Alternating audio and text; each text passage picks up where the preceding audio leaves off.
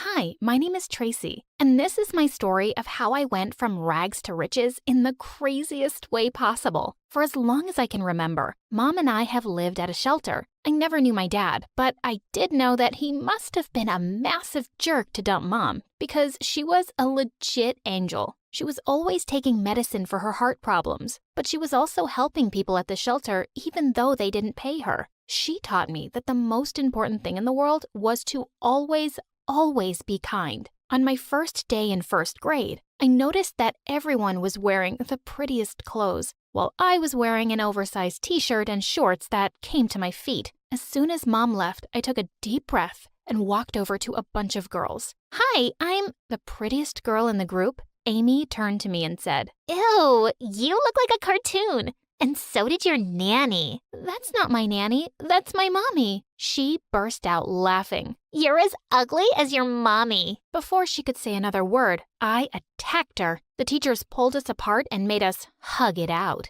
For the next few years, school continued like that. Amy became my biggest nemesis and was always trying to be a pain in my butt. One day when I was in the 8th grade, I was walking to school when I suddenly heard a strange scratching sound from behind the dumpster. I decided to take a look. It was an adorable little puppy trying to hide under an old cardboard box. I picked it up and wrapped it in my school jacket. Hey there, little guy. You lost? Just then, I noticed it was wearing a collar made of diamonds. Aw, baby. Someone loves you. Just then, a manic-looking man in a suit came running out and out of another alley. The minute he saw me, he charged straight towards me and snatched the puppy from my arms. Hey, what are you? Before I could finish, a woman dressed in really fancy clothes and heels came running after him, and she started screaming when she saw the puppy. Had these crazies broken out of some rich people's mental hospital? Oh, my kushushu, pushushu boo boo,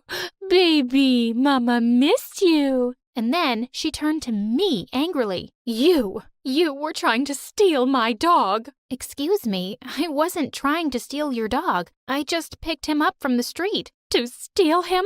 Or his collar? No, to help him. I'm not some common thief. Finally, the woman looked like she believed me, and she said, Fine.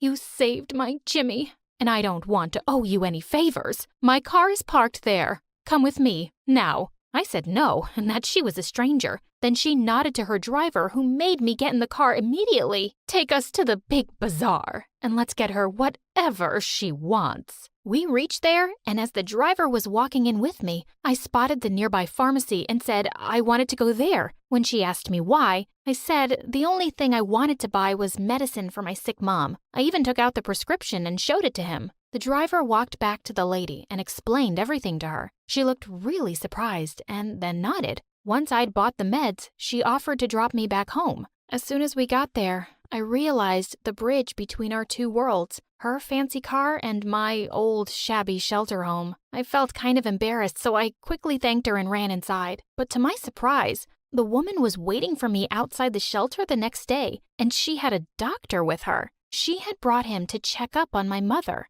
After a thorough examination, the doctor said the meds were not the right ones and he immediately changed them. After the new prescription, Mom started to feel better in a few days. I felt so happy and relieved. I called the woman up and thanked her for her kindness. She laughed and said, Don't go soft on me, kid. Consider this a favor repaid. I thought that was the end of it and I wouldn't see the woman again. But to my surprise, the next day her car was outside the shelter again. As soon as I saw her, I rushed towards her and hugged her. She hugged me back. I gave her a flower I'd picked up on my way and her face lit up. Now that your mom is taken care of, I hope we can buy something for you today. We went inside the mall and had so much fun together. She took me to every boutique and shoe store in the mall. After I had literally shopped till I was ready to drop, she dragged me to the ice cream place and then we went to the arcade. We spent hours playing every game we could, although she was even worse than I was. Over time, we grew quite close. One day when I went to school, Amy was lazily leaning against my locker waiting to torture me as usual. Hey, Patches. How many times are you going to patch up that ugly coat? It's beginning to look like a quilt now. I completely ignored her as I removed my coat, and then suddenly everyone gasped. I was wearing some of the new clothes the rich lady had bought for me the day before, and then they noticed my Prada bag. What did you do, Tracy? Rob a bank? Oh, I just decided to take fashion a little seriously. And let me give you some advice. That shade of green on your face is a really ugly look. Everyone was suddenly taking me more serious now that I was better dressed, and even coming over to me for fashion tips. I knew it was pretty shallow of them, but seeing how much it bothered Amy made it worth it. One day when we were at lunch, Amy and her minions walked up to me. She glared at me as though she'd eat me alive. Suddenly, I realized we were wearing the same outfit. Admit it. You're wearing a cheap copy. There's no way you can afford an original limited edition. I don't know, Amy. Yours looks like the wrong shade of white. Are you sure you're not wearing a copy? The minions' eyes widened and they started to whisper, and Amy turned a horrible shade of red. How dare you! I'll tell you what the wrong shade of white is. And with that, she dumped her cup of coffee on my white outfit. I was furious. And before long, we had broken out into a full-fledged food fight right in the middle of the cafeteria. The kids gathered around us, screaming and yelling. Suddenly, 2 teachers broke us apart and dragged us to the principal's office. Oh no, I knew what this meant. Our parents would be called in. Sure enough, 30 minutes later, Mom came rushing in. She took one look at us and started apologizing to the principal. Then she turned to me. I'm so disappointed in you, Tracy. I always told you to be kind. But Mom... No buts, young lady. Then to my sheer horror, she turned to Amy, who was scowling in the corner. Where's your mom, sweetie? I'll say sorry to her too. Those stains will be a pain to wash out. But Amy shook her off angrily. Don't touch me, and mind your own freaking business. The principal told Mom that neither of Amy's parents had time to come. So Mom just smiled and said it was okay. Then Amy and I apologized and walked out. Outside, the rich woman was waiting for me. As soon as I saw her, I ran to her. Suddenly, I heard someone say, "Are you freaking kidding me?" I turned around and saw Amy glaring at us. You hypocrite. You didn't have time for me, but you do for these down and outs. Wait, what was going on? Hey, watch your mouth. Who do you think you are, huh? Oh, great question. Why don't you tell her who I am, Mom? What? Are you her mom?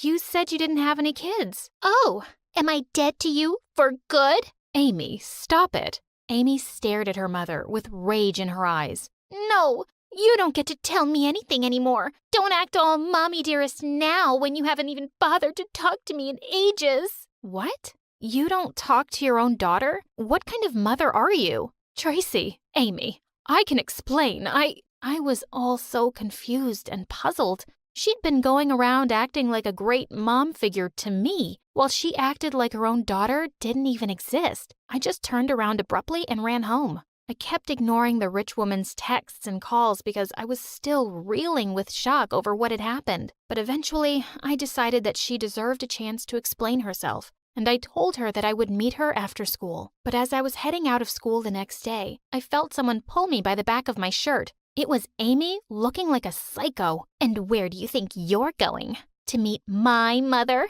I shook her off. It's none of your business, Amy. And whatever is going on between you and your mom is not my fault. You better not meet her ever again, Tracy, or I'll have you and your mother kicked out of the shelter. Oh yeah? How do you think you can even do that? Her face twisted into an evil smile. Oh, my dad's a really powerful person on the city council. And once he tells the shelter people that you and your mom robbed my poor mother to buy branded clothes, they definitely won't be keeping thieves there. Just looking at her face, I knew she meant what she said. I hated being bullied by Amy like this, but I couldn't afford to land myself and Mom on the streets. I texted the rich woman to never contact me again. I even sent back everything she'd given me and went back to being my old, invisible self at school. Days turned into weeks, and before I knew it, 2 years had gone by without talking to the rich woman. Even though I kept my end of the bargain, Amy kept bullying me at school. And the psycho even started following me around in her car. Once I was buying ice cream at the grocery store when she popped out from behind a shelf and completely startled me. Aha! That's my mother's favorite ice cream. I know you're still seeing her. She kept accusing me of still seeing her mom, and of course, nothing I said could convince her otherwise. I was just glad I was leaving school soon. On graduation day, I ran to hug Mom after receiving my high school diploma. I heard Amy's voice and turned to see her standing behind us. Aw, isn't this such a sweet mother-daughter moment? Sorry to ruin it, but I have some news that's too good to keep from you any longer. And with that, she shoved a paper in my hands, and Mom and I stared at it in horror. It was a notice from the city council saying that our shelter would be permanently shut down because it had lost its funding. How can you do something like this? Do you have any idea how many people will lose their homes? I forgot the part where that's my problem. All I care about is you losing yours, and Daddy will make sure it happens. And I will make sure that it does not. We all turned around to see the rich woman. She took the paper from my hand and said she would pay whatever funds the shelter needed to stay open, and there was nothing Amy's dad could do to stop that. Amy looked like she was about to explode. Amy's mom turned to her and said, "Your dad is always trying to make you just like him, Amy, but I know you're better than that. He kept you away from me, but you're old enough to decide now, darling." Amy looked into her mom's eyes and shrugged off her hand. No, I'm going to stay with Dad. You can be a mother to 100 street rats like her for all I care. Just then, the principal came running towards us and said, "Oh, you must be Amy's mother. I've been waiting for one of her parents to show up. I wanted to let you know that Amy can't graduate. She will have to repeat a year." What?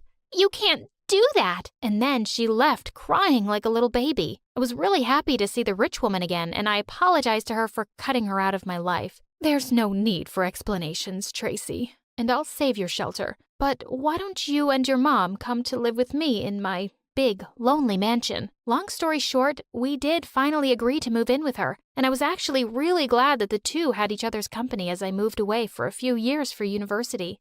I met a wonderful guy there, and after graduation, we moved back to my hometown so I could help the rich woman manage her business. I'm a successful businesswoman now with 2 beautiful kids and 2 doting grandmas who are always happy to babysit.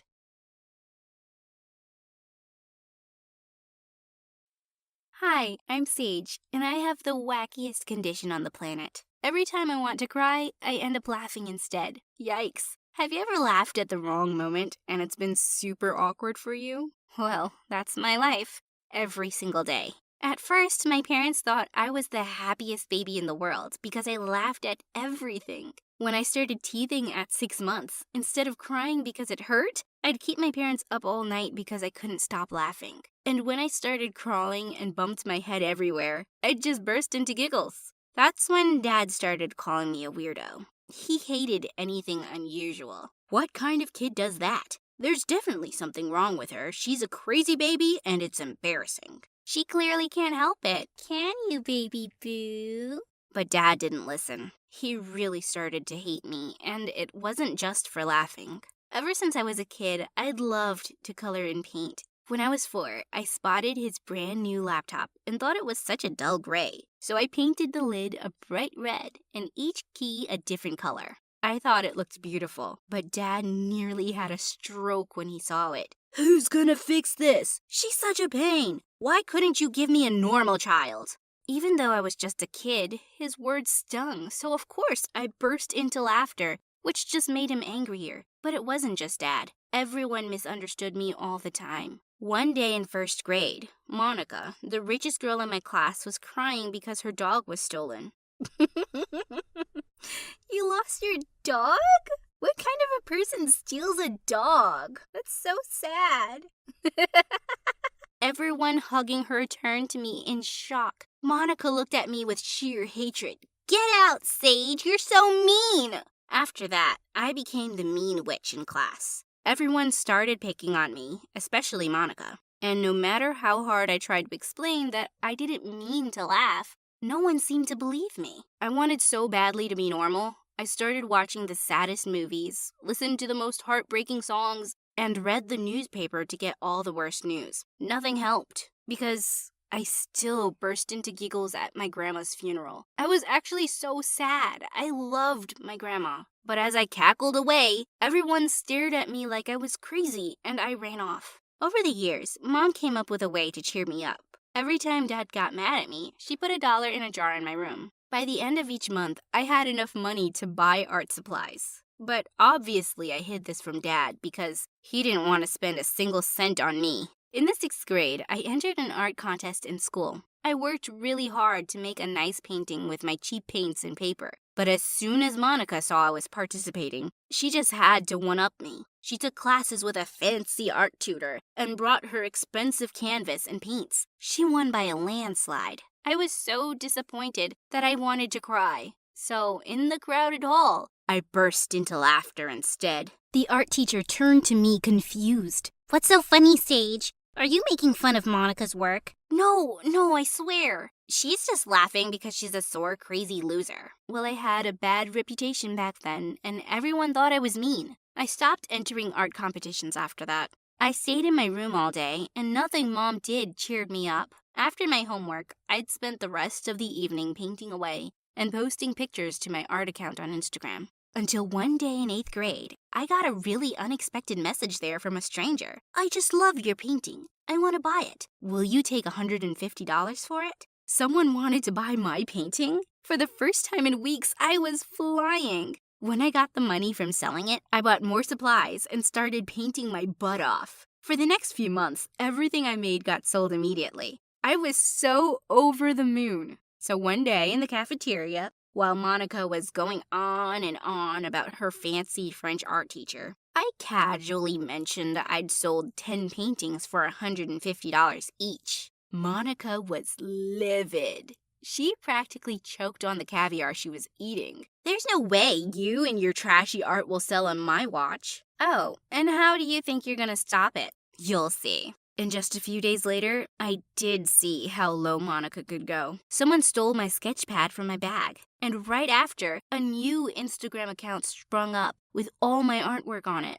I knew it was Monica, obviously. I ran to complain to my teachers, but I was pretty upset and couldn't stop laughing. So they all thought I was joking. Why would I do this when I'm so much better than her? Monica convinced everyone that I was a jealous liar who tried to frame her. And then she and her minions started blaming me for all kinds of things I'd never done. One day, she put super glue on the teacher's chair, and when the teacher got up, the chair was stuck to her butt. As everyone started giggling and she tried to pull it off, her skirt ripped. Monica pointed straight at me. I saw her with the glue. You can even check her locker. As everyone stared at me accusingly, I laughed until my stomach ached. And that's how I started ending up in detention every week, because teachers thought I was rude and a troublemaker. At first, I was furious, but suddenly I realized I loved detention. No one could bother me here, and I could paint in peace for hours. As I was busy painting one day, someone tapped me on the shoulder and I turned to see a boy who gently wiped my cheek with a tissue. You had some paint on your face. I just stared at him like a dummy. Who was this cutie? I've seen your paintings and they're amazing. Well, you're amazing. Do you think you could teach me? Eugene was a new boy at school who got stuck in detention often because he'd always prove his teachers wrong. I became his detention art tutor. He was really kind and clever, and somehow he didn't judge me for my laughing. I don't think you're crazy or mean at all. It could be a medical condition, you know? Maybe my dad can help. He's a neuroscientist. I did go see his dad one day without telling my parents. He explained that I had a condition where my brain would get the wrong signal when I felt sad, and my body's response was laughing instead of crying. He said it wasn't in my control at all, and I never needed to feel bad about it. A week later, Eugene made an adorable hand-painted card to ask me to go out with him. Of course I said yes! One day, I was putting away my stuff in the locker when Eugene came running to me excitedly with a poster for a national art contest. You should enter this, Sage. You're really talented. I'm sure you can win. Just then, I heard Monica's nasty voice behind us. Ew, why are you telling this crazy loser that she's talented and raising her hopes for no good reason?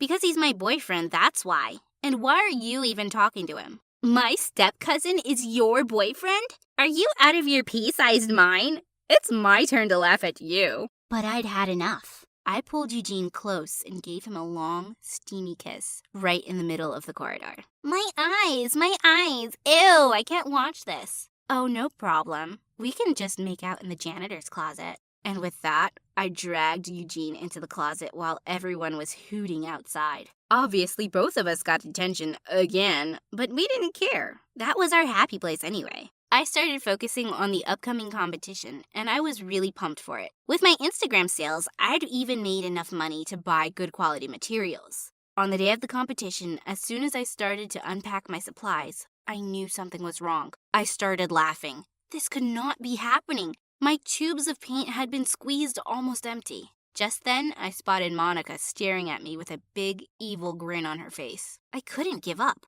I wasn't going to let her bring me down. I did the best I could with whatever little paints I had, and miraculously, I won. But as I got off the stage with my trophy and a $1,000 check, Monica walked up to me. You think you can fool everyone, but I know you're just a big fraud. I was wondering who that idiot was who keeps commenting on your Instagram and buying your paintings. And well, I had them tracked down. All this time, you've been pretending to be a great artist when your mommy has been buying your lame art. What are you talking about? Go on, run home and ask Mommy Dearest. Monica was just a lunatic. But when I got home, I saw something that made me actually like Monica more than my own mother for a minute. Mom was carrying something down to the basement. When I followed her, I saw that every single art piece that I'd ever sold on Insta was lying there. Mom, are you my mystery Instagram buyer? She turned to me in complete shock, and then she started to cry. Yes, it's me. You were so sad after losing that contest, and I just wanted to encourage you. You lied to me. All this time, I thought I was actually good enough. Honey, you are really good, and that's the truth. I only bought these paintings to make you believe in yourself. You what? We turned around to see Dad in the doorway, looking beyond furious. You're telling me that you spent my money just to make her feel more talented? I want every cent back. Give it back to me right now, Sage. Just then, he spotted the check in my hand and leapt forward to snatch it, but Mom stepped in. Don't you dare. It's her money and her talent. Well, it's my house, and I want you both out of it. Mom and I spent the night at Grandma's. The next day, when we went back home, hoping Dad would have come to his senses, I couldn't believe what I was seeing. He'd thrown all my paintings in the yard, and he was driving over them. Mom,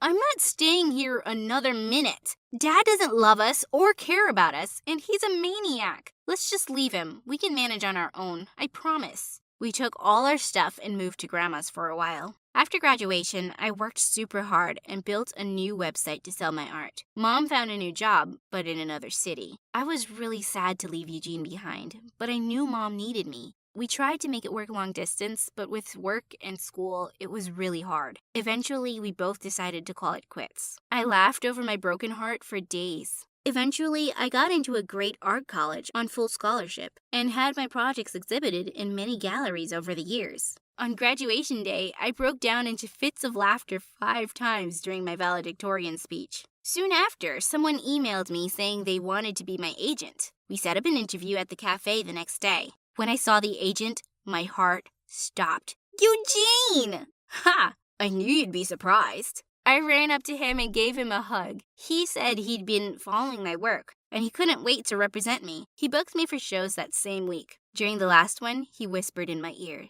I made a painting for you. Do you want to see it? I followed him to the end of the gallery and saw a painting of me and Eugene sitting in detention at school. I felt so moved. Suddenly, I felt something I'd never felt before. Wet tears streaming down my face. Was I finally crying? It was the best time of my life because that's when I fell in love with you. Sage, do you want to be with me again? I threw myself in his arms and gave him a kiss. Yes! Eugene was actually so excited that he'd made me cry. This had to be the weirdest romantic moment ever. 2 years later, we got married. We have 3 children, and the youngest, Freya, is just like me. No tears, only laughs. Mom, am I weird? Everyone else gets to cry. Why can't I? No, you're strong and you just laugh everything off, even when things are hard. You're not weird. You're absolutely okay. I made sure that not only her, but none of the kids in her school would be bullied. I studied to be an art therapist and started after-school programs for kids to help them channel their emotions into art. Little by little, I tried to make things better for our kids every day.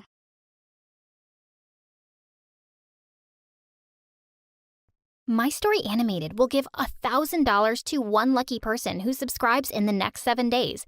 Tell your friends, your sister, brother, and mom to subscribe now. Hi, my name is Bree, and I was never very good at school, like ever. It was just always so hard. Even if I tried, I could hardly ever focus with all the noisy kids and the screaming teachers, and I hated the piles of homework. You see, it's not like my parents ever helped me with it. In fact, they just made it really difficult to study because they were the loudest people on earth. They'd do nothing but watch TV, play music, or have parties. It took me 2 tries to pass first grade. Mom told me back then that I was special and needed more time than other kids. She paid the second grade teacher to let me pass even though I failed every test and never turned in any homework. She gave her $1,000 and promised free haircuts at her hair salon. My parents also lied to their friends about me.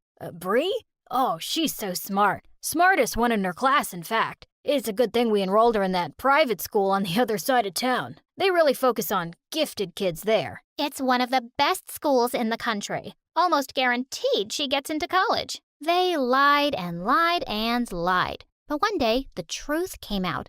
I accidentally heard my parents talking. Why can't she be smart like our friends' kids? She's nothing but an embarrassment. No, honey, she's not. She's special. She just needs time. Listen to me very carefully. She's not special. She is dumb. And for the first time in my life, I knew Dad was right. When I got to the 5th grade, I found out it was much harder than every other year before. I would sometimes cry at night into my pillow because I found everything so difficult and just felt so dumb. And it didn't help at all that my cranky old teacher, Miss Anderson, was so mean. I was 12 when I started in Miss Anderson's class and failed the first try. I can't believe I'm going to have you in my class again. Start working harder, Bree. Being pretty won't get you anywhere in life. Well, at least that's one nice thing everyone agreed on. I was really pretty, and thanks to Mom's beauty salon, I always looked perfect at school. I could see other girls eyeing me enviously, but they didn't know that I envied them. I would trade my looks for brains any day.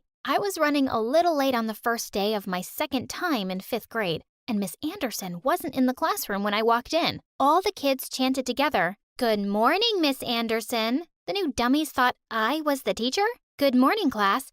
Today, we're going to have some fun with math." I grabbed a marker and started writing on the whiteboard. If a grumpy old woman started teaching math 25 years ago when she was 60 years old, how old is she today? 85. Oh, use your indoor voices, kids, but good job. Now, what if... What do you think you're doing? There was Miss Anderson in the doorway, breathing like a dragon. She did not look happy when she saw the math problem on the board. And well, she sent me to the principal's office. Days later, I became friends with Melinda. Now, she was a little genius. She could spell all sorts of gigantic words, do math sums in her head, and rattle off the entire periodic table. I became a little obsessed with her. I wanted to find out more about what made her so smart. So, of course, I decided to follow her home one day. While she was having lunch downstairs, I snuck into her room to take a peek, and I gasped. I'd never seen so many books in my life. I saw a box of chocolates on her desk and quickly popped a few into my mouth. Maybe eating these made her smarter. Just then, I turned around in horror to see Melinda and her parents behind me. They thought I was some kind of kidnapper or thief, but they seemed even more weirded out when Melinda told them I was in her class. Yeah, she's super dumb. She probably got lost and thinks this is her house. Now go away, stupid. And I ran off before I got into any trouble. Of course, Melinda never spoke to me again. I finished the 5th grade by some miracle. On my first day of the 6th grade, a boy named Dante showed up to drop off lunch for his little sister. I knew him the moment I saw him. He was one of the smart people I was stalking on Facebook. He was in 10th grade and just so cute. He started walking towards me because I was sitting next to his sister. I wanted to impress a smart guy like him. So I jumped onto the bench, sat like a chimpanzee, and started eating a banana. Are you okay? Never better. Do you know that chimpanzees eat 150 pounds of bananas each day? That's a lot of bananas, actually. Are you done with your amount of bananas for the day? Did he just call me a chimpanzee? Which one is yours? Mine? I have only one banana. What?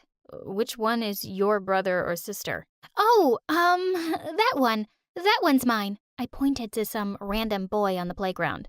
That's not your brother, Bree. You don't have one. I was mortified. Now he'd caught me lying to him, and he already thought I wasn't smart. Bree's in my class, Dante. So you're a 6th grader? Can someone be this dumb? I know you're, super pretty, but that doesn't mean you just stop using your brain, you know? What a total jerk. His sister poked me in the ribs and grinned. He likes you. Well, I barely finished the 6th grade as well, and when I went to middle school, I finally understood what hell meant. Mean girls were making fun of me all the time for being older and dumb. It's not like they were any smarter. All they cared about was makeup and fashion. Since I was an expert in makeup and hair, eventually the girls started becoming friends with me, and I really liked being the popular girl, and I almost forgot about me not being smart enough. That is until one day I accidentally found out that my so-called girlfriends were having a study session with the smartest boys in the class before the exams. When I asked why they never told me about these sessions, one of them said, "Bree, you don't need these sessions.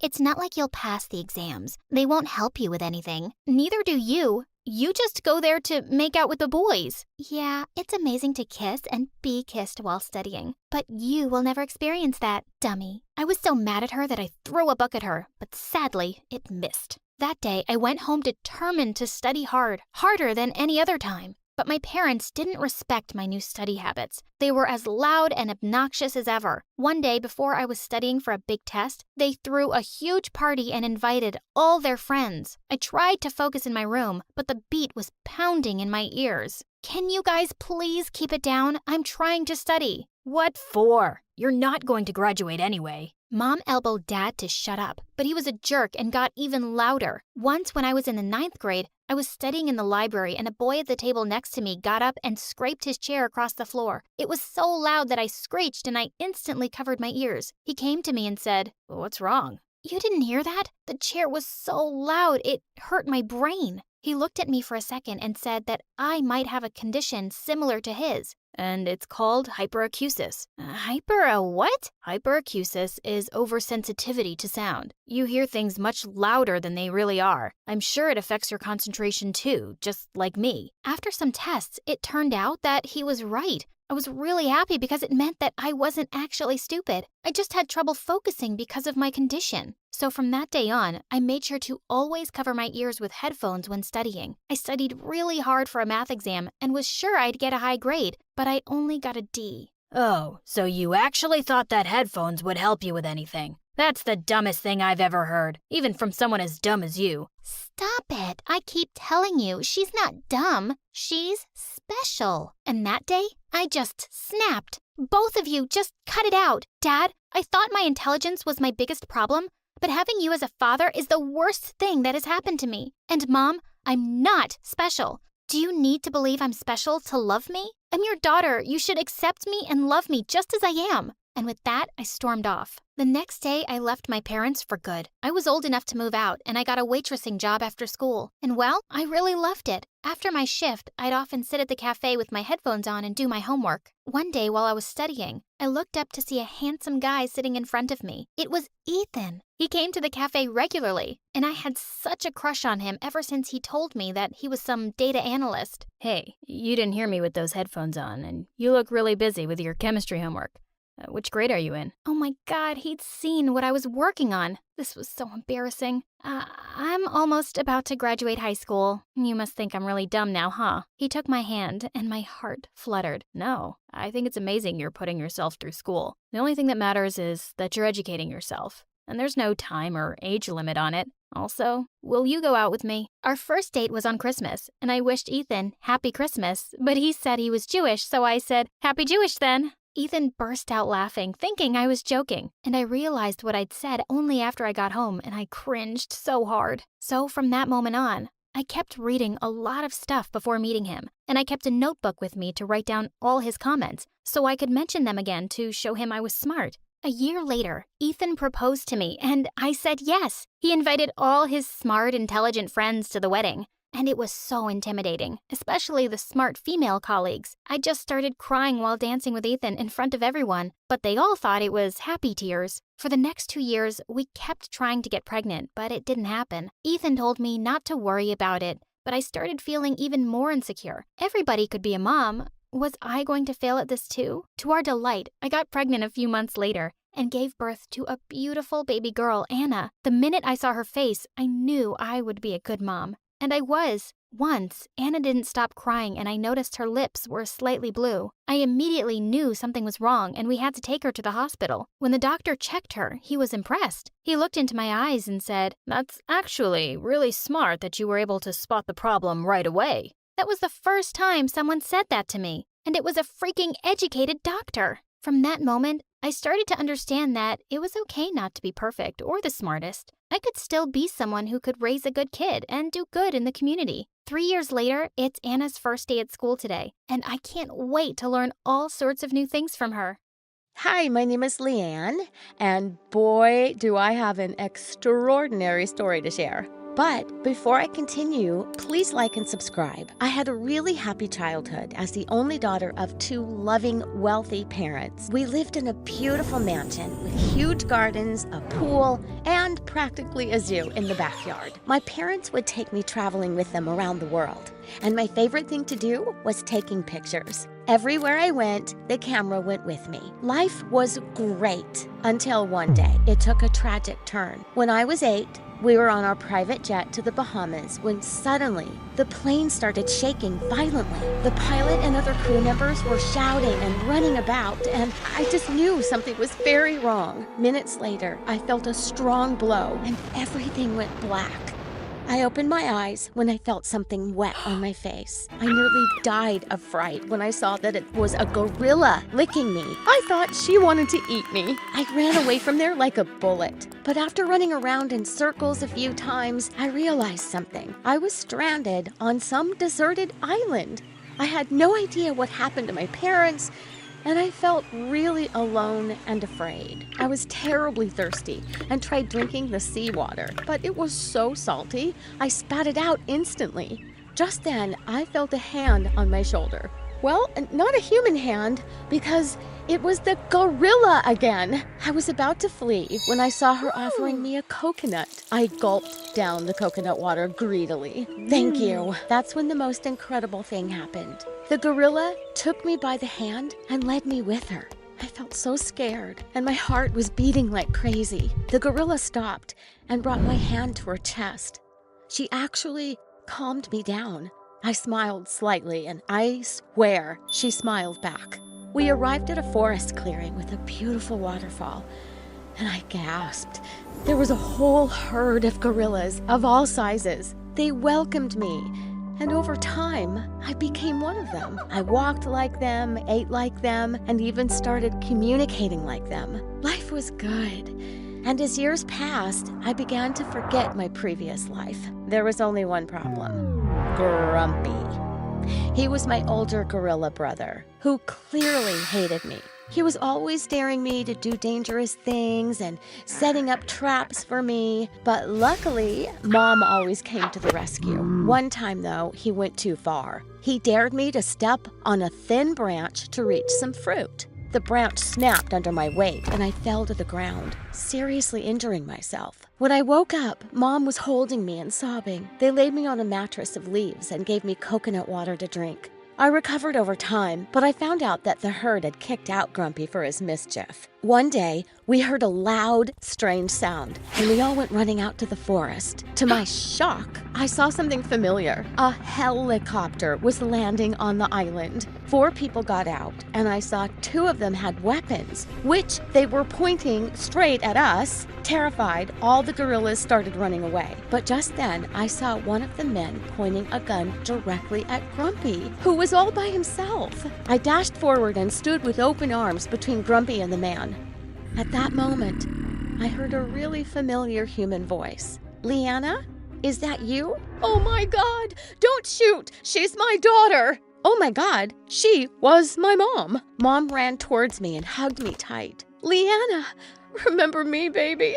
10 years ago, we had an accident, and we've been looking for you ever since. Oh, I can't believe it. I'm Dad, Leanna. We never gave up hope, and here you are, all safe and sound. I knew who they were, and I could even understand them, but I'd just forgotten how to speak like them. Ooh, ooh, ooh, ooh. They looked at me like I was crazy, but then they started leading me away to the helicopter.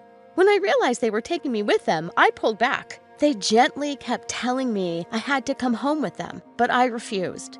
But they weren't willing to leave without me. One of the men picked me up while I bit, kicked, and screamed. My gorilla family rushed forward to help me, but he just put me in a cage and the helicopter quickly lifted off the ground. Mom joined me inside the cage and held me close as I cried and fought. But I tired myself out and fell asleep. And just like that, after 10 years, I'd been found and was back with my loving parents. I should have been happy, but it wasn't that simple. I only knew life in the jungle now. My parents tried to return me to normal, but I continued to behave like a gorilla. I ate like one, scratched myself, and slept on the floor. That's when my parents decided to get me a tutor, Mr. Drotair. And he looked like a mean old man. I train and teach brats for a living. I'm sure I will succeed with you too. For everything you do well, I'll give you a banana. And for everything that you get wrong, well, you'll see. That man made my life miserable, and my parents had no idea. Anytime I did something wrong, he went mental and screamed at me. He'd make me stand with my face towards the wall for hours while he kept calling me a stupid savage. Oh, I just hated him. But I tried to learn fast so I could get rid of him. After months, when I joined my parents one day for breakfast, they couldn't stop staring at me. I was perfectly dressed, with my hair combed, and I was eating with a spoon. When I asked my mom to pass me the sugar in perfect English, both of them burst into tears and started hugging me. Oh, Leanna, you look so pretty. Just perfect. Now that you're back to your old self, love, it's about time we sent a press release announcing your safe return. So many people helped us look for you and prayed for you. They will be so happy to hear the news, and we shall organize a grand party in your honor. I was glad to see my parents so pleased with me, and a party sounded nice. A few days later, Mom took me to the mall to shop, and I was so surprised by everyone's reactions when they saw me. I didn't even know I was famous. Crying women hugged me and Mom and said they were so happy for us. People asked me to take pictures with them and wanted my autograph. It was crazy. I felt overwhelmed by everything, but I stayed quiet and smiled for the cameras. But the truth was, I really missed my life on the island and my gorilla family. On the day of the party, I had hairstylists and makeup artists working on me for hours. I wasn't even allowed to eat much because I had to fit into some ridiculous ball gown. Okay, it was beautiful, but I was starving. As I walked down the stairs, I was suddenly blinded by the flashes of so many cameras. I felt like a wild animal in a zoo, with people gasping and staring at me. Just then, Mom came forward and took my hand. Smile, sweetie. Everything's okay. You're doing great. I tried to reply, but I couldn't. I just wished I was anywhere but here. Suddenly, a boy whisked me off to dance, and he kept talking nonstop. And then another boy asked me to dance, and then another and another. I was beginning to feel nauseous. As I stopped to rest, a pompous-looking lady walked over to me, along with Mr. Drotair. Gosh, why was he even invited?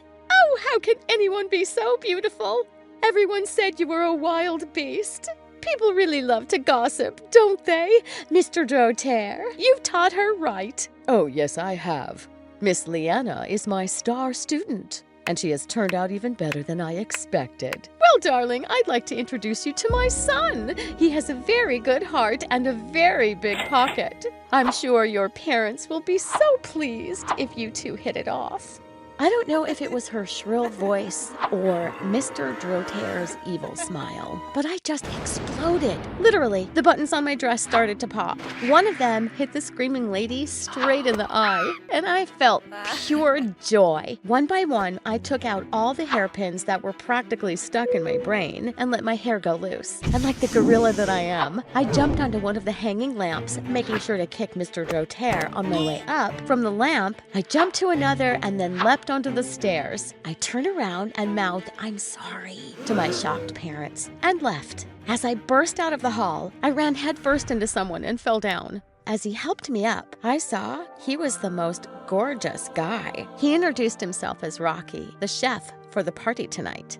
"Oh, I would have loved to taste your food, but I won't be attending the rest of that party." As my stomach loudly growled, just at that moment, Rocky asked me if I'd like to join him for a private dinner. And, well, I couldn't say no to that dreamy face. It was the most amazing time I'd had since I'd returned. Rocky was funny and sweet, and being around him felt so easy. Of course, the news of the disastrous party was everywhere. My parents didn't say much to me, but I knew they were disappointed and embarrassed. I decided I wouldn't be seeing any people for a while, except Rocky, whom I'd started seeing quite often. Even though being around him made me feel happy, I couldn't keep ignoring how much I missed the jungle. And I decided to talk to my parents. But before I could, they came to me one day and said they had something to show me. "We're not sure if you remember, but before the plane crash, you used to love photography. We thought this would cheer you up." And on all the walls were framed pictures that I'd taken as a kid. On the other side of the room, there were cameras, tripods, lights, basically my very own studio. Wow, you guys, this is amazing! Thank you! I really love you both so much, and I know you'd do anything for me. But what? Why are you unhappy? I told him that I missed my gorilla family and my life on the island terribly. But they are monkeys, and you are human. Mom, they are gorillas, and they took care of me as their own, and I love them. Leanne, sweetheart, what do you want to do? I want to go back. Mom burst into tears and protested and fainted. But Dad supported me, and after much talking, they both seemed to understand that going back was the right thing for me. And now I had another very hard goodbye to say. I told Rocky that I'd be leaving, and he looked stunned.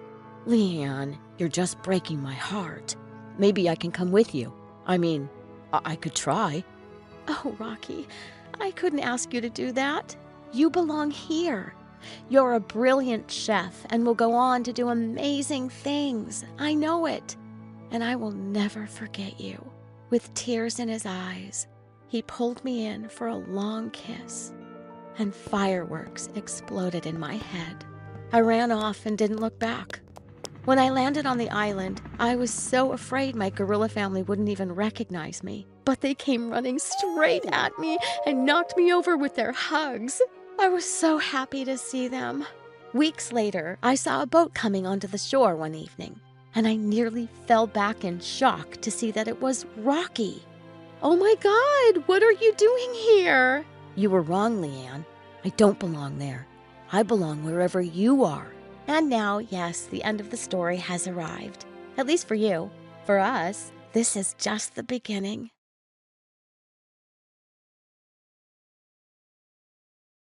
When I got home from school one day, I heard loud laughter and glasses clinking from the lounge. I got out of sight quickly before anyone spotted me. Ugh, it was Mom and her friends. They always sounded like a group of hyenas when they got together. I heard one of her friends say, "But seriously, you're so beautiful. Can't believe your daughter is that ugly." Mom laughed, and so did everyone else. In case you haven't guessed already, I don't like my mom. In fact, I hate her. She really seems like such an airhead. She enjoys nothing except gossip and shopping. And I hate the way she dresses. Once she came to school, and I wanted to die of embarrassment. She was wearing the tightest, shocking pink dress and had a ton of makeup on. And she was strutting down the street like she was a runway model. The boys in my class were staring and grinning at her. It was so gross. To make it worse, I heard one of them say, "Wow, now we know where Ella gets her looks from. I should ask her out already." Yeah, great. Except they weren't talking about me. My name is Mallory. My sister, Ella, who's a couple of years younger than me, is one of the most popular girls in school. People are so shocked when they find out we're related. She looks just like Mom and acts just like her too. I told Dad about how Mom had turned up at school and how I hated the way she acted. He sighed and said she didn't used to be this way before, but she changed completely after her sister left. I didn't even know she had a sister, but her ditziness wasn't why I really hated her. I still couldn't forget that night when I had woken up in the middle of the night feeling really thirsty. I was on my way to the kitchen to grab some water when I heard Mom's loud sobbing and Dad's voice coming from their bedroom. What's going on? I wondered. I crept up to their room and peered in through the slightly open door. Dad was sitting on the bed, his head in his hands, and Mom was kneeling next to him, crying and begging him to forgive her. "How could you do this, Melissa?" Dad said, his voice full of despair. "And with my best friend? You ruined everything." Please don't say that," Mom sobbed even louder. "Please say you'll forgive me. It was a terrible mistake." I couldn't listen to any more of this. My head and heart felt like they were going to burst. Mom had been cheating on Dad with Jack? God, I had never liked that scumbag. Dad packed his bags the next morning and left. He kissed me on the cheek and said he was going away on a business trip. He looked so heartbroken. I knew he wasn't going on any trip. He was moving out. I couldn't even say anything. I just choked back my tears and nodded. I couldn't stand to be around Mom. I could hear her crying in her room, and I just wanted to smash something in her face. It was all her fault Dad had left, and he might never come back. Just then, the door opened, and it was Dad. Oh, thank God. Clearly, he had decided to forgive Mom and give their marriage another chance. I was so relieved to see him, but I just couldn't look at Mom in the same way ever again. I had no respect for her. The secret had been eating me up inside. I hadn't told anyone except my best friend. If I told Ella, she probably wouldn't even have believed me. She was Mommy's little puppy dog. I could hear Mom calling me down for dinner. At the table, she asked me how school was, and I pretended I hadn't even heard her. I turned to Dad and started talking about an upcoming sports event at school. When I took the first bite of the meatloaf Mom had cooked, I made a disgusted face and pushed my plate away. Yuck! That tastes awful. I'm just going to make myself a peanut butter sandwich, again, I said. I could see the hurt look on her face, but I didn't care. I wanted to hurt her. "Mallory, it tastes just fine," Dad said sternly.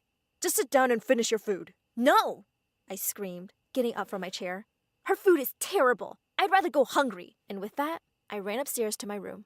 Before I slammed the door shut, I heard Ella talking in her sickly sweet voice. "Mommy, the meatloaf is delicious. Mallory is just going through a phase. Probably boy troubles." And then I heard them both giggle. I felt so pissed off. Gosh, could she ever stop sucking up? A couple of hours later, my stomach was growling so loudly, I was pretty sure the neighbors could hear it. I snuck into the kitchen and took a look in the fridge. Sadly, they finished the meatloaf. Ugh, I really would have to eat that peanut butter sandwich now. I was sneaking back upstairs when I heard my parents' low voices in the lounge. And I heard my name. Mom was telling Dad that she just had about enough of my behavior. Dad said he'd talk to me later, but it was probably just me acting out as a teenager. A couple of days later, I woke up to some shouting. "Too early to hear your screeching, Mom."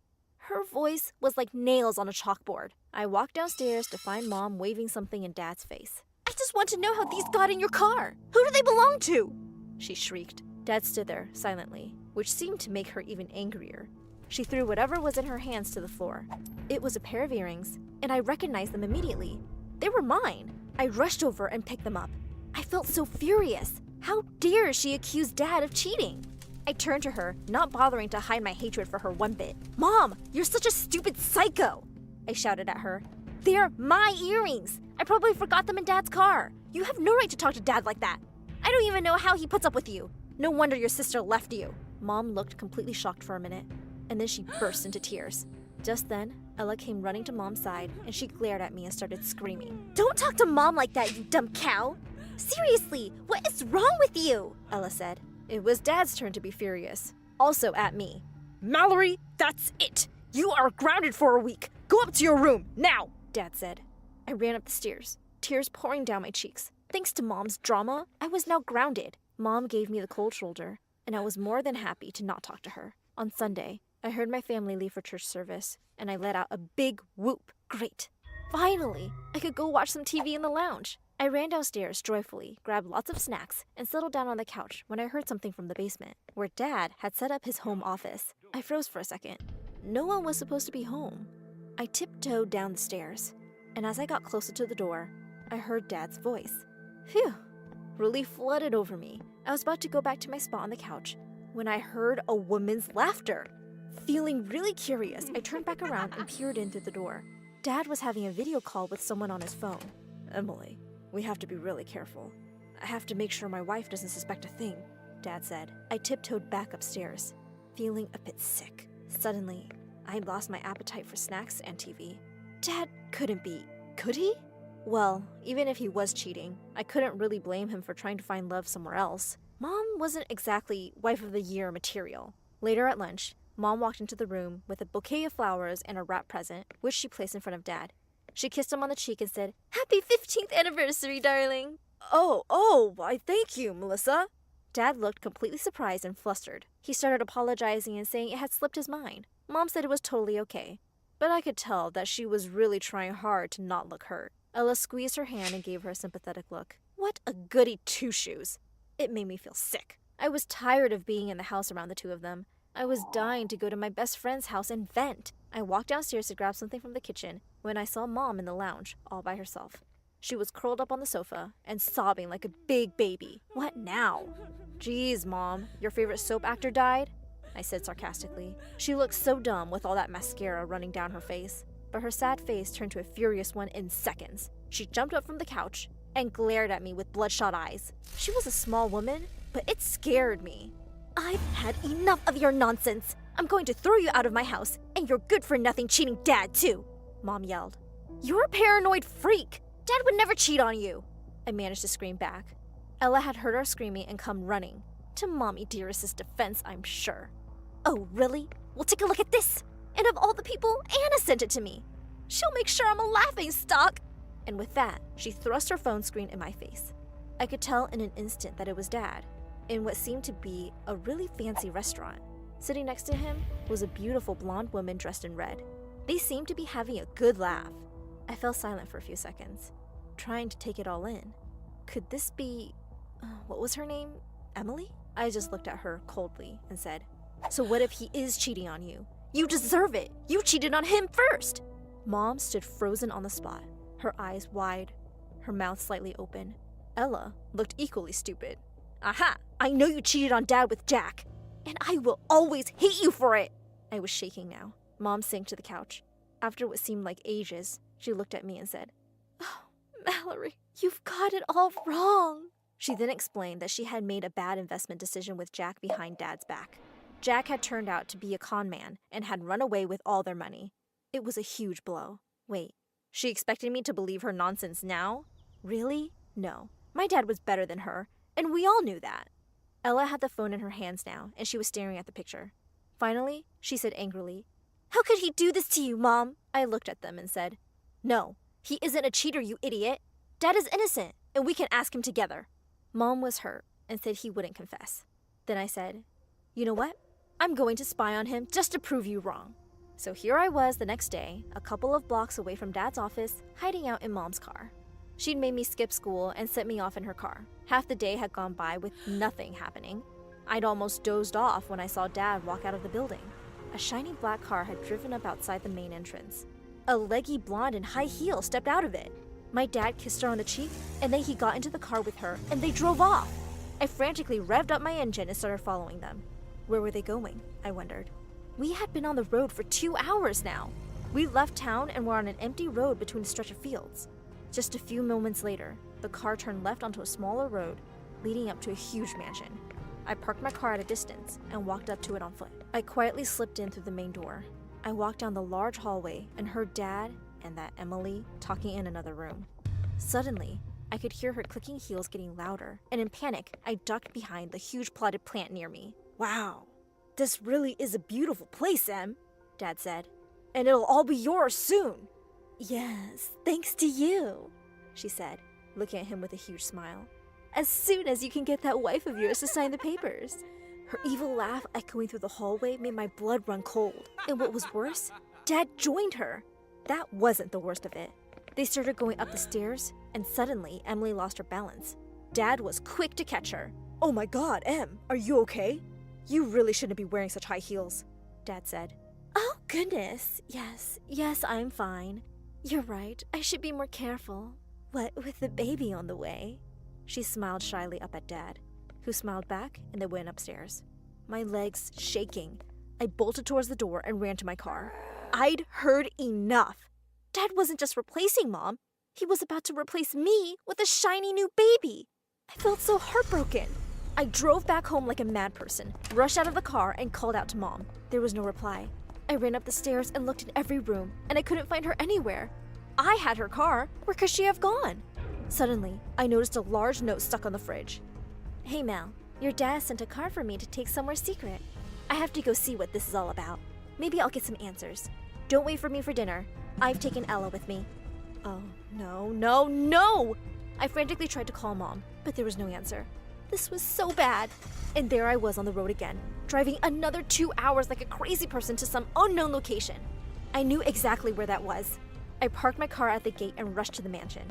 Emily's car was still there, and Mom and Ella must have been inside because another car was parked outside. I ran in through the main door and looked in all the rooms downstairs. Nothing. I ran upstairs and heard voices from one of the bedrooms. I peered in and saw all 4 of them in there. Mom and Emily were crying. I still don't understand why you suddenly left. Mom wept. You just broke my heart, Em. Oh, Mal, you know how hard it was with Mom and Dad. I couldn't live that life anymore, and I didn't even find out till much later about their accident, which is why I never came to the funeral. Just please forgive me. I will make it up to you. Emily sobbed. I stood there in shock. So this was the long-lost sister. My sister was there, crying like an idiot. Then Mom hugged Dad and thanked him for reuniting them. And behind her back, he mouthed, I love you, babe. Then he winked at Emily, who also mouthed, I love you too, babe. I looked at my sister, who had just witnessed this. We exchanged worried looks. Then Mom said, we are all going to have so much fun together. Oh, poor Mom. For the first time in years, I felt sorry for her. Hi, my name is Tiara, and My Story Animated will give $1,000 to one lucky person who subscribes in the next 7 days. Tell your friends, your sister, brother, and mom to subscribe now. The first time Mom realized that I was really shy was when I was 4 years old and she took me to the amusement park. I was terrified. I just kept my eyes on my shoes and clung onto my mom's hand tight the whole time. You see, I just wasn't used to a lot of people, so I'd completely freak out around strangers. Once, when I was 5, I was busy taking down a cereal box from the shelf of a grocery store, and when I turned around, Mom was gone. I felt panic rise in my chest, and I started running down the aisle. Just then, a strange woman caught my hand. Hey, pretty girl, are you lost? What's your name? I stared at her in horror, completely speechless. Just then, I saw Mom running towards me, and I went flying into her arms. The woman turned to Mom. Oh, I'm so sorry. It must be really hard having a mute child. Does she go to a special school? Mom snapped at her to mind her own business, and we walked off quickly. But the next evening, when I went down for dinner, I saw a grumpy-looking man at the table, and I froze. Hey, sweetie, it's okay. I want you to get comfortable around new people. So I thought I'd introduce you to my very special friend. I was 5, not stupid. I knew he was her boyfriend. Did she seriously think bringing a boyfriend would help me with my shyness? Grumpy kept coming over every day, and I didn't get comfortable around him because he was a pain in the butt. Luckily, I caught him stealing money from Mom's bag one day, and she went ballistic and threw him out. I started school later that year, and Mom thought that would help me overcome my shyness, but it didn't. I was terrified on the first day, so the teacher allowed Mom to sit in class, and I felt much better. But when I was walking into class without her the next day, I immediately got hit by a paper ball in the face. It was Bridget, the meanest girl in class. Yo, Mama's girl, who's gonna change your diaper now? The title Mama's Girl stuck for a while, but after some bullying, Bridget and her minions got bored and I became invisible. Even though I had no friends, I didn't hate school because I really loved to learn. So I started spending all my free time in the library. One day, when I was in the 2nd grade, I found a boy my age in my usual spot. I wanted to talk to him, but I felt shy, so I just sat down at the same table and gave him a smile. He smiled back, scribbled something on a notebook, and pushed it towards me. Hi, I'm Ethan. It's nice to meet you. Was he shy like me and couldn't talk to strangers? I thought this note system was way cooler anyway. We exchanged notes all during recess, and it was the best time I'd ever had at school. One day, I followed the boy to his class, and all the kids welcomed me with waves and smiles. Wow, who were these angels? Just then the teacher came in and she started using her hands to make all sorts of signs. It looked so funny I started laughing. That's when she noticed me. "Sweetie, can you hear what I'm saying?" I nodded my head. "Then you're not supposed to be here." And that's when I realized that Ethan and all the other kids here were deaf, and this was a special class. It was really sad to go, but Ethan slipped me a note. "See you at the library tomorrow?" And I did.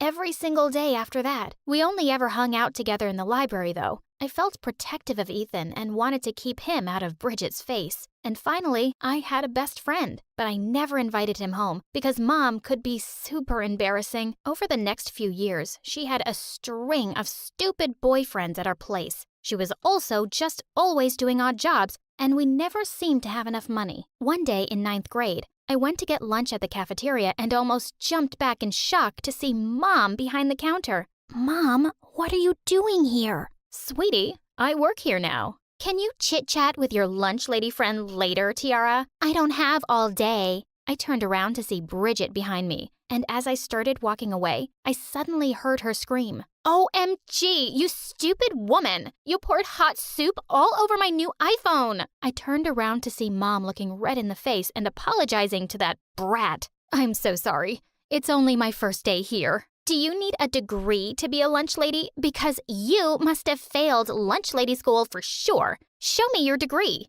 I'd just had enough. "Didn't your nannies teach you any manners? She's working hard to serve lunch to hundreds of kids, and she made a mistake. Have some respect." "Oh my, look who finally found a voice. Who are you, Martin Luther King now? And why do you care about the dumb lunch lady? Is she your mom?" "Yeah, actually, she is." As everyone suddenly stared at me in silence, Bridget burst out laughing. "So, you're still a mama's girl? And now I get why you're so stupid." I was about to attack her, but just then I saw Ethan walking towards us with the principal. "Bridget, how dare you talk to a staff member like that? That's a 3-day suspension. To my office, now." As Bridget walked away looking furious, I knew I'd pay for it later, but standing up to her felt so good. Later that day, when we were hanging out, Ethan said, "You were awesome for standing up to that bully, and your mom seems nice." "And you were awesome for calling the principal just in time. And well, Mom's a bit crazy. What's yours like?" And then Ethan told me that his mom had died when he was little, and his dad was a big businessman who was mostly away. He'd provided plenty of servants to take care of Ethan, but he never had much time for him. Sometimes, I think he must be disappointed to have someone like me as a son. That just broke my heart. I'd been waiting to surprise Ethan with the secret sign language lessons I'd been taking, but I couldn't wait any longer. "I'm sure that's not true, Ethan, because you're the loveliest person I've ever met." He stared at me in complete surprise, and suddenly his face broke into a huge smile. Then he pulled me close and kissed me. We started going out, and after a few months, I finally decided to introduce him to Mom. The dinner went well, but when Ethan took the dishes to the kitchen, Mom turned to me. "What are you doing with that boy, Tiara?" "What do you mean, Mom?" "I mean, look at you. You're smart and beautiful. You could have any guy you want. Why would you choose someone who's deaf?" Her words made my blood boil. "Mom, would you like it if I was deaf and no one wanted to date me? But you're not deaf. He is. He's not good enough for my perfect girl." "Stop saying such awful things, Mom. It's not like he can hear me, honey." Just then, to my horror, I turned to see Ethan standing in the doorway. He just looked at me once and left. I turned to Mom, furious. "He can read lips, Mom. That was cruel, and I couldn't care less about Ethan's hearing. It doesn't make him less kind or caring or smart. He's perfect,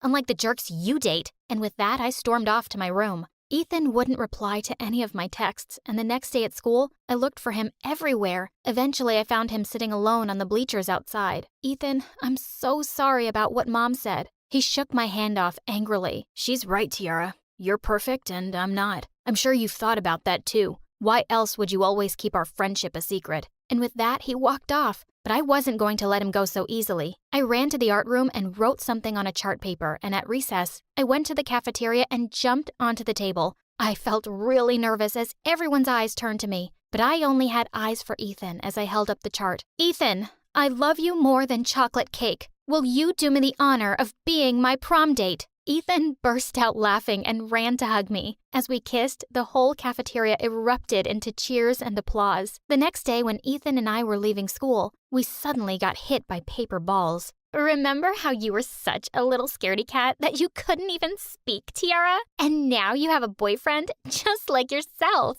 He's only with you because there's something wrong with him, obviously. I was about to lash out at her when suddenly a limousine stopped next to us and a well-dressed man came out. I was surprised when Ethan hugged him and told me he was his dad. Ethan's dad turned to me. I haven't been around much, but Ethan told me all about you and how you've changed his life, and I just wanted to show you how grateful I am. Hey, you, give her the present. Just then, his bodyguard leapt forward and handed me a small box. When I opened it, I gasped. It was a diamond tennis bracelet. I can't accept this, sir. But Ethan's dad wouldn't hear a word and just left. As Ethan clipped the bracelet onto my wrist, I could see Bridget's open-mouthed face turning all shades of green, and that was truly priceless. After that day, Bridget was always trying to get close to Ethan. I'd often catch her trying to talk to him at recess or in the library, where she'd probably never set foot in her life before. On prom day, I was getting asked to dance by lots of guys, and Ethan smiled at me to go ahead. When I stopped to catch my breath and looked around for him, I spotted Bridget cozying up to Ethan. I think you and I would make a really cute couple. Oh, wait, you can't hear me? Let me show you how I feel about you. And with that, she grabbed his face and kissed him. Before I could pull her hair, Ethan had already pushed her aside and he looked really angry. And then Bridget went totally mental on him. Seriously? You're rejecting me? You think I'd actually ever be interested in someone stupid and deaf like you? And I'd have to learn dumb signs to explain everything to you? I'd rather shoot myself in the head. By now, I'd walked over to her and given her a tight slap across the face, and everyone started booing her, so she left the prom. But someone did something even better. A girl had made a video of the entire scene and uploaded it online, and thousands of people were now calling out Bridget for bullying someone differently abled. And the best part?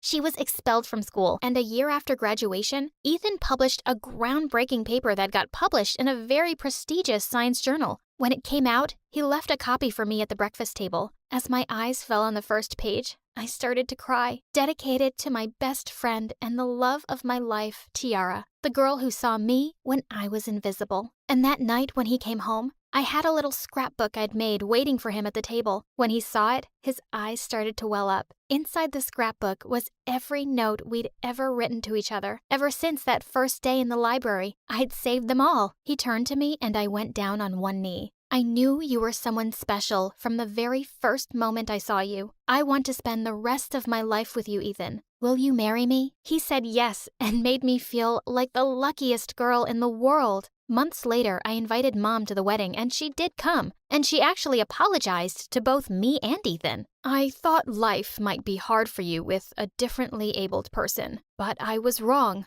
I'm so happy to see how happy he makes you. And when we signed our vows, Mom almost ruined our perfect moment by crying the loudest. We have 2 lovely kids now who are perfectly fluent in sign language, of course. I hope having Ethan for a dad makes them even more compassionate towards anyone who is differently abled.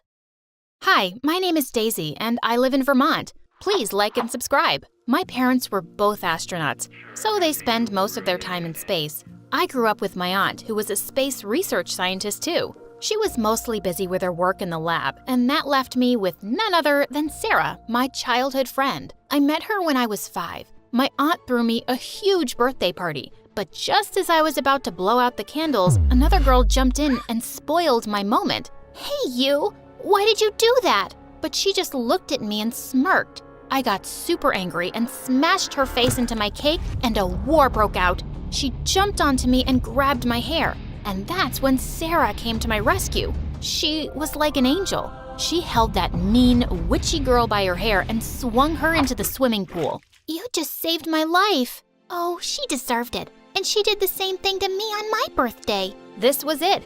I felt like I'd found my soulmate, and that's how we became besties. We played together all day long and even went to school together. And life was pretty much fun until the 9th grade, when a new guy, Jeff, transferred into our class. Once, Sarah and I were getting some lunch in the cafeteria when she tripped over something and her food tray fell straight onto Jeff's face and clothes. All the kids in the cafeteria burst out laughing and his face went all red. And then he came charging at Sarah like a mad bull. How dare you? Do you have a death wish?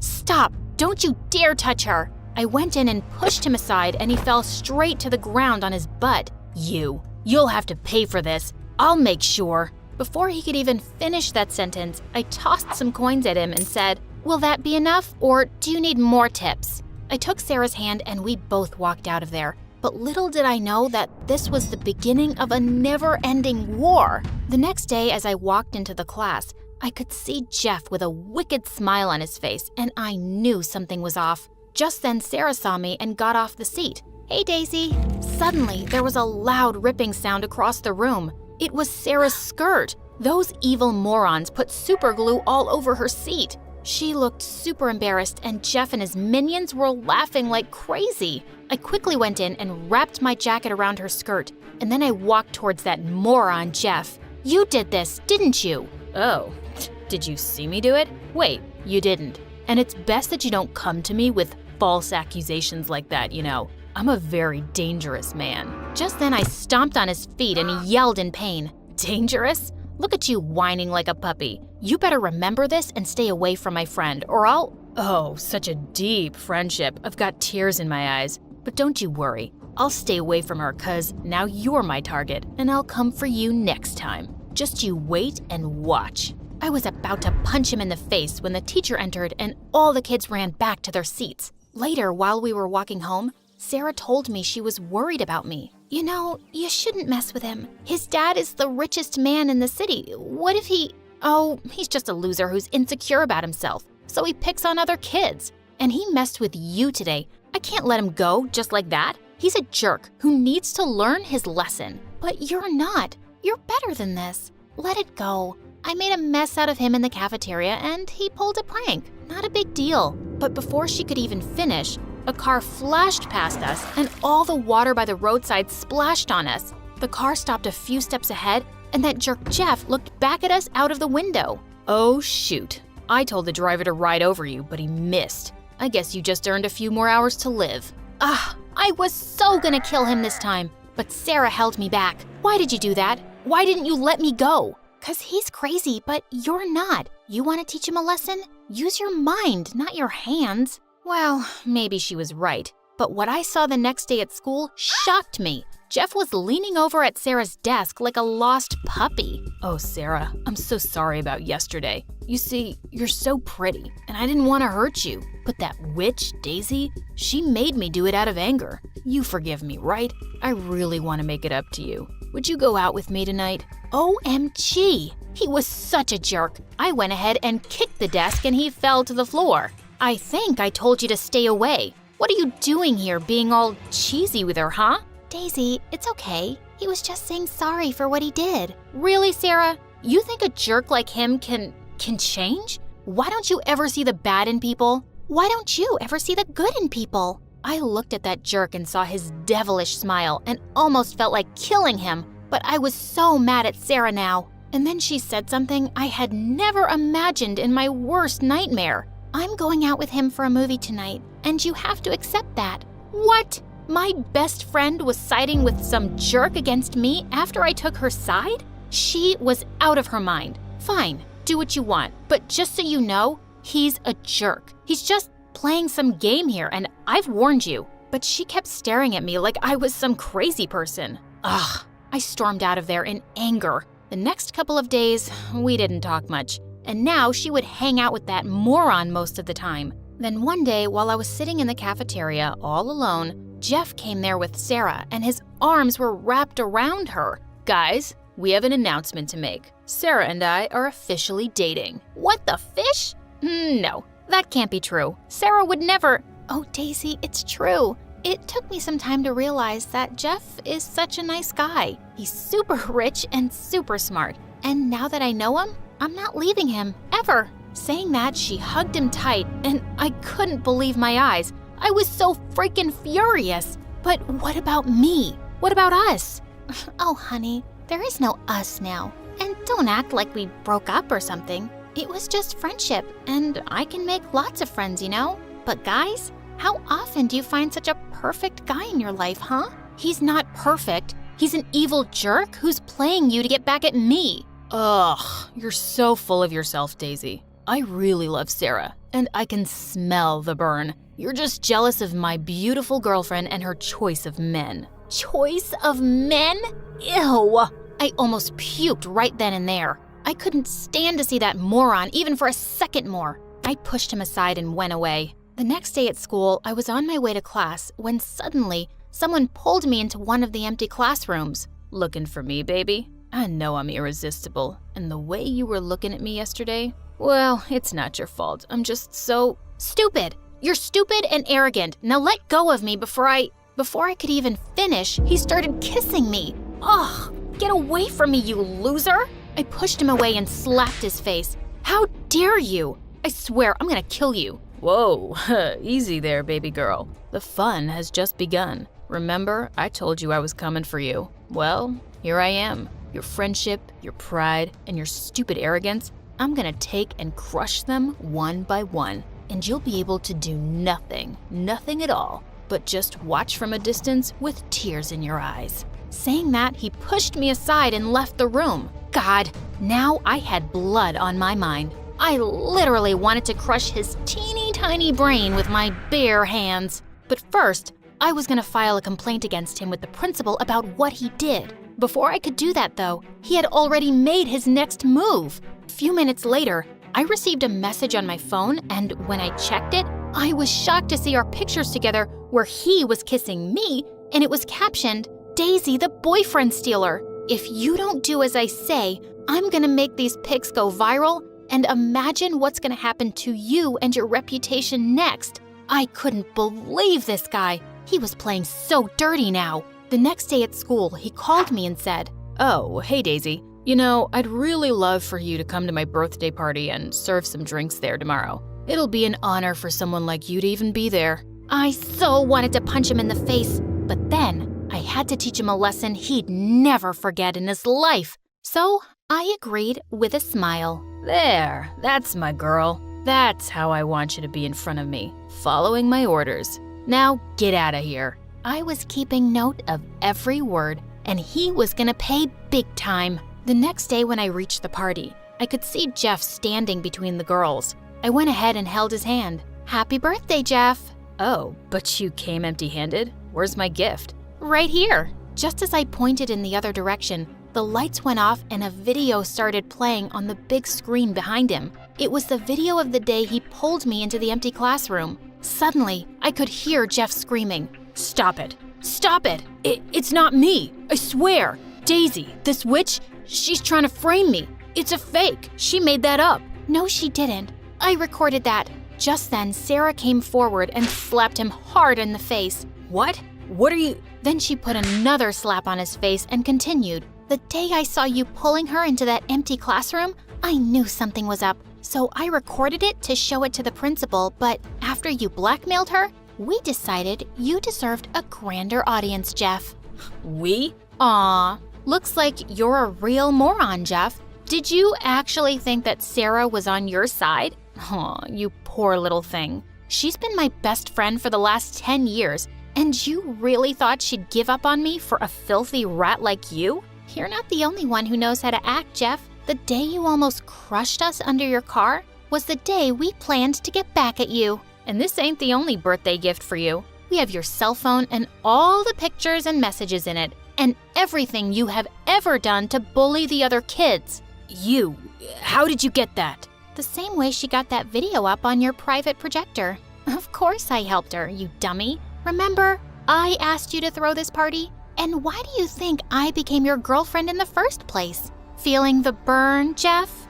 You witch, I'm gonna kill you. That's enough. Suddenly, his dad came rushing out and said, "I can't believe you're my son. You have let me and my reputation down. I'm disowning you and sending you to a boarding school forever." "Dad, no! please. Dad, no. He kept holding on to his dad's feet and crying like a little baby as he walked back into the crowd. And I couldn't help but say, "It was an honor, Jeff." Then I looked at Sarah and she had this awesome smile on her face. "Told ya, use your mind, not your hands. You slapped him twice." Oh, you got me there. I love you. I love you too.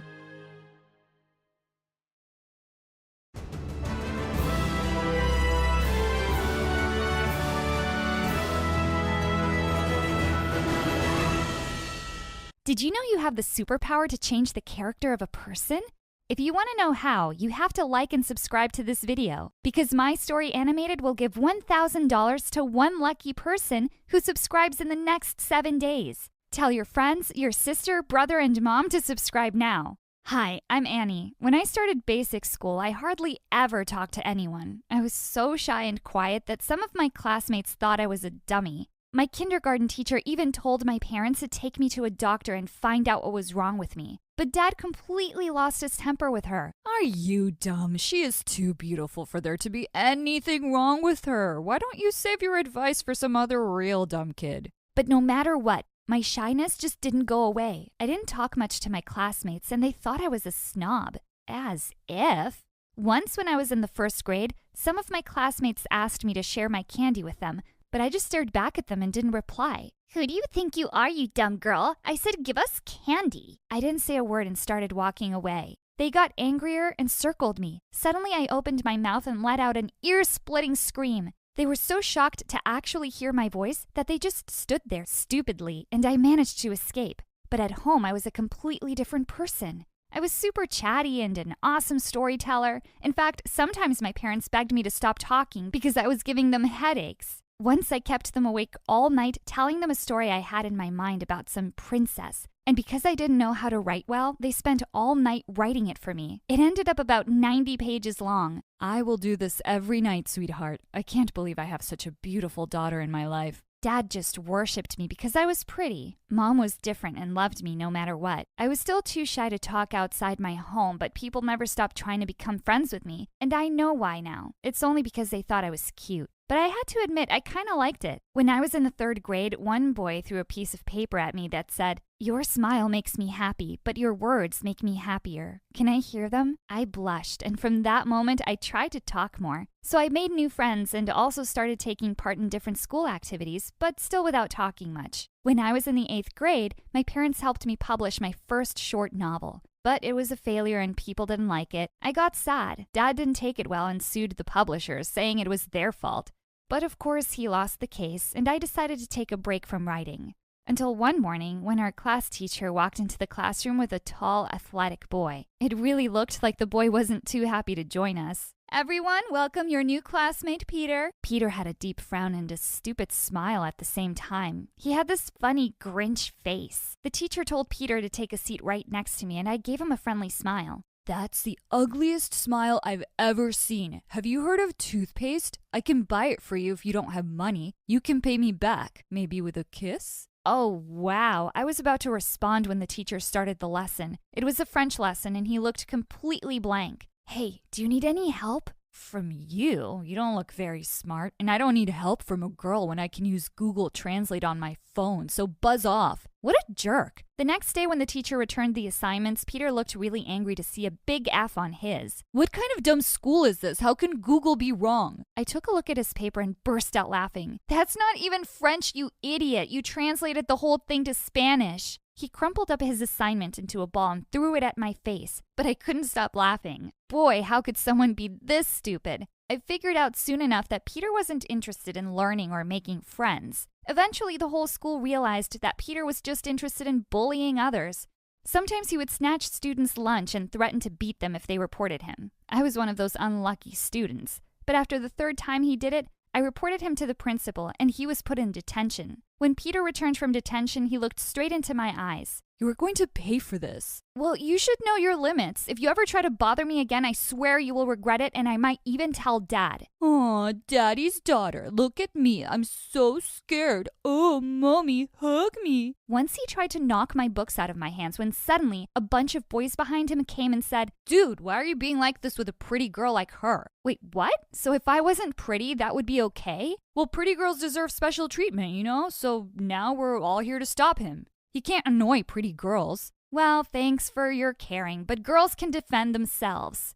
And I pushed through them and left. Told you guys, girls are crazy, especially the pretty ones. Now get lost, all of you, or else. This Peter did whatever he wanted. It seemed he wasn't afraid of anyone, not even the principal. I really hated him. One rainy day, Peter came to school completely drenched, and it seemed like he'd fallen sick. He was shivering nonstop, and the principal said he'd call his parents to take him home. But to everyone's surprise, Peter screamed, No, I'm fine. I don't want to go home. Please let me stay. You have to go home and rest. Pfft, no, I don't. I could run a marathon right now. Just some water and I'll be good to go. With that, he picked up the glass with his trembling hands and suddenly dropped it all over my assignment. Later at recess, I found him huddled on the bleachers and he was hugging a worn-out teddy bear. Dude, is that a stuffed toy? Don't insult Mr. Smith. Oh, he has a name? Is he like your little baby? Is he adopted or did you give birth to him? Shut up! Can't you leave me alone? You're sick and you need to go home. You look much prettier when you're quiet. Now stop acting like you care. Ugh, why do you have to be like this? I'm trying to be nice. Who asked you? Mind your own business. As soon as he was fine, he went right back to being the jerk he always was. I started writing about him in my notebook. Peter was such an interesting person for a villain. I couldn't believe that having someone as horrible as him in my life was actually making me want to get back to writing. One day when I was leaving the cafeteria, Peter blocked my way and demanded that I give him my lunch. We're not in kindergarten, idiot, and I ate it. And I'm not afraid of you. Now shoo. As I walked past him, he suddenly pulled at my bag and everything spilled out. A couple of boys immediately ran over to help me and I gathered my stuff and left angrily. What an immature jerk. When I went home, I found out that my notebook was missing. I rushed straight to the locker the next morning and was going through all my stuff frantically when I heard Peter behind me. Looking for this? Give that back, you jerk! He threw it at me, giving me that stupid smile of his. Got what I needed. And with that, he walked away. I had no idea what he was up to, but I found out soon enough. Later that day, the whole school was gathered in the gym for a lecture on fire safety. As we stood waiting around for it to start, suddenly Peter jumped onto the stage and tapped the mic for everyone's attention. While we are all gathered here to talk about our safety in school, I just want to say I don't feel safe at all. How can I when I have a stalker right here? Oh, no. Just then the large screen behind him flickered and images from my notebook showed up. As the sketches and the things I'd written about him flashed on the screen, I wanted to disappear. And it's none other than the girl everyone adores, Annie. She's obsessed with me. Guess just 'cause you're pretty on the outside doesn't mean you can't be a total creep inside. So everyone be careful. You might wake up someday to find yourself a villain in her novel. She's cuckoo. As everyone's eyes turned to me, I could feel panic rise in my chest. But it's okay, sweetie. I can still be your boyfriend. Want to hang out sometime? As I ran out of the gym, I turned around and said, "You're bad. I hate you." As I walked into the school the next day, my legs were trembling. I just stared down at my feet as I entered the classroom. The lesson started, and when the teacher asked me to read my essay out loud, I just looked down and shook my head. Just as everyone was leaving for the cafeteria, Peter hung back. Hey, Annie, are you okay? If this is about the gym thing, everyone knows it was just a harmless joke. I just stared at him silently with angry tears, and I threw my lunch at his face and walked out of the school. This time he didn't respond and looked a bit guilty. Peter didn't come to school the next few days. I don't know why, but I actually felt worried. One day he finally showed up. "Hey, I still don't like you, but I made sure to make notes for you when you came back. And no, girls aren't dumb. We can be emotional sometimes, and that's something we're proud of." Just then, to my shock, Peter broke down and started to cry. Annie, I'm really sorry. I don't know why I'm this way. I just act out because of things going on in my own life. Then he told me about his family, how his mother had passed away when he was 6 and he was left all by himself with his stepdad. He's mean and stupid and doesn't even take care of me. And one day when I'm old enough, I'm going to punch him in the face. I finally saw why Peter was like that. He was just a frustrated kid who needed help. Next day during lunch, Peter jumped on one of the tables and denounced something. Everyone got quiet and listened to him. Hey everyone, I'm just here to apologize for everything I did to all of you. I still think some of you are weird and I don't like most of you, but that didn't give me the right to treat anyone like that. So, as they say in French, lo siento. Dude, that's Spanish. Just get down. Everyone burst into laughter and Peter gave me a hug. Thank you for lighting up my life. I promise I will become a better person. No, not really. Only under one condition. Make me the irresistible, handsome, great hero in your novel. Helping Peter become a better person is my greatest achievement. Now he is a medical doctor with a beautiful wife, and he named his child Annie after me. And me, I'm a writer now.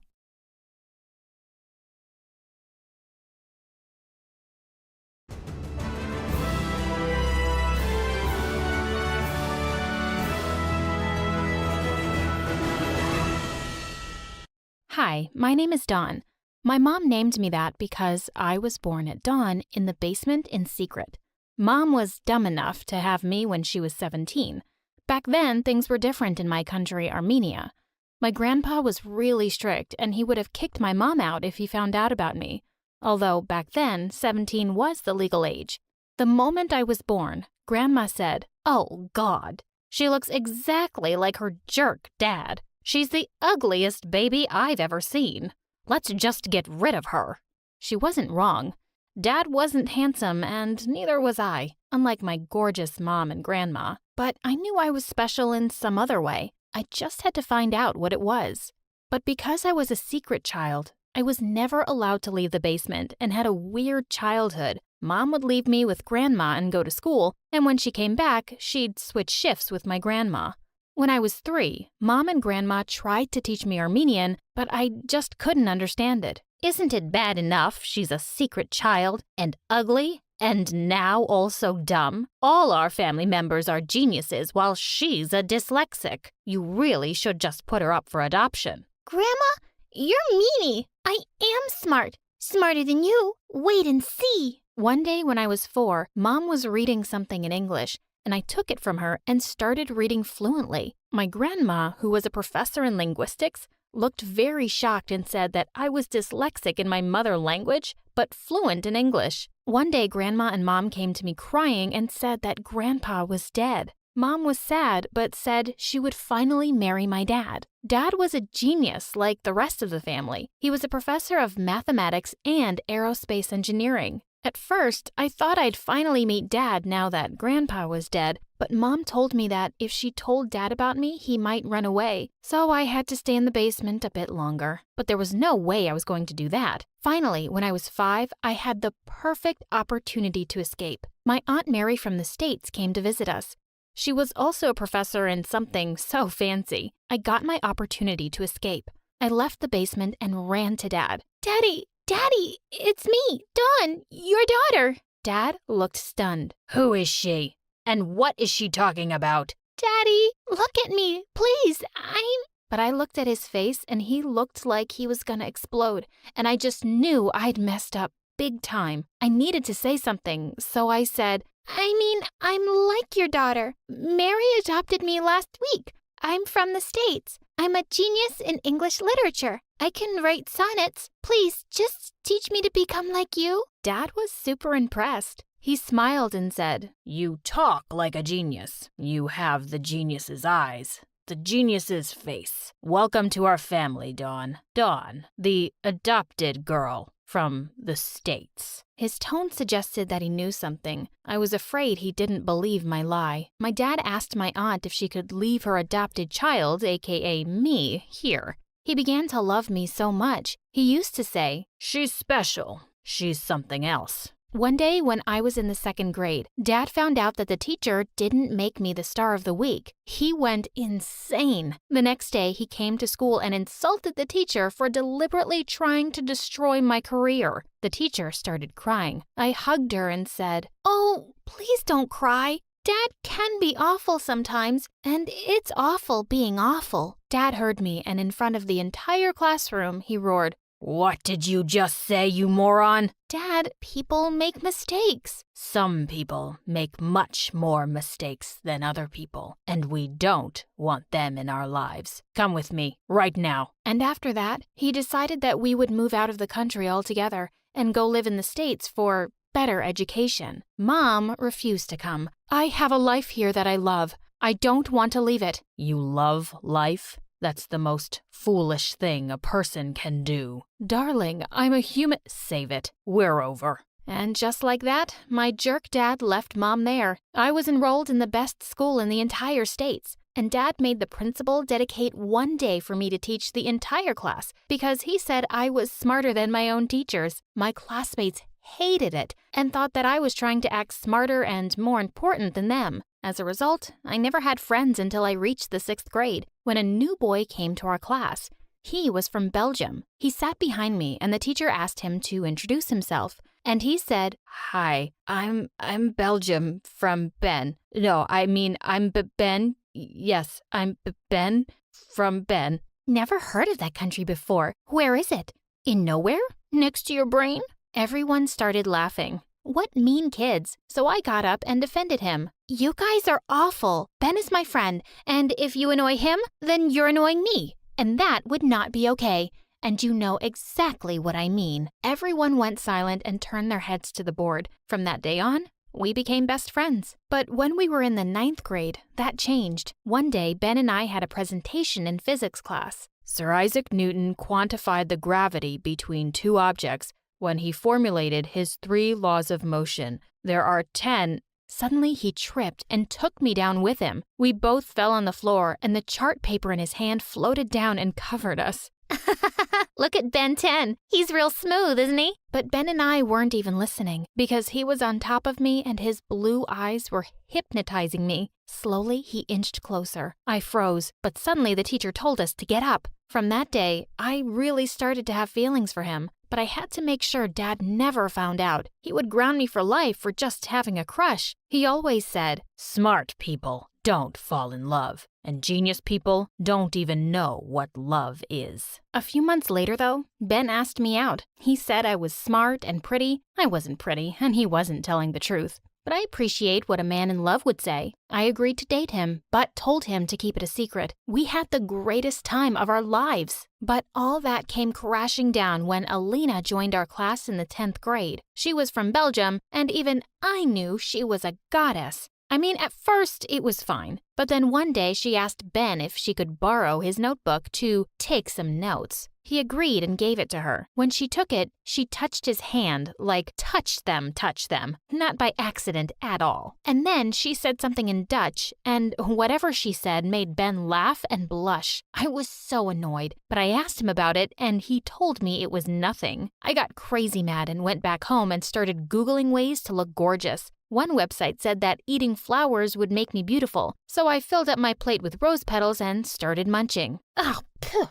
This is horrible. What am I even doing? I suddenly realized I didn't need to look beautiful to impress him. I was already a genius. So I started learning Dutch. Since I was a Germanic language genius, as Dad was always saying, I became fluent in Dutch in 2 months. Then one day, while Ben and I were having lunch, Elena came and asked to join us. Ben scooted over a little, but I didn't budge. She turned to Ben and in Dutch she said, "Ben, you're a good guy. You should be with someone who understands you. Someone like me, and not some Armenian Dumbo. You and me." I jumped to my feet and replied in Dutch, "I think it's time for you to finally shut your mouth, you witch." They both looked stunned.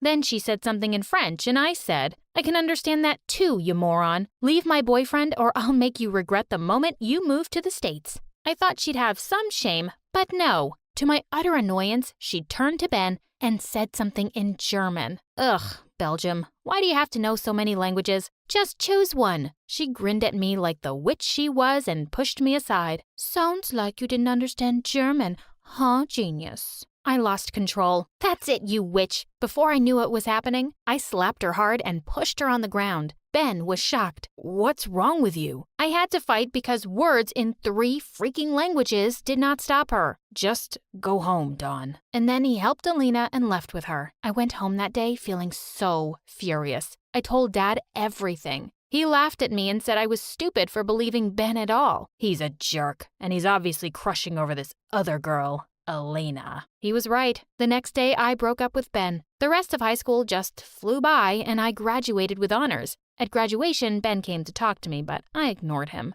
A month later, I moved to another state to specialize in teaching English to foreign kids with dyslexia, but Dad was dead set against it. After weeks of begging, he finally agreed, but only after he made me promise him I would publish 25 research papers every 4 months, and he really bought it. Pfft, as if. When I entered my dorm room, what I saw made me scream. Ben! Hey, roomie. What are you doing here? Are you crazy? Yeah. Crazy about you. Please, don't let your dad control you when he's 1,000 miles away. I suddenly realized I wanted to say something to Ben, and I tried to pronounce it. But I couldn't complete it. I know, Dawn. I love you too. I love you so much. And with that, we shared an intense kiss. From that day on, we became inseparable again. But after a while, Ben started to spend a lot of time outside. I asked him about that, and he assured me everything was fine. But I was suspicious. A year later, Ben's dad lost his fortune, and Ben decided to drop out of college and start working to help his dad. He left and would visit whenever. One night, I was waiting for Ben in my room when I heard a knock on the door. It was Dad, and he was livid. So, who is your roommate? What about saying hi first? You're with Ben, aren't you? Dad, listen, he's not what you think. He's a good guy. Oh yeah? If he's such a good guy, why is he in prison? What? Ben was in prison? You heard me. He and his dad are in prison. You don't read the news? Some embezzlement or something. I can't believe you're dating a thief. Dad, don't call him that. I'm sure he's innocent. Are you hearing yourself? What language is this, you idiot? The language of love, Dad. I want him, and I love him, and I'll wait for him. That's so stupid of you, Dawn. I didn't raise you to become like this. Are you sure you're ready to pay for this mistake? Mistake? If falling in love is a mistake, then I want to live with this mistake for the rest of my life. Then forget you had a real father. Now I see you like the adopted girl you pretended to be. From today, you're a stranger to me. So all this time, he knew that I was his real daughter and didn't say anything to me or Mom. A month later, Ben got out of jail and I was happy to see him, but also thought about what Dad said. And sure enough, Ben had changed, and not for the better. He became distant and cold. Then he started asking me for money. I would give him some at first, but then I started feeling something was fishy. I decided to leave him, but he didn't take that well. He started threatening me and stalking me everywhere. I felt really scared, so I decided to go to my dad. Sure, he was a jerk sometimes, but he would forgive me just like he forgave Mom, right? Wrong. As soon as I entered the house, Dad smirked. I don't even want to know what he did this time. Get out. Dad, please forgive me. I made a mistake. Everyone makes mistakes, but some mistakes are unforgivable. Dawn, get out of my house. Why? What crime did I commit? Who do you think you are, huh? I'll tell you who you are. You're a pathetic, bitter man. I stormed out. I had some savings and started working online as a freelancer, and I made a lot of money. I didn't even try to talk to Dad for years, but then one day he called me. I went to see him. He looked tired and sick. He looked into my eyes. You're a brave girl, Dawn. You're brave for making different decisions. But I failed. I lost everything. No, you didn't, sweetheart. You gained experience, and you became wiser. Forgive me for not understanding you, my darling. I love you so much. I love you too, Dad. After that day, we became closer, but Dad left us after a few months. I never forgot him and his last words. Now, 8 years later, I'm married and a mom of 2 beautiful boys. I did become a professor and published tons of research papers to help millions of kids around the world. And I still sometimes make bad decisions. But the important thing is that I learn from them and become wiser. I was screaming when the enormous black dog started running after me. I should keep on running. I have to think about my mother. I opened my eyes and tried to speak, but instead of words, a bark came out of my mouth, and that's how I became the dog woman. Hi there. Sorry, I got caught up in the moment while reading this weird story from the internet. I'm Erica. a certified bookworm. I have a huge collection of books in my room, from textbooks, encyclopedias, to all kinds of fiction. There's just something addicting about learning new stuff and stories. But one day, my world crashed when my mom lost her job and she could no longer afford to buy me books. And online books hurt my eyes. I couldn't stop whining about it. My mom should find another job as soon as possible, or else I might go crazy. I have been rereading my favorite novels for the past 2 days, but I can't be satisfied. I badly need new books to read. One night, my heart broke when I saw my mom crying inside her room. The first and last time when I saw her crying was when Anna, her partner and my other mom, died 10 years ago when I was just 8. And now she's crying again. So it means that she's miserable. Mom, I called her. She turned away to wipe her tears as I entered her room. Are you crying? No, I'm not, silly girl. She chuckled a little. I just chopped some onions. In your bedroom? I sarcastically replied as I lovingly hugged her. Go get back to sleep, she said. I promise I'll find another job as soon as possible so I can buy you a new book already. I should be looking forward to what she said, but I felt terrible instead. I realized that I had been insensitive about the situation. I kept asking for the books when her savings were just enough for our food and bills. She didn't even get her last paycheck. I just realized how stressful it was on her part. I'm worried about our unpaid loans and bills. I've applied for 10 jobs and was unsuccessful, and I'm just really tired, Erica. Tired of what, Mom? I felt some warmth building up in my chest when I looked at her face. The lines and wrinkles have become more prominent, making her look older than she really is. I'm tired of being alone in this. I just wanted you to always be happy. She sighed and blinked the tears away again. Forget about the books, Mom. I can go to the library and read for free. How can I help you? I offered. I couldn't stand seeing her like this. She's the only treasure I have. Something. I can't just sit here and watch my mom in misery. I have to help her. I have to be strong. I have to find a way to make her smile again. But first I have to read a real book again. I needed to recharge, so I went to the local library the next day. So many books, so many stories, I gasped as I looked around. My moment of wonder was broken by the noise of the people around, followed by the old librarian enforcing the rule of silence. In all the commotion, my gaze was drawn to one woman sitting among the piles of books. She was just typing on her laptop, seemingly unbothered by the chaos around her. I spent my whole day reading and marveling around the library, and I couldn't help but worry about my mom. Even the stories couldn't help me with the peace of mind. If only I could do something to help. An idea came to my mind. I wanted to ask her if there were any vacant jobs here so I could apply, but I didn't know how to approach the librarian. She looked very strict and scary, like she was always ready to hit me with a stick. She reminded me of Edna Mode from The Incredibles. What if she'll turn me down or shut me up even before I could say something? I needed more time to gather up some courage for this. I came back to the library for the next 3 days and experienced the same scenario, but with a different set of people, except for that beautiful lady who was nonstop typing on her laptop. Every time I looked at her, she was always typing with her eyes seemingly glued on her laptop screen. I was reading my 5th book of the day, which was written by Rainbow Girl, my favorite author of teen fiction. Reading 5 novels in one day is quite impressive. It was Mrs. Anderson, the librarian. I didn't notice her presence approaching me. How did you get such passion? I rarely meet people like you nowadays. Most people now are all over the internet and prefer ebooks. There was a smile on her face as she spoke, so I felt at ease. It was my first time seeing her smile. I immediately stood up to answer her questions. It was my chance to inquire about the job. My other mom used to collect books, and I kept on reading them. It has become an addiction ever since. A bookworm, I see. She eyed me closely. I didn't know what to say next, so I awkwardly struck her up with some random trivia about books. Did you know that the longest title of a book has 3,777 words? She dropped her jaw in astonishment. You must be joking, my dear. No, I'm not. Then what is it? I bet you can memorize it. Yes, I do, but do you really want me to recite it here? It would take us years before I finish it. I could have read about 1,000 books by that time. You can check it in the Guinness World Records by yourself. To my surprise, she started chuckling. I think I like you. Why don't you help me manage this library as a part-time job? I suddenly saw some imaginary fireworks blasting right before my eyes. I couldn't be more relieved and thankful at her offer. They say don't judge the book by its cover. And I say, yes, indeed, Mrs. Anderson is one perfect example of it. She may be strict at times, but if you think about it, she was just doing her job. She actually seems nice. I think you're my fairy godmother. I was about to ask you if there was any vacancy here. My mom's lost her job and I really wanted to help her. Well, you can help her now and actually do what you like at the same time. Just help me around here. I think that's the best offer that I have ever heard in my life.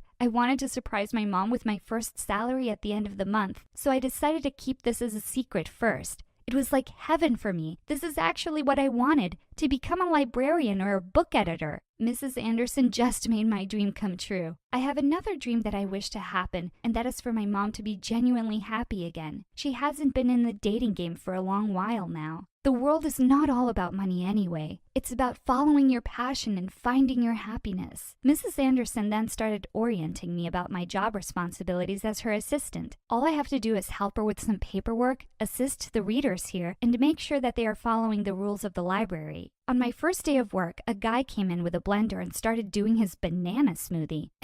Excuse me. I cleared my throat as I approached him. This is a library, not a kitchen. Yeah, I could tell by the books, he casually replied while he continued doing it. The loud whirring sound of the machine was scraping in our eardrums. Do you mind stopping it? Some people are studying, while others want to read in peace and solitude. Thank you. Do you want some? To my surprise, he offered me a glass of smoothie and a cheeseburger. I suppressed the urge to give in as they looked delectable. My mom cut down my school allowance and the budget for our food, so we'd been eating less for a week now. Please read the rules about food consumption inside the library. I pointed to the board with a list of rules with a serious face, but my stomach betrayed me. It growled so loudly in anticipation, and everyone must have heard it. The guy just started munching the cheeseburger in front of me, obviously teasing me. I was about to give in when Mrs. Anderson suddenly interrupted us. What is this all about? She asked sharply. The guy stood up and bowed apologetically. I'm sorry for the disturbance, ma'am. We were just doing a prank video for our YouTube channel. He turned to me again. Do you mind if you're in it? There was another guy at one corner secretly taking a video of us the whole time. So it means that everyone will get to see my face on YouTube? No.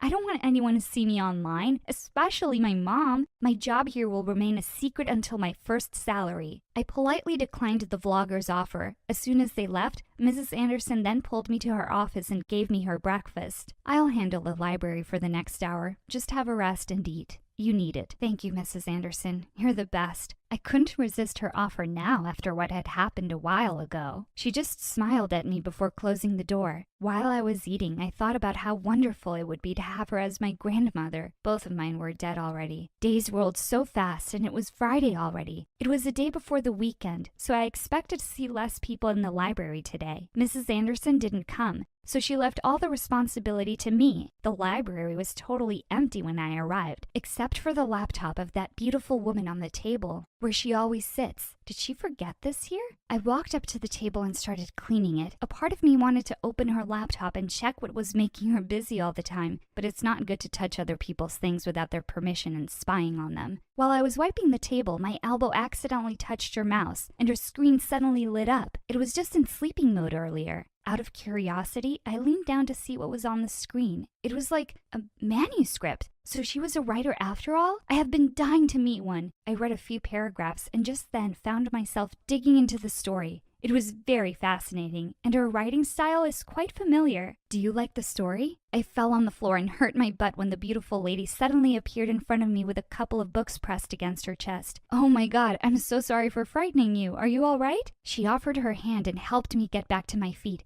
Sorry for sneaking into your laptop. I was cleaning the tables when your manuscript caught my attention. That's one nice story right there. I'm Denise, by the way. Denise and I became the best of friends in an instant. She was a 35-year-old aspiring author living in the city alone and was working at a publishing company. Over the next few days, I would help her out by giving her some books that could help her improve her story, and then review every chapter. I was enjoying this at the same time. Oh, and your mom died? I thought she just lost her job, she asked when I told her about my mom, Anna. Oh, I mean my other mom, I clarified. So you have two moms? She seemed confused by the setup. Yes, they were partners. I cleared it out for her. Oh. She looked down and I noticed the blush that crept across her face. Her reaction made me wonder for a moment, but I just brushed it off. I'm sorry about what happened to your mom. She must have noticed the sadness on my face and hurried to change the topic. So how was it, your early childhood? Well, whenever I had to ask something to one of them, she'd always be like, go ask your mom. And when I'd ask the other mom, she'd say again, go ask your mom. They'd keep at it until I gave up. It was hilarious, but it was a long time ago. But now I think we are okay. Life's not fiction where you can manipulate things according to your desires and create your world, like awakening the dead or changing your mom's life in an instant, I bitterly said. We can always turn fiction into reality, Erica. Only if we believe that we can do it. Always remember that. Denise's words stunned me. A month had passed and I finally got my first ever salary. Mom got a job as a babysitter next door last week, but what she was getting was really low. I surprised her with a very delicious dinner that night. Surprise! I handed her an envelope with money inside. What's this? What are you up to lately, sweetie? My mom asked me with surprise and curiosity all over her face. I've been helping Mrs. Anderson in the library. I have been working as her assistant for the past month, and that's my first salary. Erica, this is huge!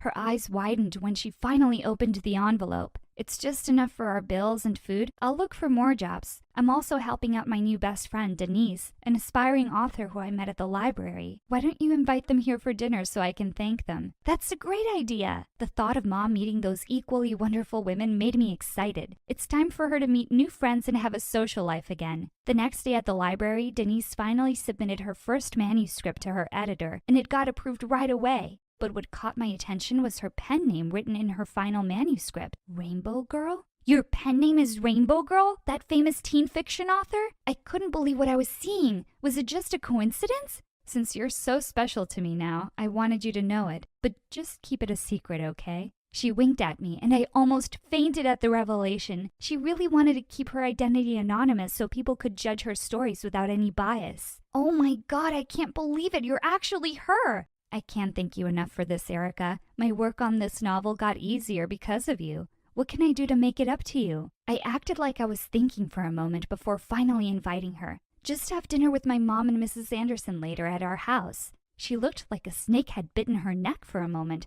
With your mom? She's blushing again, and it gave me the impression that she's a generally shy person. I went home early to prepare for our dinner date. Mom had already prepared all the delicious food on the table, and she was currently doing her makeup. Wow, I barely recognize you. You look so beautiful, Mom. She stood up and twirled around to show off her pretty dress. The look of excitement on her face was overwhelming. They will be here any minute now. Minutes later, the doorbell finally rang, and both women were now waiting at our front porch. Denise was wearing a beautiful black dress and makeup tonight, and her beauty made me speechless. She looked even more stunning now. I hugged them both and happily introduced them to my mom. I elbowed my mom when I noticed that she was not speaking. She was just staring at them, specifically at Denise, and so was Denise at her. I smirked when I realized something. How could I be this slow? Sorry, I was just... My mom stuttered, but I was able to get a grip right away. I'm just thrilled to finally meet you two. Erica has been talking endlessly about you. My heart leapt with joy when I saw the sparkle in her eyes as we chit-chatted with both women over dinner. I was so happy to see that Denise and Mom were like best friends right away. Mrs. Anderson was also cheerful all night, and I was delighted that I got to know her even more. Things got more interesting when Mrs. Anderson revealed that she'd actually brought some wine.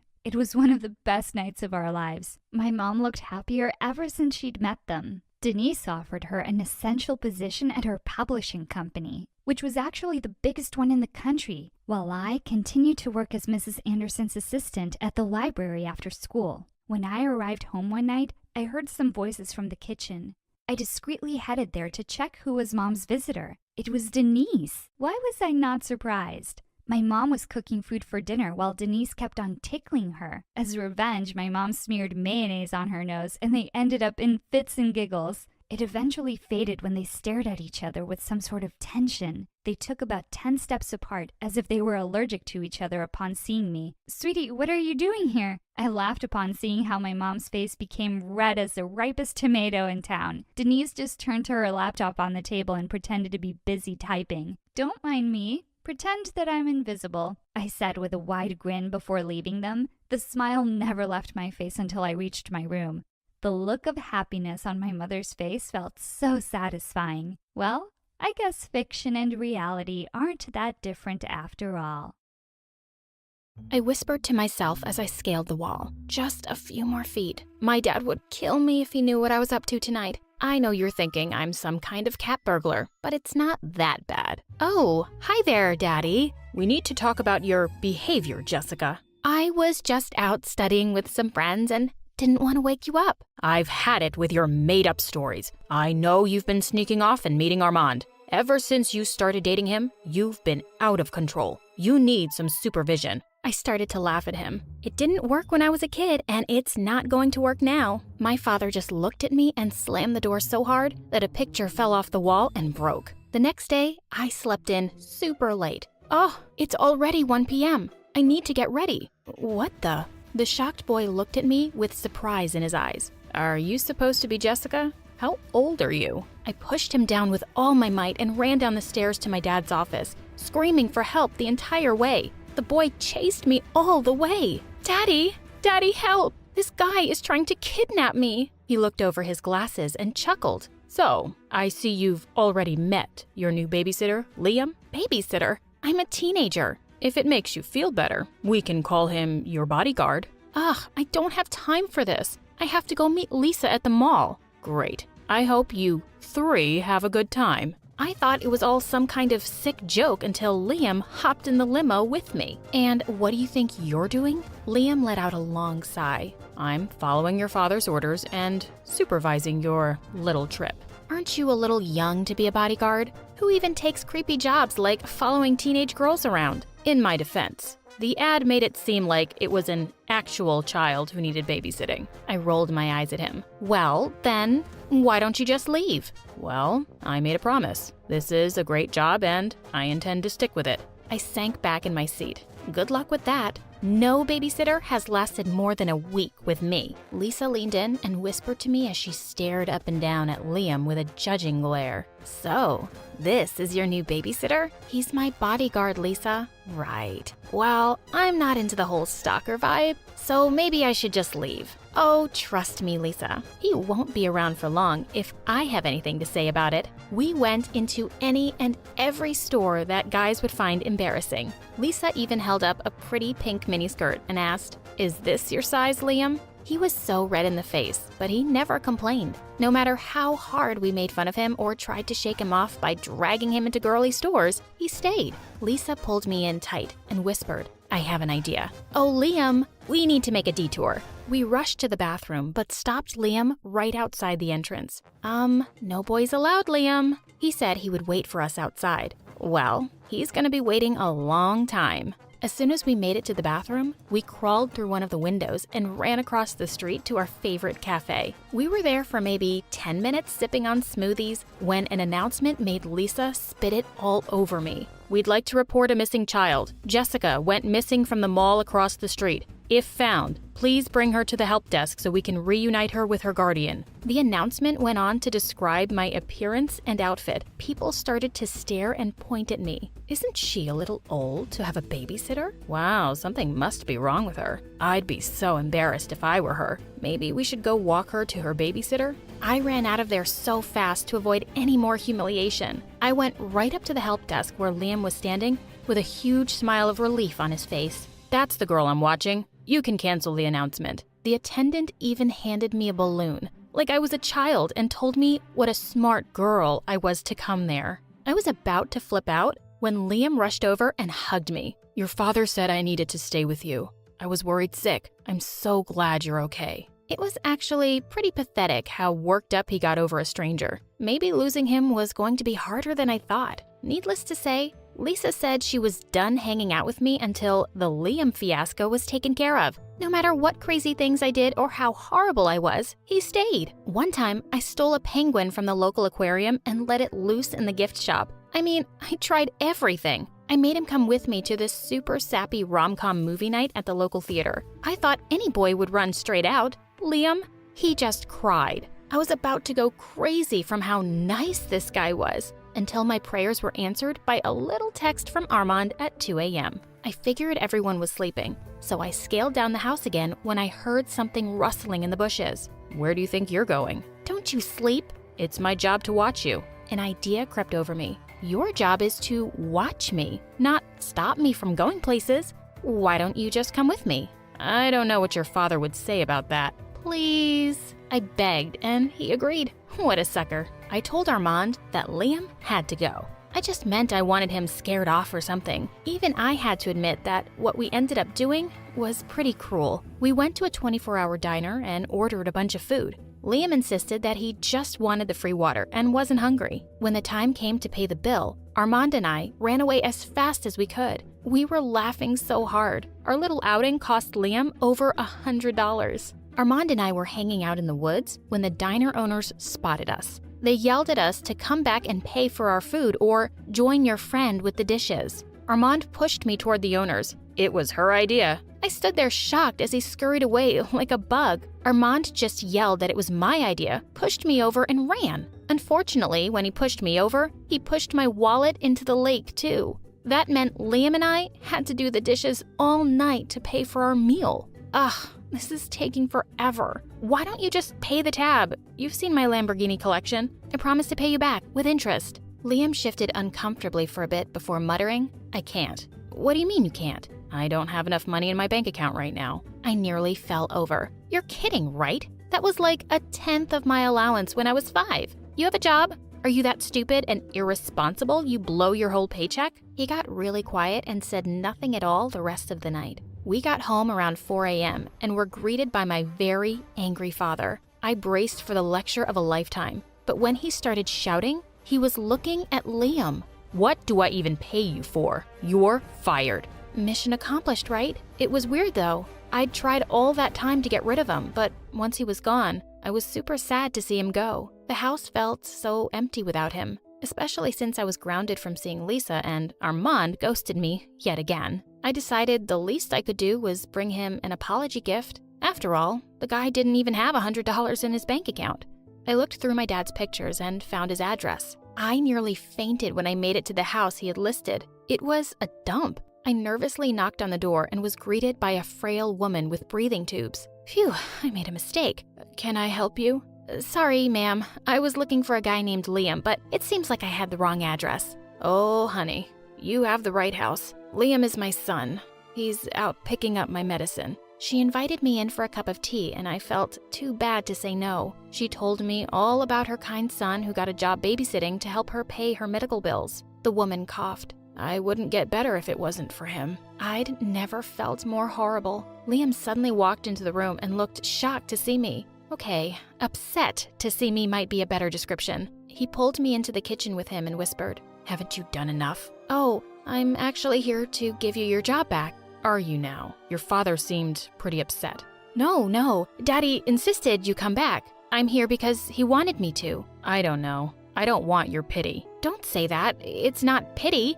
You need this job and I need you. Please come back. Liam heard his mom coughing in the other room and did something unexpected. He pulled me in for a hug and my face turned scarlet red. Thank you, Jessica. Truly. I felt so awkward and said, I don't know what you mean. My dad made me come. Of course it was a lie, but I didn't want to give him any wrong ideas. I just felt bad for him, right? Now, on to the next part of my mission. Convincing my dad to rehire him. That was actually easier than expected. Daddy, please, just give Liam one more chance. It was all my fault. I'm sorry. An apology? Who are you and what have you done with Jessica? Just please, Daddy? Fine. You get one more chance, but only because I think this boy is a good influence on you. I rolled my eyes and left. Liam owes me big time. Now that I knew about Liam's personal life, I couldn't help but like him a little more. In a sad puppy kind of way. My heart started to flutter every time I saw him sipping his coffee in the morning. Every time I caught him staring, I couldn't help but blush. I wasn't being very good at hiding my girlish stares, though. This one time, I was watching Liam carry in some packages and Lisa snapped at me. Earth to Jessica, you can't seriously be pining over that guy. Don't you have your super hot dream boyfriend already? I don't know. Do I? I'm not even sure who's my dream guy anymore. Lisa said Armand and I were just having a rough patch because of the whole dinner thing. I shrugged. When it struck 12 that night, I kept waiting for that loser to message me or call me to wish me a happy birthday. For half an hour, nothing. I went downstairs to get water from the kitchen and saw a nicely wrapped package on the table. I gasped when I opened it. It was a rare, signed edition of Harry Potter. Of course, Liam knew what a huge fan I was. While I was dreaming of Liam and me, my phone beeped. Hey babe, sorry for being missing in action. Meet me at our spot at 2 a.m.? I messaged Armand to say I was done with him. Armand reacted pretty horribly, but it was his last text that really hit me hard. Oh, don't tell me you've gone and fallen in love with the help. It was that moment I realized I'd really fallen for Liam. In fact, I loved him. I walked toward his room in the middle of the night to confess. When I heard him talking to another woman, I pushed the door open a bit and saw he was sitting on the bed, hugging a very attractive young woman. I was filled with so many emotions, I ran away. I never wanted to see him again. I ran back to my room and called Armand and said I took everything back and wanted to meet him tonight. This time, Liam was too preoccupied to notice me leaving. We hung out at a park and spray painted a wall. Of course, Armand left when the police came, but they caught me. They had to drop me off at my house at 4 a.m. My dad was so mad I thought he was going to explode. He ran over to Liam's room to yell at him and I followed. When he pushed open the door, he saw Liam sleepily getting up off the floor and the surprised woman sleeping in his bed. And you brought a girl here? You are fired. Don't count on getting your last paycheck. I stood there as the young girl screamed, "What are we going to do about Mom?" before crying and running out. "Oh, does your girlfriend have a sick mom too?" Girlfriend? That's my sister. Our mom is in the hospital right now and she didn't want to stay at home alone. My heart sank. I had jumped to conclusions and possibly ruined everything. Before I could say anything, he ran after his sister. I hesitated a moment and then followed him out the door. He was out of breath, standing on my lawn looking around. I'm really sorry. It's not your fault. It was my job to watch you and I shouldn't have snuck a guest in. If you tell my father it was your sister and not a girlfriend, he'll understand. Why do you all assume I'd have a girlfriend? After how close we got, you really think I would want to be with anyone else? What do you mean? I think I love you. Liam, I think... We locked eyes for a moment when an irritating voice ruined the moment. Hey babe, sorry about ditching you again with the police, but this time I came to apologize in person. Armand looked at Liam and me skeptically. Sorry, am I interrupting something? No, you're not. I was just leaving, forever. Wait, Liam. Stop. You don't have to feel bad for me. It was stupid of me to think someone like you could ever like a loser like me. He ran off crying before I could stop him. Wow, what a pathetic guy. Armand leaned in for a kiss when I slapped him. The only pathetic person here is me for sticking around with someone like you for this long. Babe, is this about the cops? I said I was sorry. He continued to apologize as I went into my house and slammed the door behind me. I ran up to my room and texted Liam to say we had to talk. I hoped Liam would show up the next day to work something out, but he didn't. I stood by my phone anxiously waiting for a response. When my phone started buzzing, I excitedly picked up. I knew you'd answer, babe. Great. I don't want to talk to you. Just hear me out, babe. When you love someone, you need to swallow your pride and go to them. Do you get what I'm saying? Actually, Armand, I think I do. Great. So that means you'll come and meet me tonight? Not in a million years. I hung up, hopped in my limo, and told the driver to take me to Liam. When I knocked on the door, he answered this time in total shock. I told you, I don't need your pity. My family is fine. Before he could say another word, I interrupted him. Liam, would you be my boyfriend? What? I don't understand. I don't understand either, Liam, but I love you. I love the way you help your family and work hard no matter how horrible I'm being. I love the way you cry at movies and always have my best interests at heart. Now, I'll only ask one more time. Will you be my boyfriend? Nothing would make me happier. We smiled at each other and he got closer when his sister suddenly said, So, your babysitter is now your boyfriend? We should send this story to My Story Animated. I'm pretty sure people would love it. I woke up to the sound of glass shattering. It was 4 a.m. My heart was beating fast as I hurried out of my room. I hate you! I don't want you in my life, you jerk! I froze. That was my mom's voice, but she didn't normally sound like that. My parents often fought, but this time it was different, and it scared me. Goodbye, George! She shouted, and I heard the front door slam. Wait, did she actually leave? I ran downstairs as fast as I could. Mommy, please don't leave! I screamed as I opened the door. She was already in the cab. I was sure she'd wait for me, but she didn't. Our eyes met as she gazed at me through the window, and in just a few seconds, she was gone. Watching the cab leave seemed like a dream. Everything was moving in slow motion, and my vision started to go dark. Suddenly, I felt my dad's arms holding me as I fell down onto my knees. He was shaking uncontrollably. We held each other tightly until the sun came up. Mila, are you awake? I'm asking a simple question. Why does a mother bear hide her children from their father? My teacher was angry. There was silence. I didn't want to answer. I don't know, ask someone else, I shouted. The whole class stared at me in shock. I stormed out and slammed the door behind me. I knew I was getting detention, but that was the least of my worries. I was seeing the flashbacks. The memory of the last day I'd seen Linda began haunting me once again. I blamed Jason for it, my boyfriend who's always pushing me to talk about my feelings. He kept nagging me to tell him what had happened until I had enough of it. To be honest, I couldn't reveal to him that my own mother had left me 10 years ago without so much as a goodbye or an explanation. So I lied and told him she had passed away from a disease. Jason seemed to pity me, but his sorrow meant nothing. Even if I told him the truth, he wouldn't realize how I really felt, abandoned. I waited outside for my driver, Andrew, to come pick me up. Andrew was like a father to me. He always listened to my problems. Sometimes it felt like we had a better relationship than the one I had with my dad. As soon as I got into the car, Andrew informed me that my father wanted to have a talk with me. It seemed strange as my dad never asked to have a talk, not even when I did terrible things at school. When I walked into the living room, my father looked devastated. Hey Dad, did the school call? I swear I can explain. I started nervously.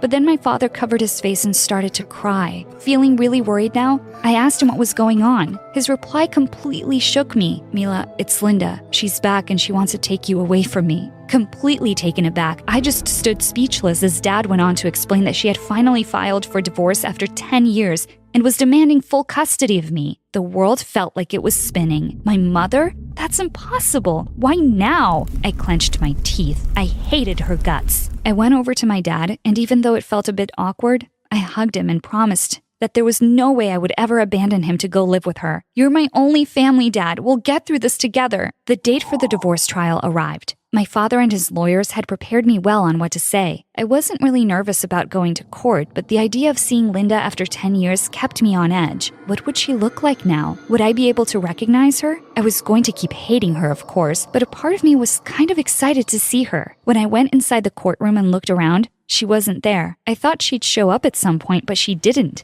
It was just the lawyers. I couldn't believe that she'd be this heartless. After 10 years, she didn't even make the effort to show up in court. As the trial went on, things just got worse. Linda's lawyer claimed that my dad was an unfit parent who kept my mother away from me by force. They also claimed that my father was involved in some serious illegal activity and should be in jail. On top of that, they made it very clear that they had evidence to prove it. After the court session, I was shocked when my father pulled me aside and admitted that he had stolen money from his company. It was a long time ago, but it could still send him to jail. He went on to say that he only started doing those things because Linda had left him. Life had been so cruel to him, and he had temporarily stopped caring about right and wrong. I'm not proud of it, but it was your mother's fault, he said, looking ashamed and avoiding making eye contact with me. It's okay, Dad, I stuttered, with tears in my eyes. I can't judge you for what you had to go through. I will stay by your side and help however I can. My dad went silent for a while, but then he said, there's actually something you could do. There is? He told me that Linda's lawyer had suggested that I spend the week with her, and if I agreed to it, I could help my dad find the evidence she had against him. I immediately agreed, even though it kind of scared me. Spending a week with the mother I hated sounded like a trip to hell. But I had to save my dad. As soon as we got home, I packed my bag and sent a message to Jason telling him I would be away for a few days. Linda sent a cab to pick me up, and apparently she had moved back to the city. When I arrived at her house, I was shocked to see that she was staying in a huge villa. My heart stopped for a second when I saw her waiting for me outside. I hated to admit it, but after 10 years, she still looked beautiful. She greeted me with tears in her eyes and said, "Welcome home, honey." She hugged me tightly for a very long time. All I could think was, if she missed me that much, she should have shown up a little sooner. Linda showed me around the house as she explained that we'd have a lot of time to argue about the past. For now, she just wanted us to relax and get to know each other. I mean, sure, let's just skip over the fact that you were gone for 10 years and act like a normal mother and daughter, I thought, but didn't bother to argue. I was here on a mission, to get rid of her for good. The next few days were a bit of a nightmare. I wanted a little time by myself to snoop around the place, but my mom was stuck to me like a magnet on a fridge. Every time I thought I had a chance to look through a drawer or closet, there she was with a tray of freshly baked cookies, asking me to come try one while they were still hot. or asking me to go on a walk with her, as it was such a lovely day. It was always one thing or another. The only option I was left with was to try looking for the documents at night when she was asleep. On my third night at her house, I crept out of my room and looked down the corridor. The room in her light was off. Good. I quietly went down the stairs and headed straight to the library. I was really hoping I'd find a folder or something there. As soon as I turned the doorknob, oh my God, make that terrible screeching stop!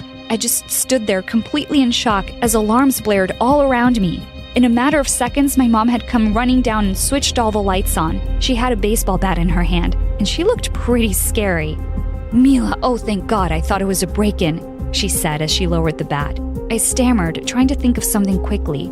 I couldn't sleep. I thought I'd just come downstairs and grab a book to read. "Don't do that again, Mila. It would be better if you didn't leave your room at all at night," she said in a quiet voice. I just nodded and headed off to bed without saying another word. Okay, that was really creepy.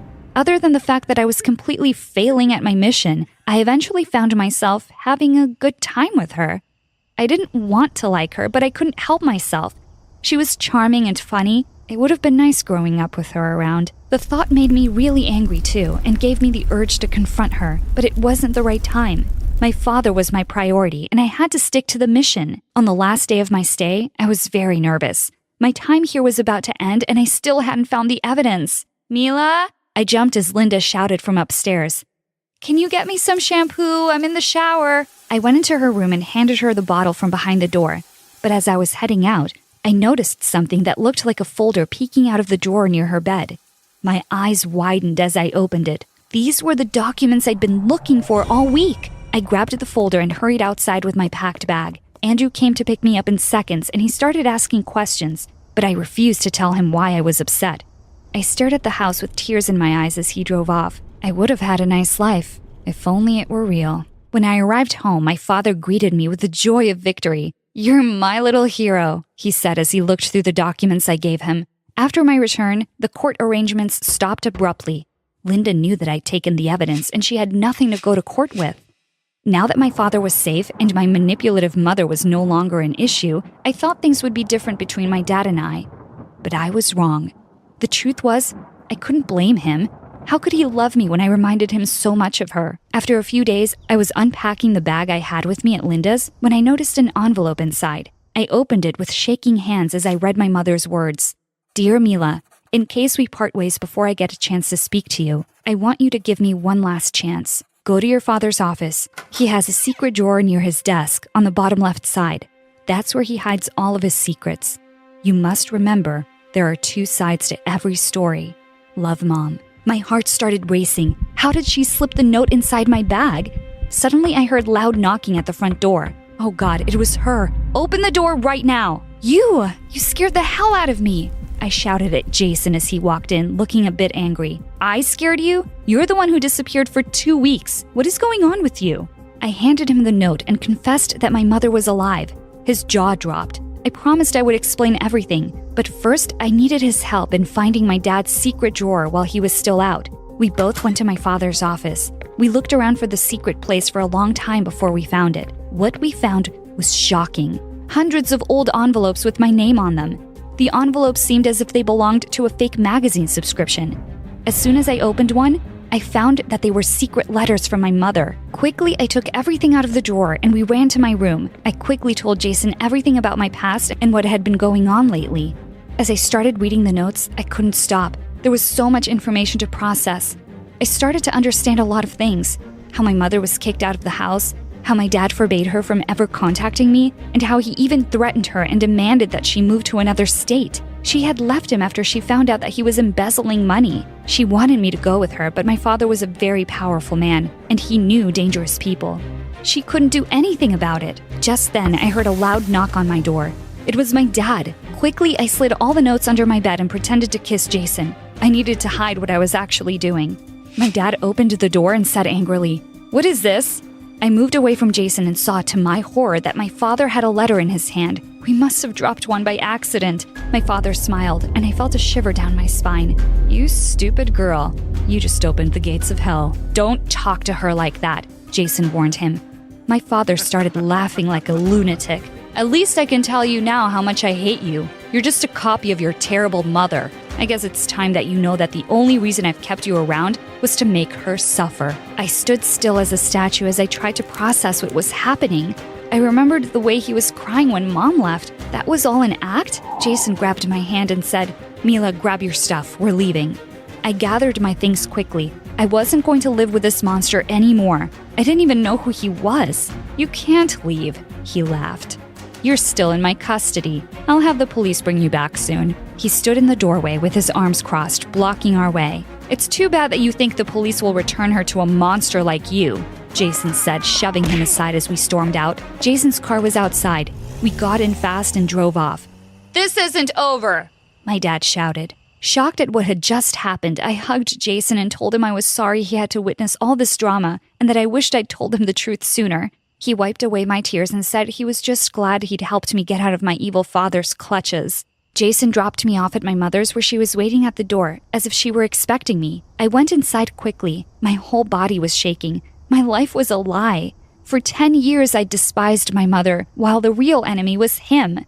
"He's gonna come for me, Mom," I said, shivering. "I know him. He won't let it go. He's gonna hurt us both, Mom." I was scared to death.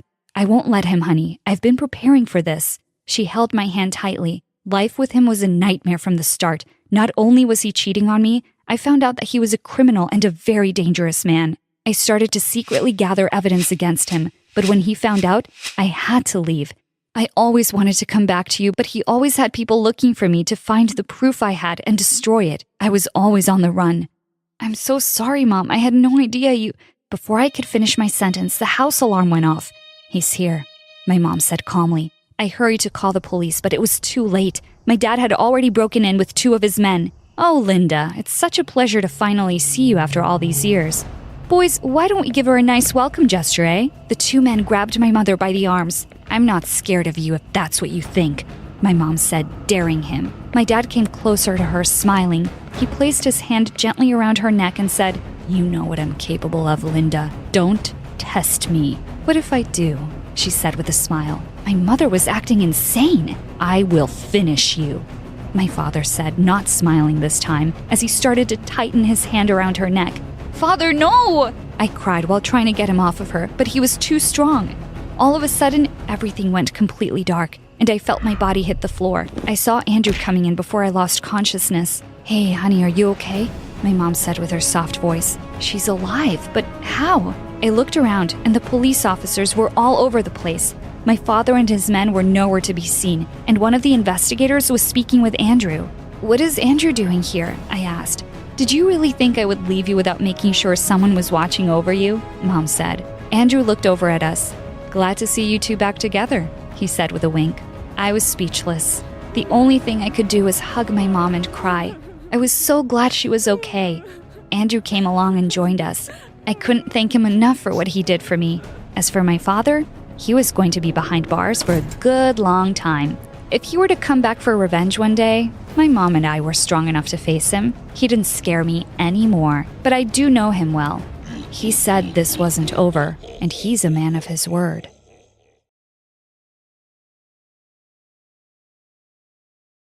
I was sunbathing my Barbie dolls in our front yard when suddenly, a ball went flying from somewhere and hit me on my head.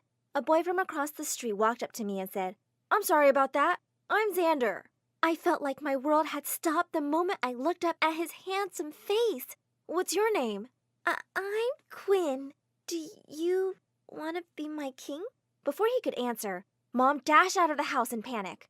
When she saw the scratch on my knee, she turned to Xander like a raging bull. "What did you do to my precious little daughter, you little jerk?" Xander ran back to his house looking horrified. "Don't ever talk to that boy again, okay?" "But I want to play with him, Mommy." "Basketball is a physical game. It's okay for boys, but you'll ruin your perfect skin. You play with your dolls." "But they don't talk to me." "Just go to sleep, sweetheart. Your bed is safer than those stupid boys." You're so mean, Mommy. I don't like you. Starting that day, Mom homeschooled me and forbade me from playing outside. Now all I could do was watch Xander from my window every day as he played basketball with his friends. One day, he looked up at me and smiled. And at that, I swore to myself that I would marry this charming boy when I grew up. Hi, my name is Quinn. I'm an only child of a crazy overprotective mom. And this is my story of how I let my crush's smile destroy my life. Please hit that like and subscribe button before I continue. When I turned 15, Mom finally allowed me to go to high school where Xander was also attending. I was so over the moon. He was gonna be mine now. He was popular at school for being rebellious. He would skip classes just to feed street animals and fail his exams because of partying all night. Every boy in school kept asking me out for a date, but I only wanted Xander, only him. We were graduating soon, so I needed him to ask me out already. It was my last shot. One day, I peeked from the classroom window when I saw Xander skipping class again. My best friend Jessica joined me and said, "Why are you so into him? Don't you see? He's fake." "What are you now, my mom? Plus, this is so romantic." "You call his rebellious behavior romantic?" "Ugh, you won't get it. You don't know why I want to be with him. You'll never understand. What I really know is that you're so not his type. He likes cool and bad girls, not someone who lives in the library." "No, I am bad and cool, and I can do crazy, exciting things. Will you stargaze with me and my dolls tonight?" Jessica looked at me in horror. Just then, I saw a girl hopping onto Xander's motorcycle. Chloe, our school's famous gangster girl. "Wait till I get your boyfriend from you, you witch!" Just then, I decided I'd do anything to get him. Not even Mom could stop me now. The next day, I tried to change my style. I wore shorter clothes, put on some dark makeup, and constantly chewed gum. Mom almost fainted when she saw me. "Sweet Jesus! Why did you turn into a goat?" "Mom, why do you have to be like this?" "What do you mean?" "Overprotective and a bit crazy. It's not like someone is going to eat me up." "I have to protect you. Look at you. You're so beautiful." "So? If I wasn't beautiful enough, you would be different?" Listen. You're a smart kid and you know what I mean, okay? So I'm smart enough to understand what you mean, but not smart enough to take care of myself? I think that's it. I'll always protect you, and you can't do anything to stop me.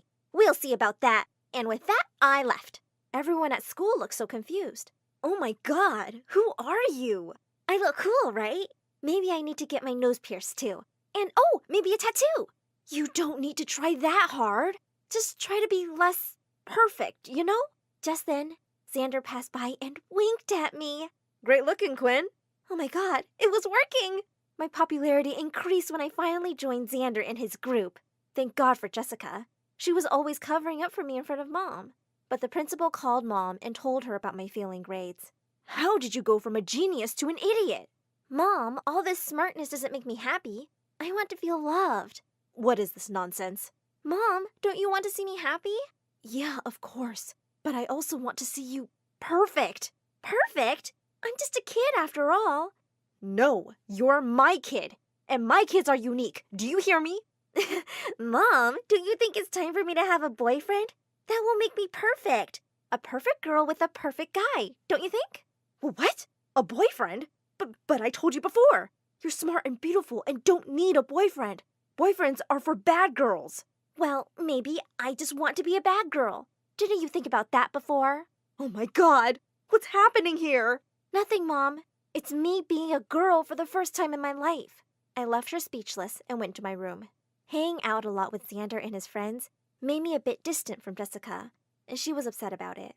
But I couldn't do anything about it. I had to be with Xander. I needed to get him. One night, I took Jessica with me to a party. I wore my prettiest dress, hoping that Xander would finally ask me out. But he was all over Chloe.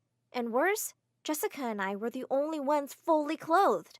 Jessica was furious. "Why didn't you tell me that it's a pool party?" I had to get Xander's attention and climbed up at the top of the giant slide. I raised both of my arms and screamed, "I'm a bad girl! Woohoo!" Then I jumped. I pretended I was drowning to get Xander's attention. He jumped in and saved me, and God, it felt amazing. One night, I decided to surprise him with his favorite pizza. From his bedroom window, I noticed his bed arranged romantically with scented candles. Did he prepare it for me? I sneaked in through the window and immediately hid in his closet, to see him walk in with another girl. Who was she? Another witch? To my surprise, they started making out. Oh, what a future husband stealer!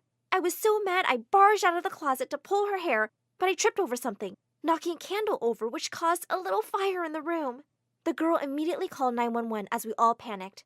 Moments later, a fire truck, a furious Mom, Xander's parents, and neighbors all gathered.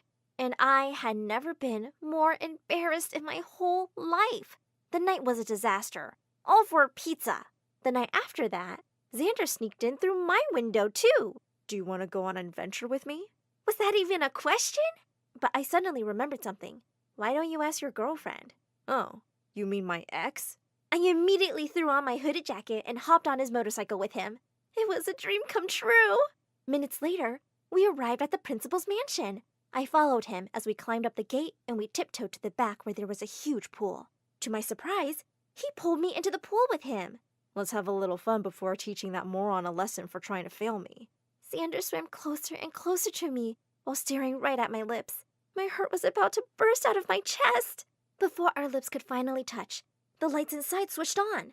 Panicking, we jumped out of the pool and he started pouring red dye into it. We were both laughing our butts off as we fled the scene on his bike. Suddenly, a taxi blocked our way and to my surprise, Mom came out of it. You're seriously choosing that boy over me? Mom, were you stalking us? Oh my God, you're crazy! No, you're crazier for destroying your life with that boy. I've investigated him and he's totally bad news. I'm your daughter, but you don't own me. Now get out of our way. No, you have to come home with me. She started dragging me away from Xander, but I pushed her away. And with that, I told Xander to drive, not minding my psycho mom's protests behind us. That was so cool, Quinn. After ordering pizza, Xander took me to his favorite spot in the city where a very expensive sports car was parked. Is that yours? Yup, that's my bad boy. Do you like it? Yes, I love it. We sat on the hood of his car and looked down at the buzzing city while eating pizza. Call me crazy, but this was what I'd always imagined our first date was going to be like. I still felt like I was dreaming. It was really nice to see this fun side of you, Quinn. My heart started beating so fast the moment he held my hand. Jessica had been calling me again and again, disturbing us. She was so annoying. Look, I've been meaning to tell you this since we were freshmen, but now I finally have the guts. Oh my God, would he finally ask me to be his girlfriend? Quinn, His speech was cut off when I heard the loud blaring of police sirens coming closer. Hop on the bike, quick! I was so confused. What's happening, Xander? I held onto him tight as we immediately started driving away like a criminal straight out of a movie. But the police were faster. It ended with him getting arrested in front of me. Jessica sent me a message saying that Mom needed me.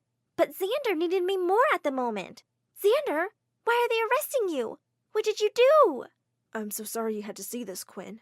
But what is it that you were going to say to me earlier?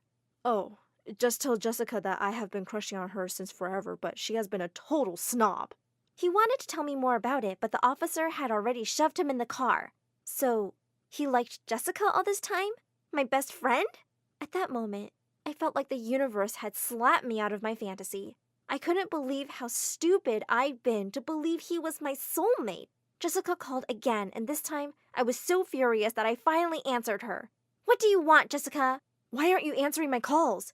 Your mom is in the hospital. What? Blood instantly drained from my face. I couldn't stop crying as I went to the hospital as fast as I could, and I almost had a heart attack upon seeing the doctors and nurses standing around the bed, looking so frantic. I rushed towards the door, crying even harder, but Jessica blocked my way. What happened to her? She had a heart attack from too much stress, and just then, I passed out. The first thing I saw when I woke up was Jessica, and she wasn't looking sad. Mom! Where's Mom? Jessica dragged me to Mom's room, and I was so over the moon when I saw her radiant face. She was okay. Mom! Thank God you're okay. I missed you. I'm so sorry for everything. I love you. I'm sorry for being so controlling too, sweetheart. I'll be better. I promise. Our tearful reunion was cut short when the news from the television caught our attention. It was Xander, and he was getting imprisoned for 5 years for stealing a car from a rich man. Oh, look, isn't it Xander, your future husband? Xander who? I heard he's a jackass. Mom became energetic all of a sudden. Oh, thank God, she finally woke up. I just hugged them both as I giggled in happiness. One night, I was deep asleep when a sound outside my window woke me up. Naturally, I was scared someone was trying to rob us, but it was actually something way more irritating. I opened the window and I saw my sister with her boyfriend. It made me feel kind of jealous, and I decided to be petty and tell on her. I quietly went to my mom's room and woke her up and started telling her that my sister was outside with some random guy. Nonsense, my mom snapped. Your sister is fast asleep in her room.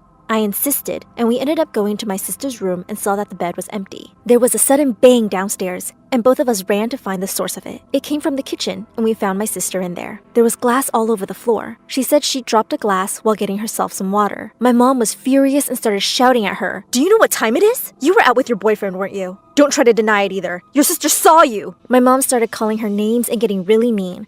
But my sister didn't change her story. In the end, Mom grounded her for a whole month and stormed upstairs without another word. My sister looked at me with such rage in her eyes. I thought she was going to attack me. She hissed and turned away. The next day, my sister wasn't any happier. Every time she passed me, she glared at me like she was trying to kill me with her eyes. I wanted to get away, so I decided to go to the grocery store with my mom. When we arrived, while she was busy finding all the stuff on her list, I decided to have a walk around by myself. I got a little distracted and accidentally walked into the back of a man. I was ready to apologize, but when he turned around, I saw it was my dad. I was sure he should be at work. Maybe he was on a break or something? "Sorry, Dad. I wasn't looking where I was going." Dad looked a bit startled for a moment. He looked around in all directions nervously. It was really strange. But finally, he seemed to relax and smiled at me. "No need to apologize, my princess. Hey, how about we head back home?" "Well, Mom's here. Should I go get her?" I asked. No, he said pleasantly. "It's fine. I saw her before, and she wanted me to take you home. She'll catch up with us."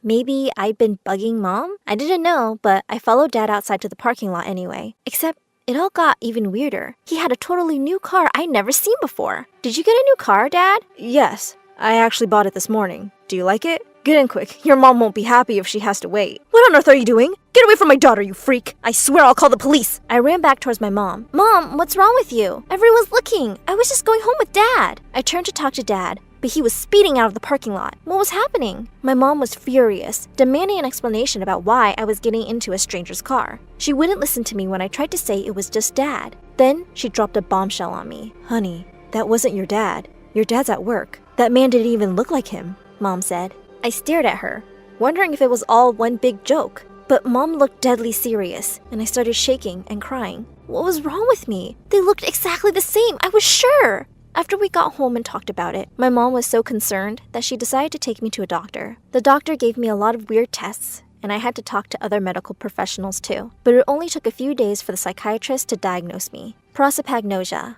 What a mouthful, right? To put it simply, I suffer from face blindness. I couldn't tell different faces apart from each other. People could easily end up looking the same to me. I couldn't believe it. I'd never had this problem before, or so I thought. I started to wonder whether I had confused people in the past, and it just hadn't been an issue until I was in danger, like at the grocery store. Unfortunately, there was no cure, and I was told I'd have to learn to live with it. My mom told everyone the news. I could only stand there and try not to cry. My mom had taken the news really well, and was as sympathetic as she could be. The rest of my family? Not so much. My sister scoffed and rolled her eyes. "I could have told you she was crazy. You didn't need to pay anyone," she said. My dad was the worst, though. He smashed his glass on the floor and wouldn't even look at me. He looked so disappointed. My mom told him to calm down and think about his daughter. "And what about me?"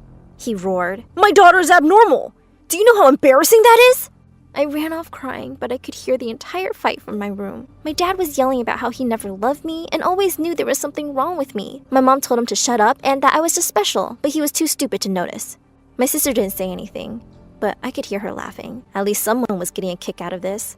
In fact, she seemed pretty happy about the whole thing. At least I had my mom, or so I thought. My dad and sister quickly ganged up on me. My sister cut her hair like Mom and wore her clothes to confuse me. And it worked. The next day, she walked over to me in her mom costume with an evil smirk on her face. She came close and whispered in my ear, "Hey, idiot. Guess what? I love your sister more than you." I started to cry hysterically and asked her why. "You've just always been such a disappointment to me," she said.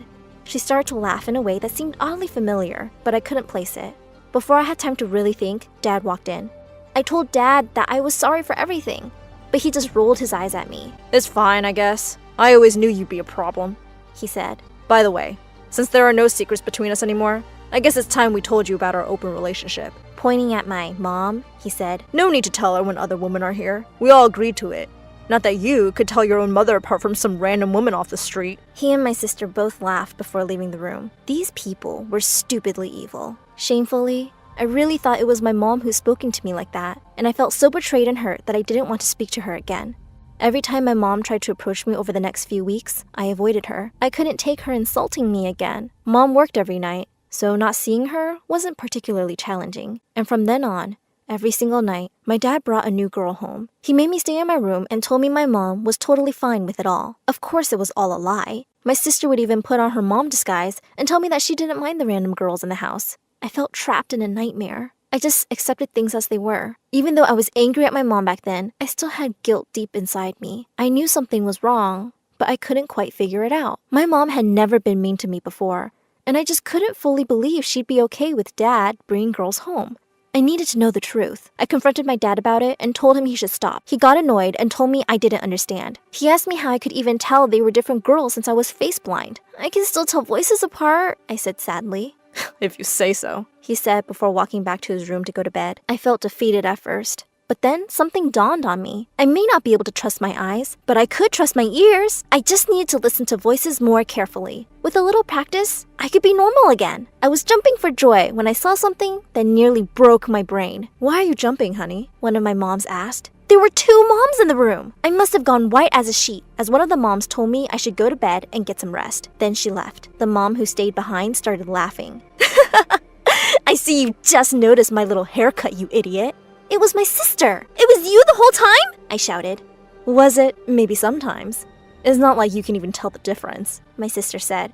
I was going to fix this whole mess. We all sat down and ate breakfast the next day, and no matter how hard I tried, I couldn't tell them apart. Their voices were different for sure, but I couldn't pin a voice to a person. My sister definitely had a distinct laugh, but her regular speaking voice wasn't much different from Mom's. And when I couldn't tell who was speaking, I couldn't train myself to know who was who. But then I thought, sure, their voices were similar, but their personalities weren't. That was it. My sister was rotten to the core, you see. And not just with people. My sister was also very mean to animals. She hated puppies and she hated kittens. Not like my mom and me. I decided to borrow the neighbor's puppy for a few hours. When I walked into my house, I could already tell my plan was working. One of my moms looked over with disgust and walked out. The other ran right up and started petting the dog. I took the next few hours to memorize my mom's voice as she played with the dog. The longer I listened, the more I could identify unique things in her voice.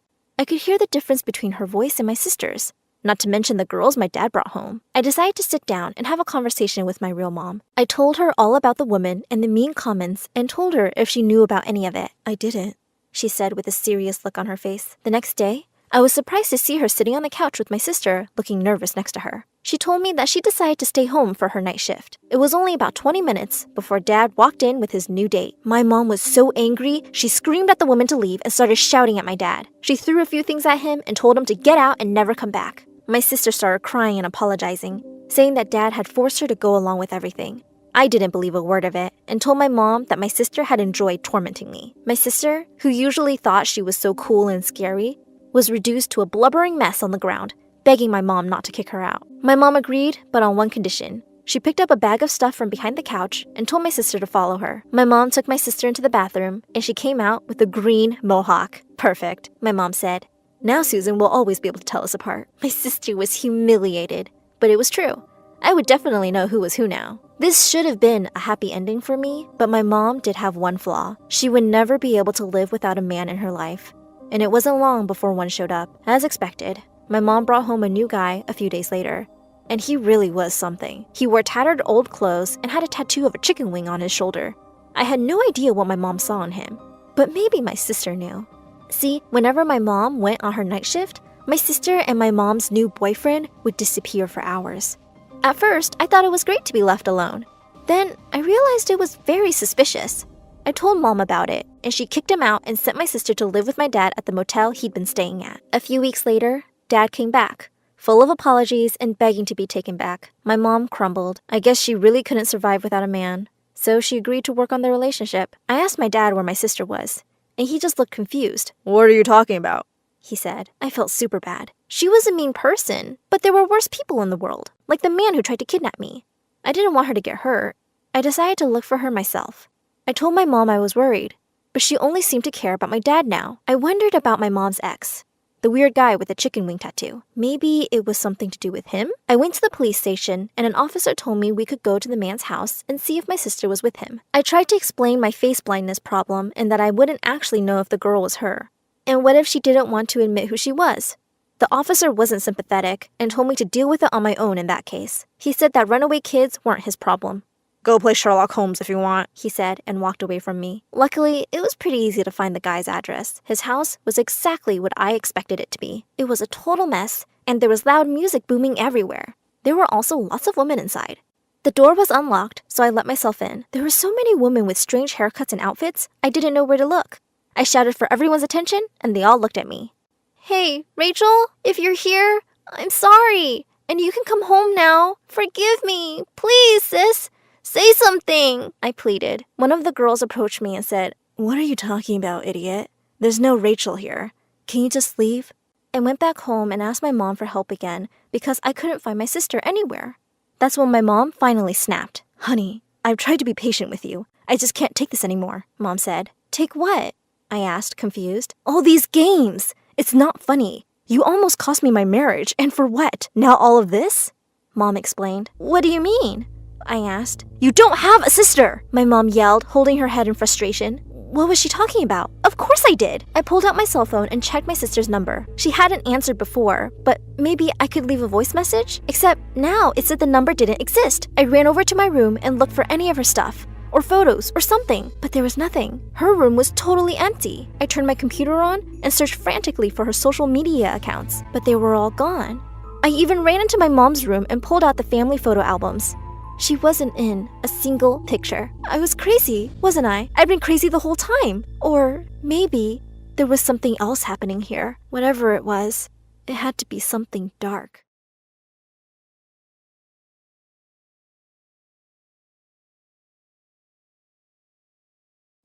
Hi, my name is Sarah, and I'm about to tell you how working with My Story Animated was the worst decision of my life.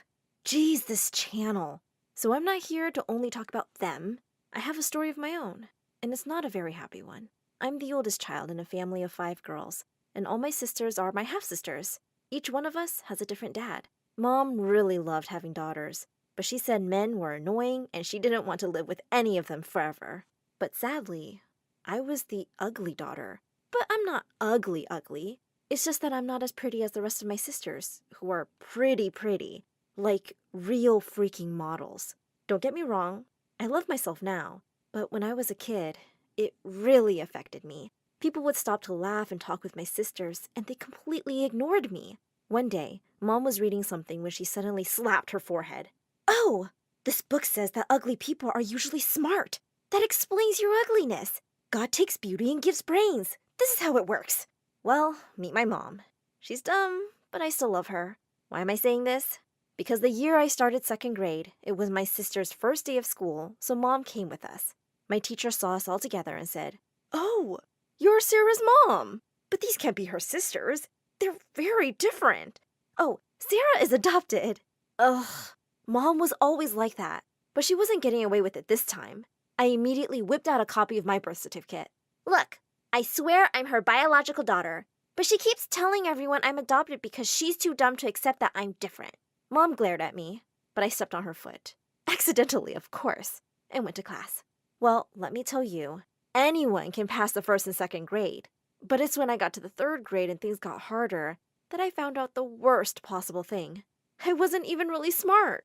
When Mom saw my report card, she cried out, Ugh, ugly and stupid? So then what did God give you? It can't be charisma. I mean, look at you. Maybe a good heart, Mom? Maybe I don't judge people based on their looks? Mom then started entering my sisters into beauty pageants, and they always won something. Once she came and said that since my sisters were like princesses, I should be the maid and serve everyone around. I glared at her. You wish! And went to my room. 1 year later, we found out that my sisters weren't just beautiful, they were also really smart too. Like so much smarter than me that I started making my second half-sister, June, do my homework. And my grades started getting so much better. When Mom found out, she went insane and said that I should find a job to make myself useful. But I have to tell you guys, I'm one of the top 10 laziest people on earth. But Mom has another word to describe me. You're just useless, Sarah! I spent the next few years of my life doing nothing really meaningful. I'd mostly just stay in my room watching videos on YouTube and shows like Hannah Montana. Until one day, Mom told me that she was taking the older sisters to the salon, and I had to babysit the youngest toddlers. The minute she left, I went straight back to my room. The toddlers followed me and asked me to take them to the park. Oh, yeah, sweeties, of course. Just after I take this nap. I was lying for sure, and I wasn't going to take them anywhere. Hours later, I woke up to my mom screaming and sobbing. The toddlers were missing. Your sisters are lost because of you! Oh, no, no, they're too pretty. Someone could have kidnapped them and put them in a beauty pageant already. Ugh, Mom, take a chill pill. They're at the park. But to my utter horror, they were not. And I just went crazy with guilt. I started looking for them everywhere. 2 weeks passed, and they were nowhere to be found. And for the first time in my life, I realized Mom was right.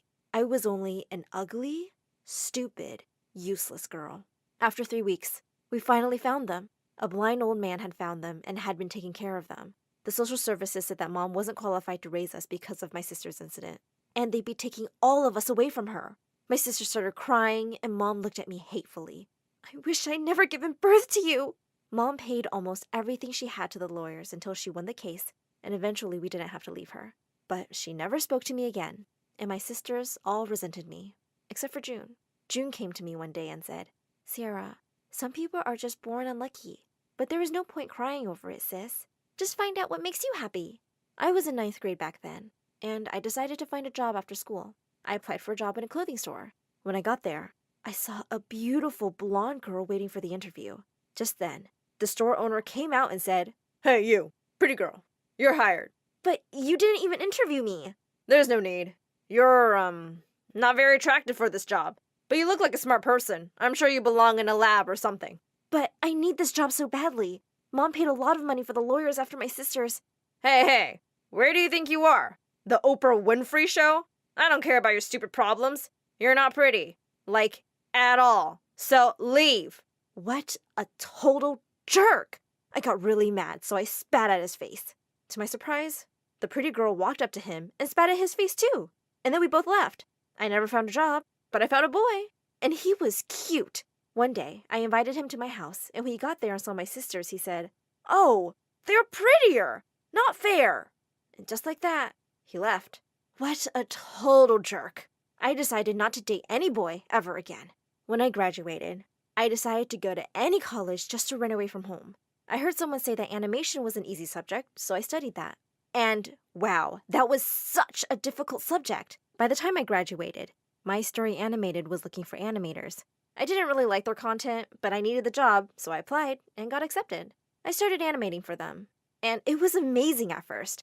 I loved knowing that the videos I'd worked on were being watched by millions around the world. Loads of people left comments about how much they liked my animation. And for the first time in my life, I felt like someone saw me, and I wasn't invisible anymore.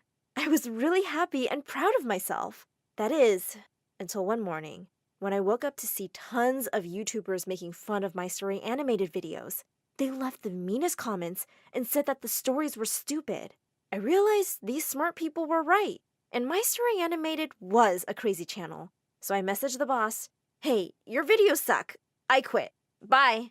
Then I started following other channels, especially the ones who'd attacked My Story Animated. I was sure they would have better content, but soon enough, I discovered that they proved nothing useful or worth watching, and I was really beginning to regret my decision. Of course, Mom went insane when she found out that I'd quit.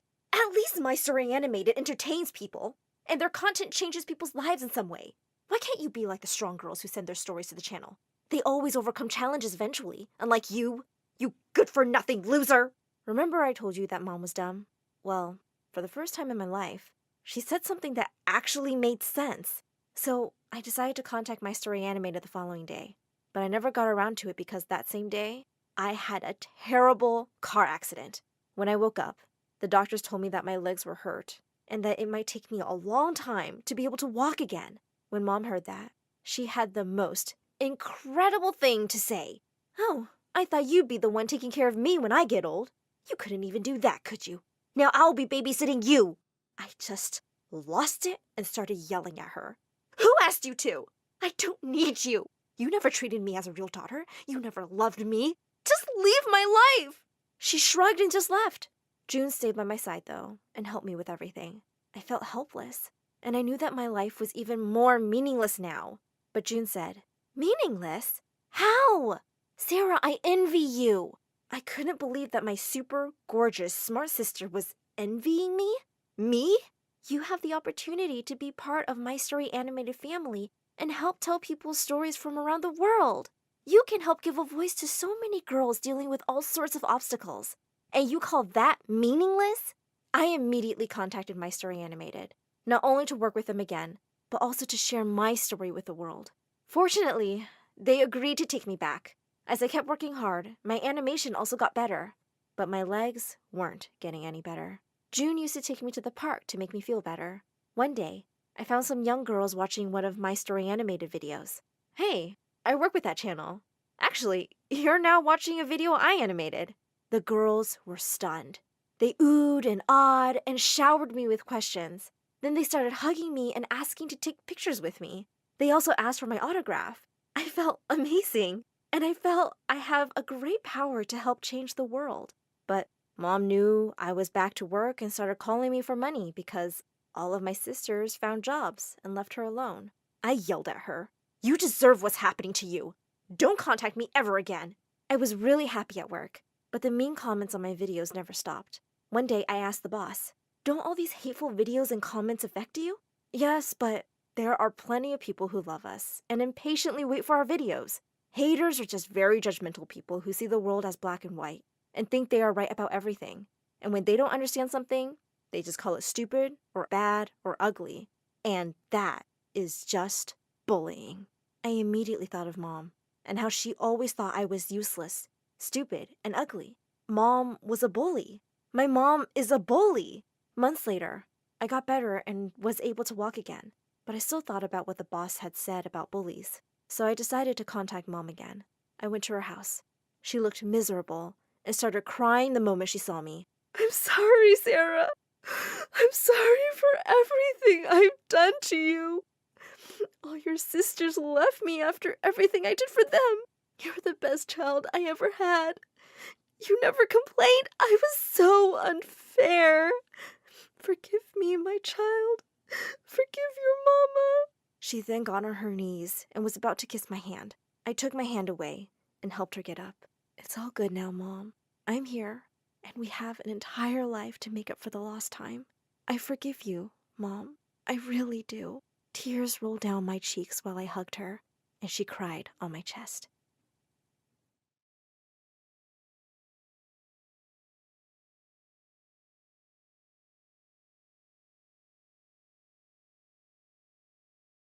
Hi, I'm Aiko, and this is Amaya.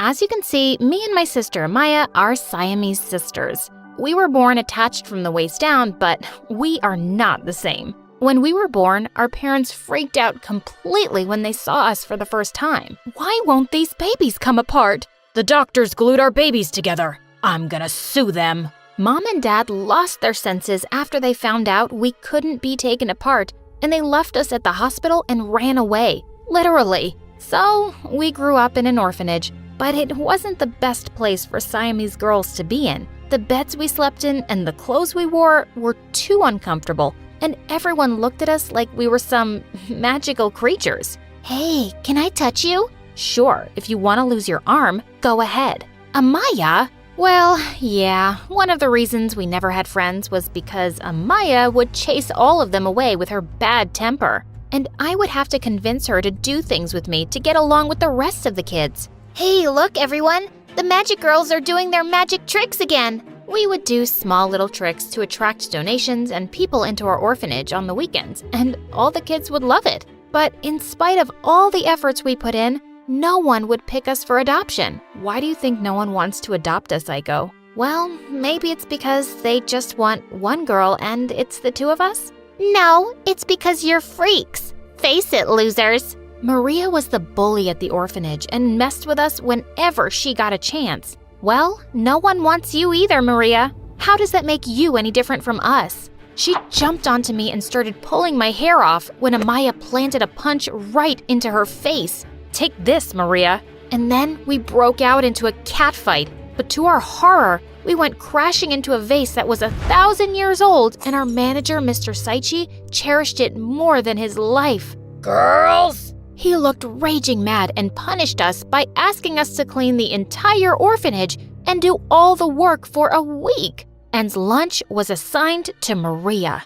During lunchtime, while she was pouring food into our plates, I saw a wicked smile on her face. And later, as we started to eat, I saw a big cockroach in Amaya's soup. I grabbed the bowl and threw it right into her face. Are you out of your mind? Why'd you do that? What else am I supposed to feed you freaks? Oh, I'm sorry.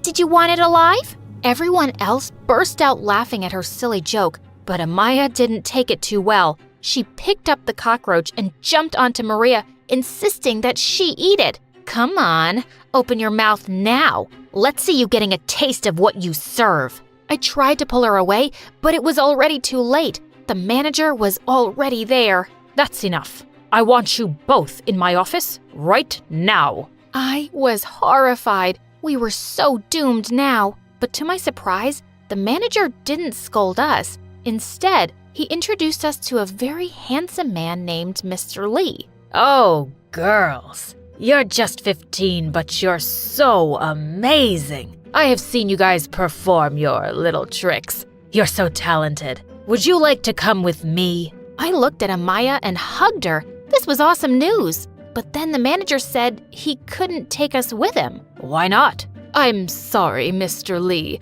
but you'll need a partner to adopt the girls. You can't do that alone. So this time, Mr. Lee came back with a bearded woman. After the adoption papers were signed, Mr. Lee took us to a freaking awesome place, the circus. We thought we were there for a show, but then he asked us to go backstage. This was weird. The bearded woman asked us to put on circus gowns, then handed us some juggling balls and stuff. And with that, Mr. Lee pushed us onto the stage. Go, girls. Do your magic. Magic? This was crazy. Everyone was looking at us like we were some zoo animals, and we couldn't even juggle the balls properly. And in no time, people were laughing at us like we were some clowns. But you know what they say, if life gives you lemons, make lemonade.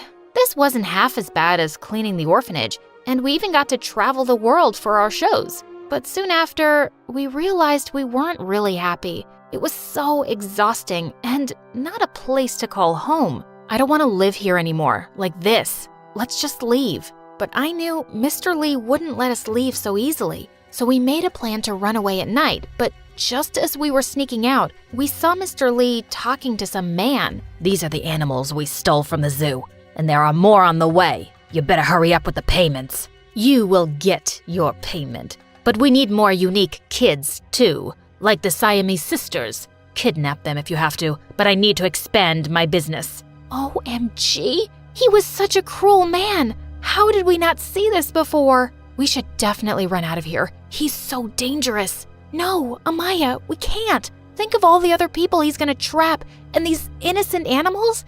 We have to do something about it. We immediately went back to our tent and called the police. Within the next few hours, there were cops swarming in like bees and arresting anyone involved in the illegal buying and selling of animals, including Mr. Lee. After the chaos was over, a police officer came to us and told us we were going to receive a huge amount of reward money for giving them such a big lead. Yippee! This was super awesome! There were also news reporters and TV channel reporters to interview us for our bravery, and all of a sudden, we were like celebrities. After receiving the huge reward money, we shared some of it with the other circus workers too. And from our share, I insisted on buying a small house for both of us, and Amaya saved the rest for her secret plans. Then one day we were eating out at a restaurant when I bumped into a table and almost fell to the ground when a guy caught us. He was our age and had such gorgeous eyes. I almost fell in love with him at first sight when Amaya interrupted.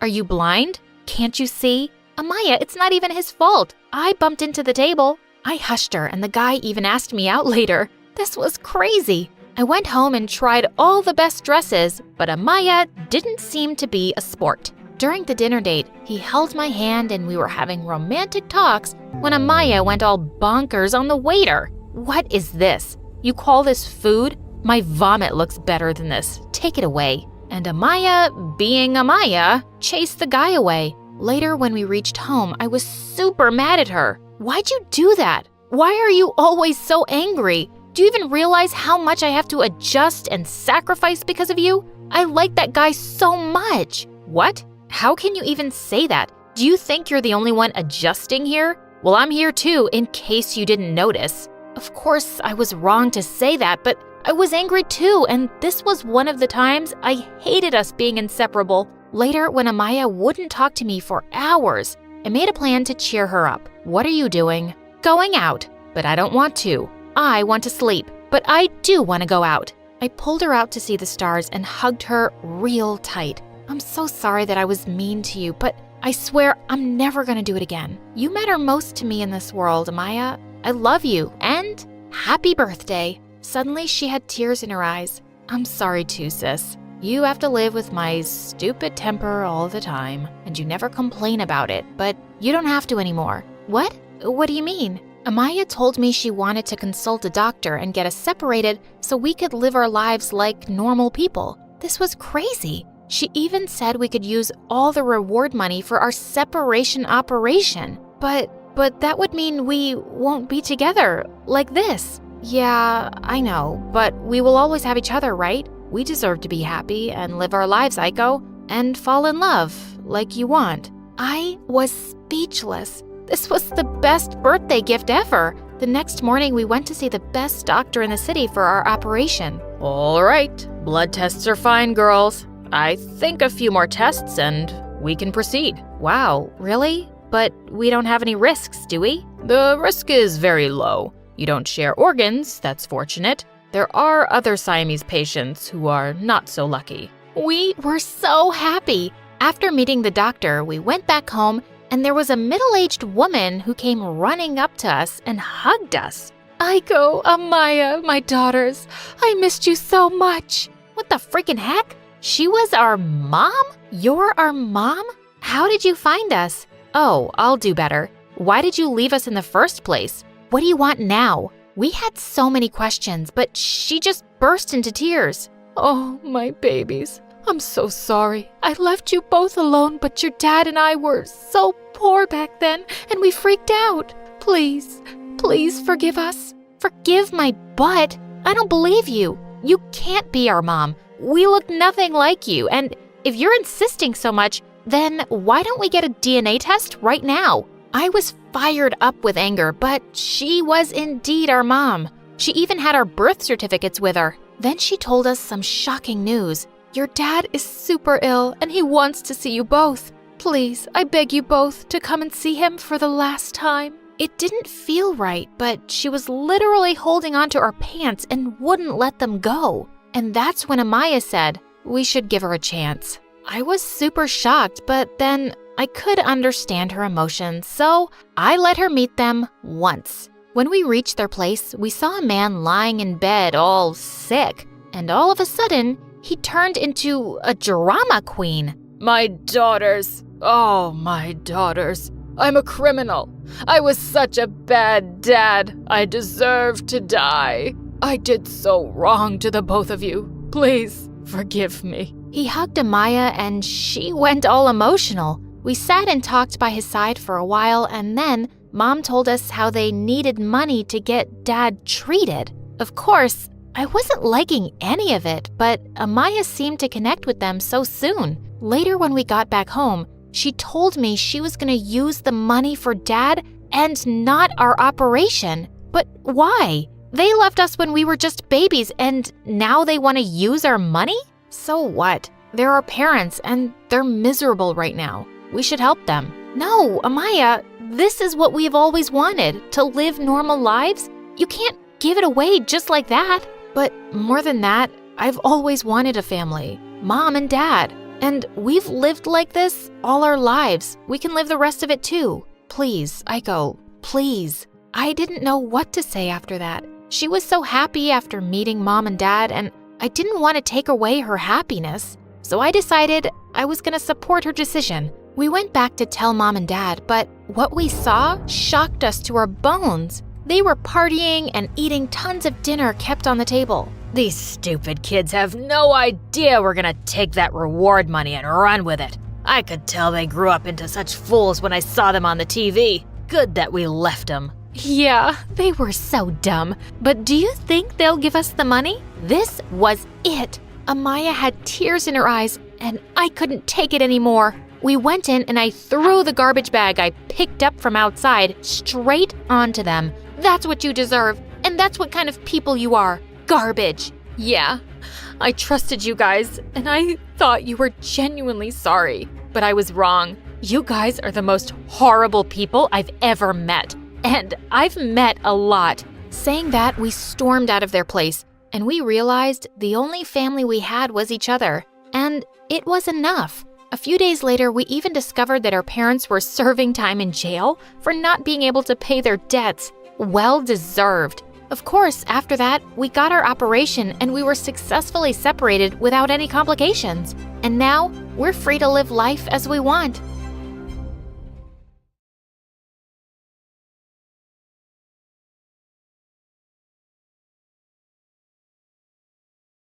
Lily, sweetie, are you still mad at Mommy? I turned away and continued to draw on the paper in front of me. That's beautiful work, sweetie. You're your mama's kid. I kept working. Mom, just leave me alone. I'm sorry, darling. I can't explain. I'll do whatever it takes to protect you. Grown-ups were so lame. They were always crying and saying the weirdest things. As Mom left the room, she turned to Mandy, my oldest sister. Take care of Lily for me while I'm gone, okay? As soon as I heard Mom leave, I said to Mandy, I'm going to go watch TV. Go wherever you want to. I hope you don't come back. Wherever? Great. Mom said she couldn't take me to Susie's party because I was too small to go out. But I was 6 years old. I was almost a grown-up. I could go out by myself. When I got outside, I asked an old woman standing by the side of the road, do you know Susie's house? It's got a pink gate. She said she did and she could take me there. But the house she took me to had a purple gate. Don't be silly. This is purple. I told you, Susie has a pink gate. I was starting to get angry now. Grown-ups could be so dumb sometimes. I turned to leave when suddenly the woman picked me up and rushed inside. I started to scream, but there was no one around. She put me in a dark room and said if I keep quiet, she'd give me ice cream. I don't want it. I want my mommy. Should have thought about that before. Now I'm your mama. She'll never find you. I started to cry. Just then, the door of the house flew open and someone yelled, keep your filthy hands away from my girl. I started to jump up and down with joy. It was Mom. As the woman was taken away, my mom hugged me. How did you find me, Mommy? I was so scared. She said you'd never find me. She hugged me again and said, I'll always be able to find my little girl. I put a special little chip in her brain that tells me everything about her, so I never lose her. Hi, my name is Lily, and if you think you have an overprotective mom, wait till you meet mine. She can literally read my mind and can always track me down. She said that I'm too beautiful and can't go around by myself. When I was younger, I didn't know what that even meant. But before I continue, click like and subscribe. By the time I was 10, I had good grades in school and was the smartest kid in class.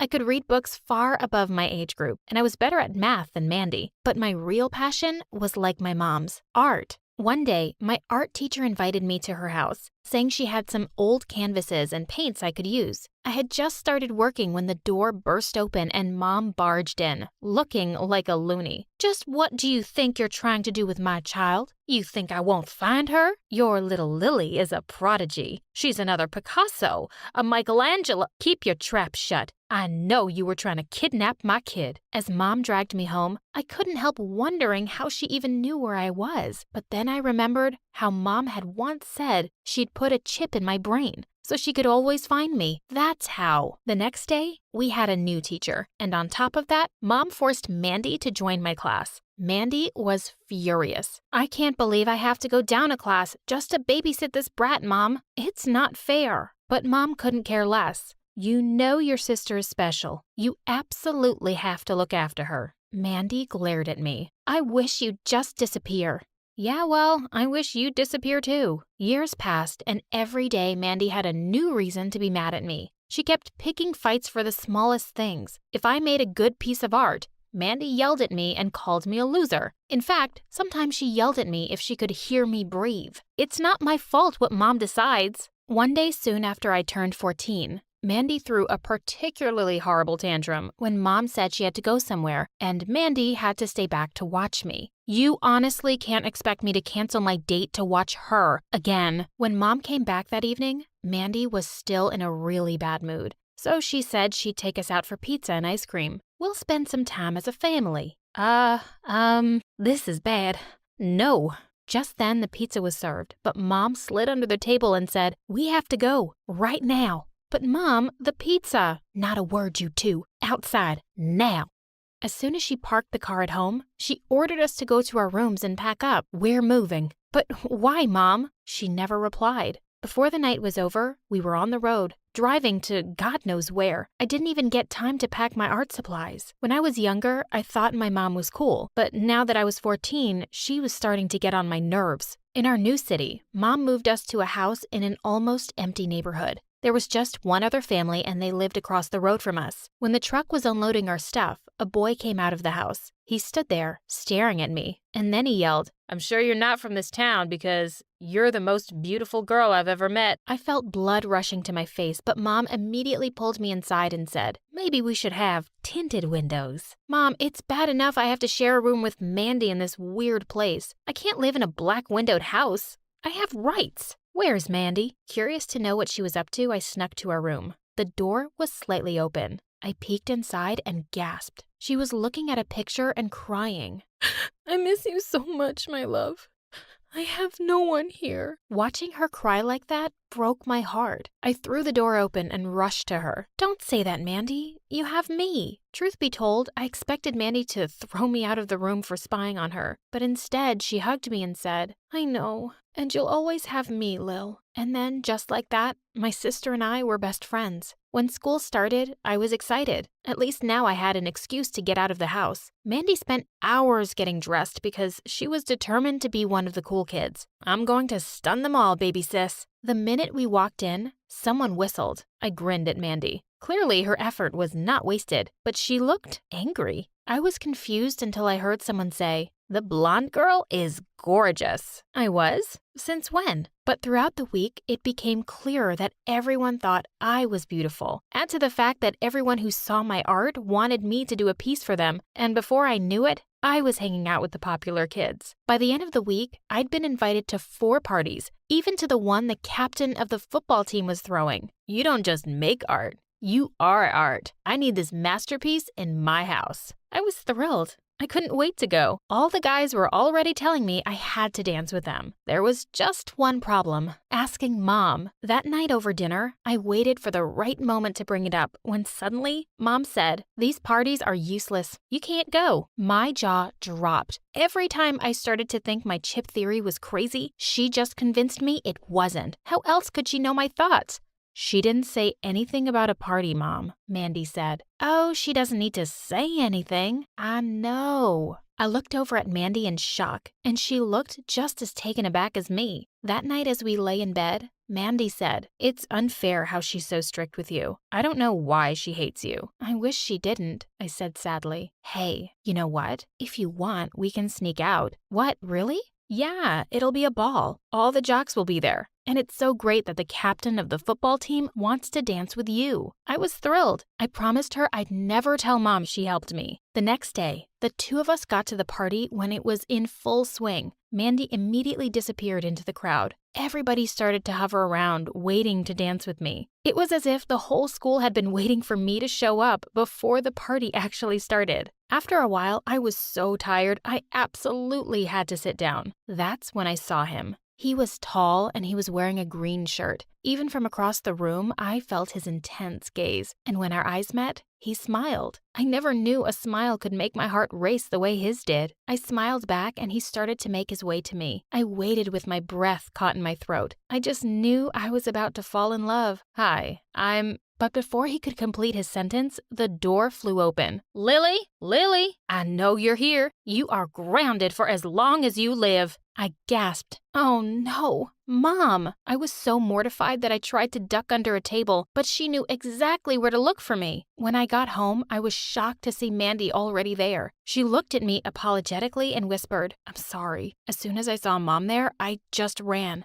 I don't know how she knew. Mom started to yell at us. Me for sneaking out and Mandy for not watching over me. If I've told you once, I've told you a billion times. I wanted Mom to admit that she was a psycho who'd put a chip in my brain. How did you know? What? How did you know where I was? Don't ask questions, Lily. Just go to your room. You're grounded. I had to put a stop to this. I couldn't let Mom control me forever. There was only one person I could turn to, Mandy. That night, I told her my suspicions, and all she said was, I don't know, kiddo. Mom really does seem to have it out for you. I'd be careful if I were you. You have to help me, Mandy. I have to go see a neurologist and get this thing out of my head. Mandy promised that we'd go next time Mom was out of town or we had a chance to sneak out. The next day in school, I was a girl on a mission. I had to find the guy in the green shirt. I checked every nook and cranny. I went around asking everybody, did you see the guy in green yesterday? It turned out that a lot of people were wearing green. Why did Mom have to come before I caught his name? By the end of the day, I was so disappointed that I gave up and was wandering aimlessly around the school when I saw the art room. Immediately, I made my way to it. As I set up a canvas, I once again began to drift into my universe of colors. Hey there, I thought I might find you here. I broke out of my reverie and gasped.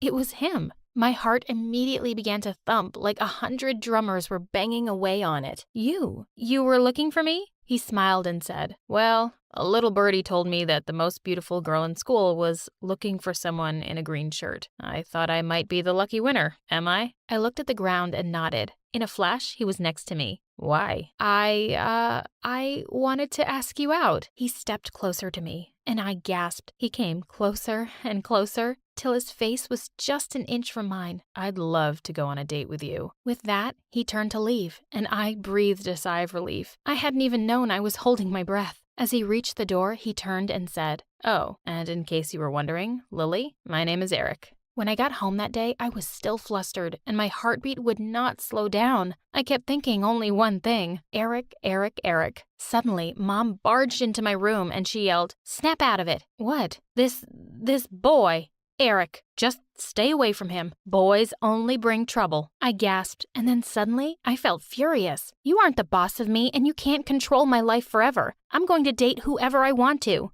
Don't make me do something I don't want to. The next few days went by in a magical haze of Eric, who was spending every minute of school time with me. I'd never felt happier in my life. And then one day, Mom announced that she was going to an art auction to sell some of her work. She would be gone for the whole day. This meant I could spend the whole day with Eric. We decided to visit a nearby town that was famous for its art museums. The minute Mom left, so did we. For once, I was sure I was safe from Mom, but I was so wrong. As we wandered around seeing museum after museum, Eric suddenly stopped and told me he had a small gift for me. Of course, I wondered what it could be and gasped when I saw it. It was a gorgeous hairpin. One look was enough to know it would have cost a fortune. I'm not much good at art myself, but my grandma was. This was hers. She'd have loved you and would have wanted you to have this.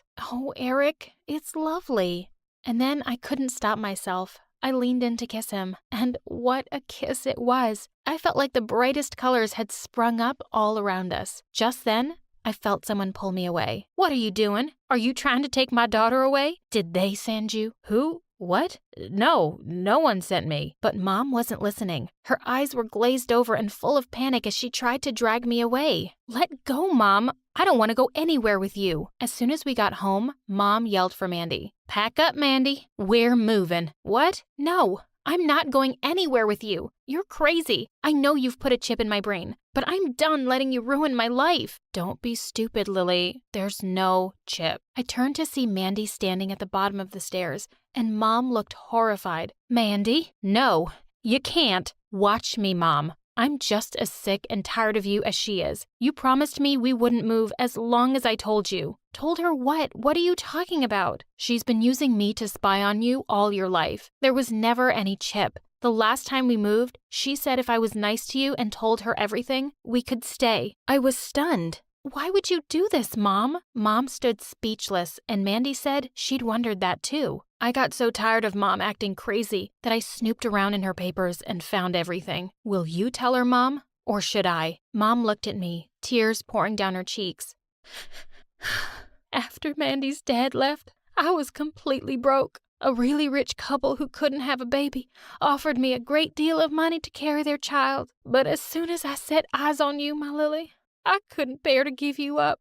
So I ran away with you both, and I've been on the run ever since, terrified they'd find you and I'd lose you." "Me? You ran away with me?" I looked at them in shock as the reality set in. My mother was not my mother. My real parents were out there somewhere. My whole experience had suddenly turned upside down. I refused to even acknowledge Mom's existence. She had stolen me from someone and used Mandy against me all this time. Eric convinced me that everything she had done was out of love and I needed to forgive her. Eventually I did, but only on the condition that she'd tell me who my real parents were. I needed to go see them, and they deserved to know what happened to me. My real parents were overwhelmed with joy to see me. I stayed with them for a few days, and they seemed like lovely people. They could give me the life every girl dreamed of, but something kept bothering me. "I'm sorry you went through all this, but I have only one mother, and she's waiting for me."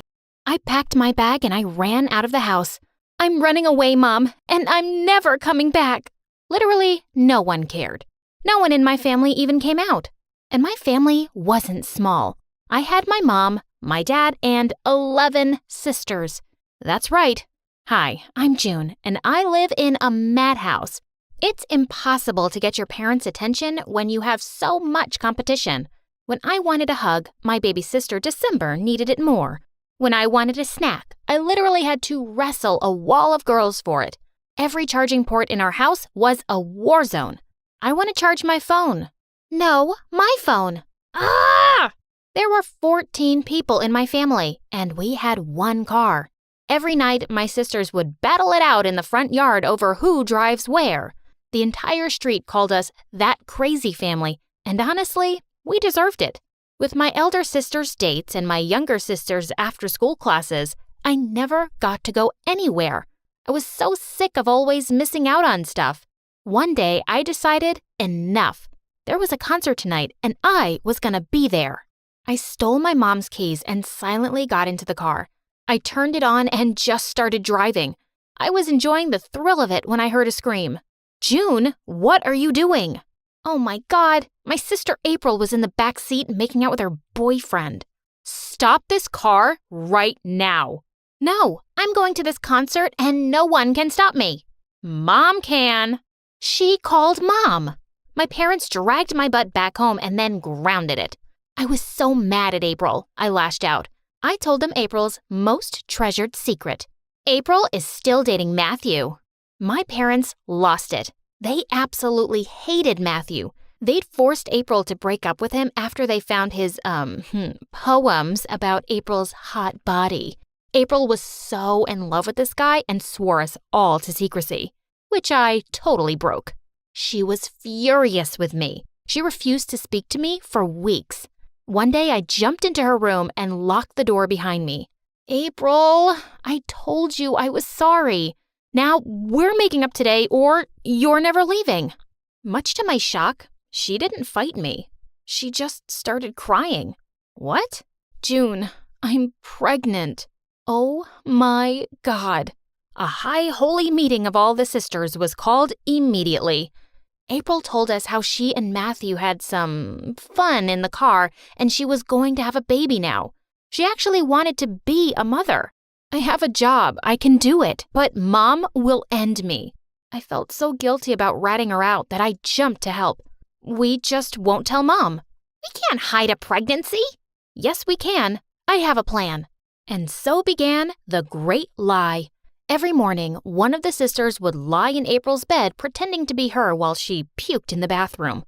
I made sure April ate lots of junk food in front of my parents so we could just call her fat as her stomach grew. My eldest sister, January, was a gynecologist, so she checked up on April all the time and made sure she was doing well. We sneaked her away from Mom during the last few months, and with our help, April actually did it. She gave birth to a beautiful baby girl, and our parents had no clue. Now for the tough part. What do we tell Mom about the baby? I had that all planned out. I ran home in tears one day with the baby in my arms. "Mom, someone abandoned this baby at our door." I gave her a fake note written by the mother who couldn't take care of the baby anymore. April stepped in just like we rehearsed and convinced Mom to keep the baby. I was so proud of my sisters. We really acted like the perfect, loving family. That was until the baby came home. So, it's time for our reward now. What? Well, June, you made us do so much for April. Now it's your turn. Wash my shoes. Oh, heck no. Then I'm telling Mom the baby is April's and that you made us hide it. Oh my God. I wanted to hit her, but she pretended to call for Mom, which totally broke me. Fine. But before I continue, guys, please know that this video is sponsored by FireGuard VPN. With one click on this app, you can prevent anyone from accessing your personal information. Click on the link in the description below to download FireGuard VPN to stay safe on the internet and enjoy watching YouTube videos privately. Okay, so back to my annoying sisters. I washed her shoes, hoping this would end at one favor per sister. Obviously, it didn't. I had to do everyone's chores and keep their secrets so they wouldn't reveal April's. April herself was untouched because she was the new mom and no one wanted to bug her. But I suddenly became the least powerful person in the house. One day, May ran inside screaming her head off. "We have a new neighbor and he is hot." We all rushed to our front yard to stare at the newcomer. My sisters literally crowded him. "You are so cute. Will you be my boyfriend? Will you be my husband?" The boy was so shocked he started choking on his donut. He grabbed his throat to show the international sign of choking, but my sisters were too busy hitting on him to even notice. "Get out of the way, you idiots." I grabbed the boy and gave him the Heimlich maneuver. He spat out the food and looked at me with sparkling eyes. "You're amazing, ma chérie." Oh, God. He was French? I was melting. "I'm Henry. Who are you?" I opened my mouth to reply, but my sisters yanked me away. "She's just our dumb sister. She's not important." "Well, she saved my life, so I'm going to talk to her." Henry offered me his hand, and I took it. He took me to his house, and his mom made us some hot chocolate. It was so weird to be in a house that had less than 10 people in it. Henry and I had such a fun time hanging out. When I was leaving, he asked me to go on a date with him. He was so cute and dreamy, I said yes right away. When my sisters learned that he asked me out, they started threatening me again. "Okay, just because you saved that boy's life doesn't mean you get him." "Yeah, back off or we'll tell Mom the secret." "Fine, tell Mom everything. I don't care." "June, no, you have to keep my secret. I've had enough. April, if they want to out you, it's on them. I'm done." May ran to our parents and ratted us out. "The baby is April's. She lied." Dad nearly fainted and Mom just started screaming. April ran out of the room in tears and I was so angry. How could my sisters do this? I lost it. One by one, I unleashed all my sisters' secrets on my parents. January is cheating on her boyfriend. October failed all her exams this year. May steals money from your purse. World War III broke out in our house. This fight was real. It got so bad that January decided to move out and took 8 of my sisters with her. At first, I was so sad. Who wouldn't be after fighting with their family? But suddenly I realized I didn't have to fight over food anymore. I could charge my phone anytime I wanted. When I brought Henry home, there wasn't a gang of girls ready to steal him from me. It was so good. Until it wasn't. Without my sisters, my parents suddenly turned their attention to me. I had to cancel all my weekend plans to do chores with them and give them company. Without the chaos of my sisters, it was so silent. I kept making long, awkward eye contact with my parents. "So, how was your weekend?" You know how it was. You were with me every second. I couldn't get a moment alone anymore. Mom kept showing up in my room with weird hangout ideas, and Dad would not stop sending me lame jokes on my phone. "Did you see this joke, June? Was it funny, June? Did you see it?" Remember how no one would drive me anywhere when my sisters were here? Now, my parents wanted to take me to every single event. It was so embarrassing. God, I miss taking the bus alone. One day, I was trying to leave for a date with Henry when they stopped me. "Where are you going? We can drive you." I'm good. It's just a date. June, about that boy you're seeing. My parents told me about a new set of rules they were launching at home. No more boys, no more dates, and a strict curfew at 5 p.m. You're joking, right? We don't want you to end up like your sisters. We're going to do things differently now. No! They were actually serious about this. My mom started following me everywhere I went so I wouldn't see Henry, and she even started checking my texts. She wouldn't even let me put a passcode on my phone. My dad literally built a wall between our houses so Henry and I couldn't make eye contact through our windows. The only time I could see Henry was in school. They're obsessed with me. It's driving me insane.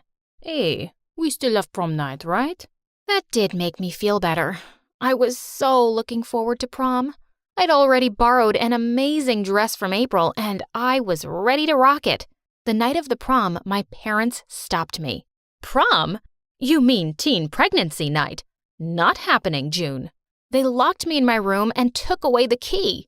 I was in tears as I called Henry and told him I wasn't going to be there. I was so shocked when he didn't give up on me. He rushed right over to my house with a ladder in his hands. Climb down. We are doing this. Oh, wow. He was amazing. We sneaked away to prom together and I danced my heart out with him. Thanks for coming for me, Henry. Anything for you, ma chérie. I leaned in to kiss him when I heard a scream. June, you sneaked out? Oh my God, Mom, Dad, get away from that boy. Do you want to get pregnant? The whole school laughed at me as my parents literally tried to drag me away from Henry. This was so humiliating. I pushed them away from me. Enough! You both are crazy. You are the one who is out of control. We were right to transfer you out of this school. You did what? You will be homeschooled from now on. We spoke to your teachers and already gave them the paperwork. No way! They were going to stop me from going to school now? I know it sounds bad, but I will leave my job and stay home with you, June. I'll give you the attention you need. Every single day. I knew what I was looking at. My parents had gone mental. They needed all 12 of us to feel sane, and honestly, I did too. I needed my sisters back. I grabbed Mom's keys and ran to her car. I didn't give a hoot about their screams and just drove out of the school and straight to my sisters. I told them to come back home. Our family needed them. The minute my sister's boyfriend heard me, he started crying hysterically. Thank you. There's 8 of them. 8. I'm only one human. I'm going crazy. I know how you feel, buddy. I want to be a crazy family again. Will you come back home, girls? Please? May started weeping and hugged me, and all my sisters followed.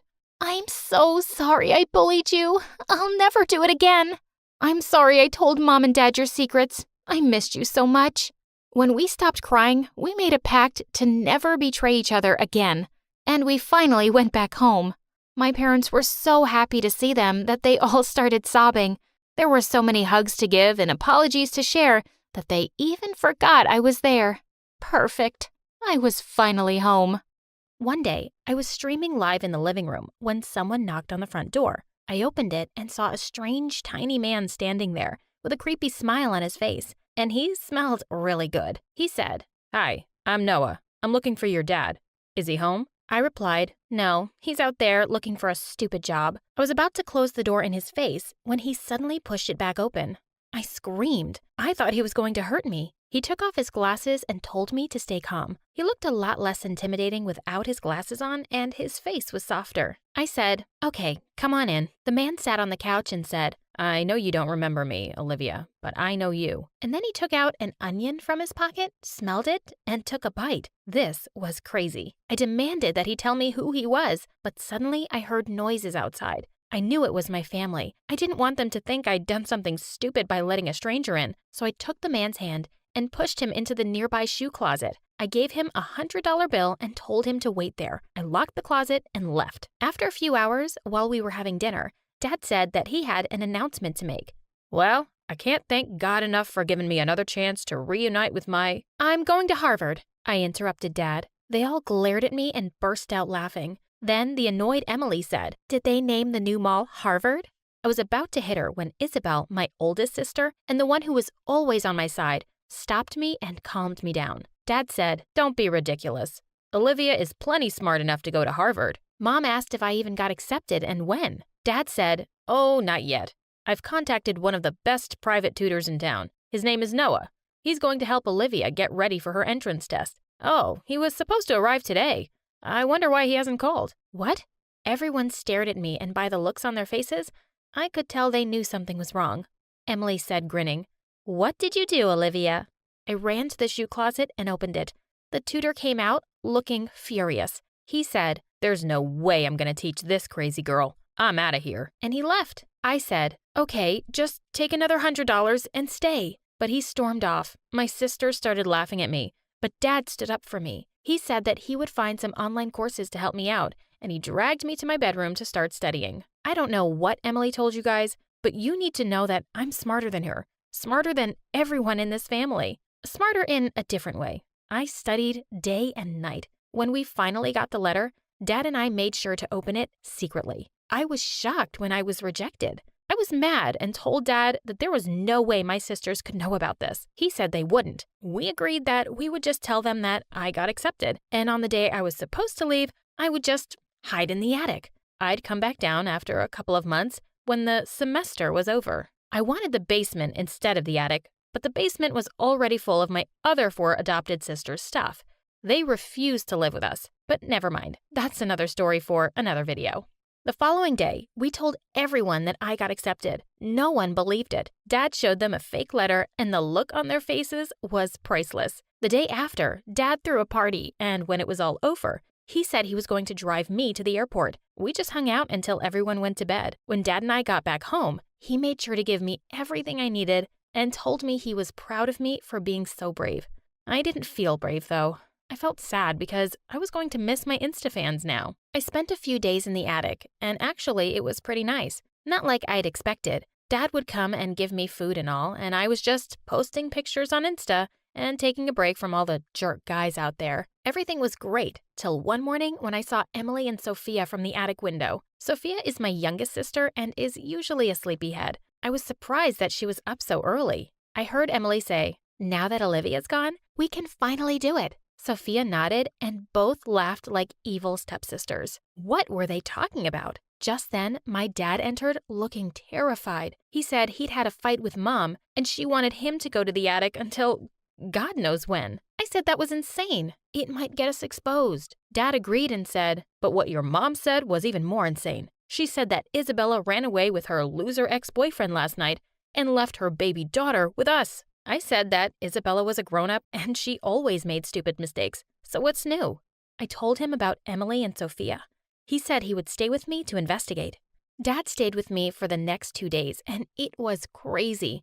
Mom would come up and give him food and leave, and I would hide under the bed. Once she came in and whispered to Dad, "Hey, listen, about Olivia." Dad interrupted her and said that they would talk about it later, but Mom ignored him and said, "No, listen, I'm thinking we should." Dad then put his fingers in his ears and started singing la la la la la la la la la, so I wouldn't hear what Mom was talking about. Mom got mad and left. I got up and demanded to know what they were talking about. Dad pretended he didn't hear me and left, just like that. What was going on in this family? One night, I got a message from my boyfriend. "Hey, I'm on campus. Where are you?" What? Man, I broke up with him a week ago on purpose just to avoid this moment. What's wrong with boys these days? I sent him a picture of me studying. As if. I wrote, "I don't have time for you right now. I have to study." He replied, "Thank God. Finally. I was only with you because of the money and fame. See ya." What? But I broke up with him first. Whatever. I'll get a new boyfriend as soon as I'm out of the attic. The next day, I decided to sneak out and look for anything to help me understand what everyone was talking about.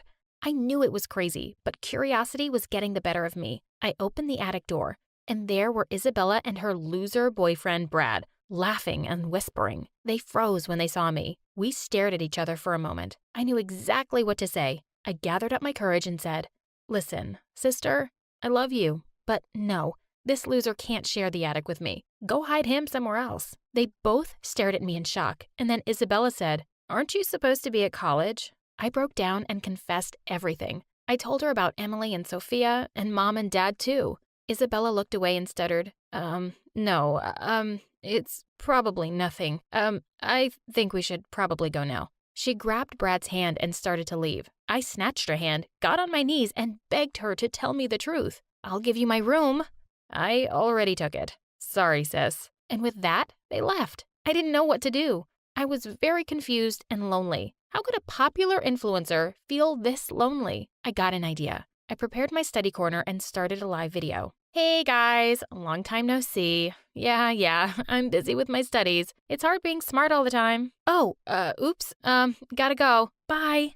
Oh my God, did this just happen? I texted my dad and told him to come up immediately. He came running and said, "What's going on?"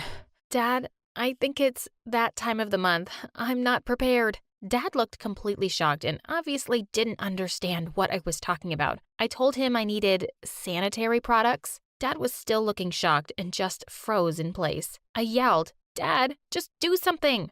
Yes, honey, I'll do something," he said while running down the stairs. Minutes later, I heard Dad coming towards the door and a voice behind him saying, "Dad, what are you doing? And what are you holding?" That annoying Emily. She just can't stop showing up everywhere. Dad laughed nervously and said it was nothing, and they both left. A minute later, he sent a message that said, "I'm sorry. Try to figure something out. I'm taking everyone out to the backyard." I decided to sneak into my room. I found Brad's underwear on my bed. Ew, so disgusting. Next to his clothes, Isabel's baby was sleeping, and I got a very smart idea. I decided to take her with me into the attic. Isabella had stolen my room. I would steal her daughter. We were even now. She'd been my favorite sister, but she'd decided to start this war. Actually, having a baby wasn't as bad as I thought. She was adorable. An hour later, I heard my mom screaming, "Where's the baby?" Everyone was running around, and I could feel how nervous and anxious they were. The baby was asleep peacefully next to me under a blanket. Dad came in looking terrified and asked if I had seen the baby. "Can you see a baby in here?" No.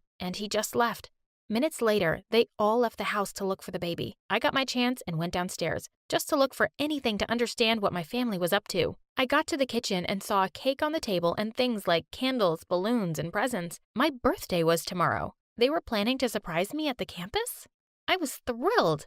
But a voice inside me said, "No. Wait, Olivia, you know your sisters. They aren't that sweet." I told that voice to shut up and stop ruining the moment for me. I heard noises coming from outside. I knew that my family had come back. I ran up to the attic immediately. I took the baby in my arms and ran to the window. I opened it and yelled, "Guys, I love you so very much." They all looked startled and froze for a second. Isabella screamed, "Give me back my baby." "Oh, come on. You left her first." Then Emily said, "So you've been in the attic this whole time? You didn't go to college at all?" "Oh, your high IQ didn't help you figure that out sooner? But never mind. I don't want to fight. I'm really grateful to you guys for planning this surprise party for me." Sophia said, "What are you talking about? This party is for Samantha. She just arrived. We waited for you to leave so we could bring her here." Just then, a gorgeous girl appeared behind them. I looked straight into her eyes, and she looked back. I was sure everyone could feel the tension between us. I said through my teeth, "Samantha," she said, raising her eyebrow. "Olivia," Mom snapped. "Just get down." I joined everyone in the living room. Samantha was there with her bags. She's my twin sister. She was adopted when we were little, back when Mom was poor and Dad was in the Navy. We never got along when she used to visit us. And when I say never, I mean never. She had everything. Rich parents, fame, and beauty. She decided to become an influencer the moment I became one, just to compete with me. And now she had more followers than me. She just copied me and did everything I did. Emily said, "Well, this is going to be bad with 2 Olivias now." Samantha said, "Except that I'm smarter than her. I would never fake an acceptance letter and stay in the attic for months. That's just so dumb." I was about to jump on her when Dad stopped me and said that Samantha and I were going to share the same room. I got mad and said, "Why doesn't she stay in the attic then?" Sophia declared, "Oh God, another story from My Story Animated." Mom said angrily, No more stories for that channel. We are a happy family." I couldn't believe I was going to share a room with Samantha. She put all her fancy clothes and stuff on the bed and said, "This room is way too tiny for all my things. You can use Olivia's space for now," Mom said while holding a fancy red dress Samantha gave her. I was furious and said that wasn't going to happen. Mom glared at me and left. Samantha just couldn't stop giving everyone gifts. She gave Isabella a box of fancy makeup and perfumes, Emily the newest laptop, and Sophia a stupid pillow with a special message, and she thought it was the best gift ever. How dumb is that? Samantha also thought that we needed a new car, so she bought one. Then she made Brad our driver, and the loser was more than happy to do it. Everyone started worshiping Samantha. I decided to talk to Dad about this. I found him in the living room and said, "Dad, we need to talk. It's about Samantha." Samantha suddenly appeared and said she had something important to ask. She said she was having a party with her Insta fans tonight. She took out a stack of money and handed it to Dad and said, "I need your help organizing everything, Daddy." Dad nodded his head, got up immediately, and left with Samantha, like I didn't even exist. That night, around 200 people came to our backyard, and Samantha threw the craziest party ever. My ex-boyfriend was there, and he started hitting on Samantha. She didn't care even though she knew he was my ex. I'd had enough.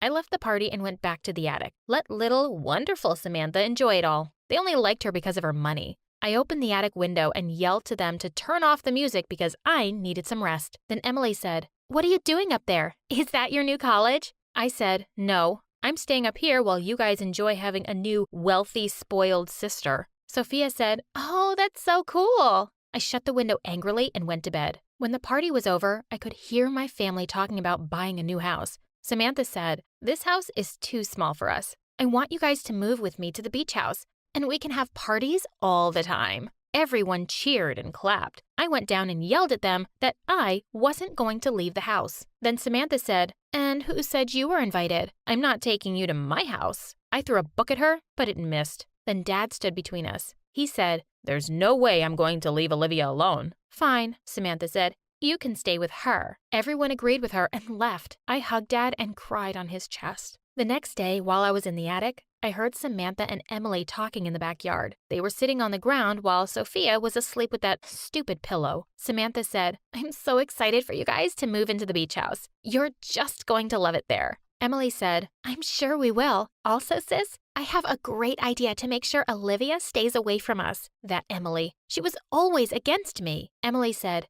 "We'll get a restraining order against her. She'll have to stay 100 feet away from us." They both cackled in delight, and it made me so angry. Fine, if living in a fancy beach house meant so much to them, they could all go.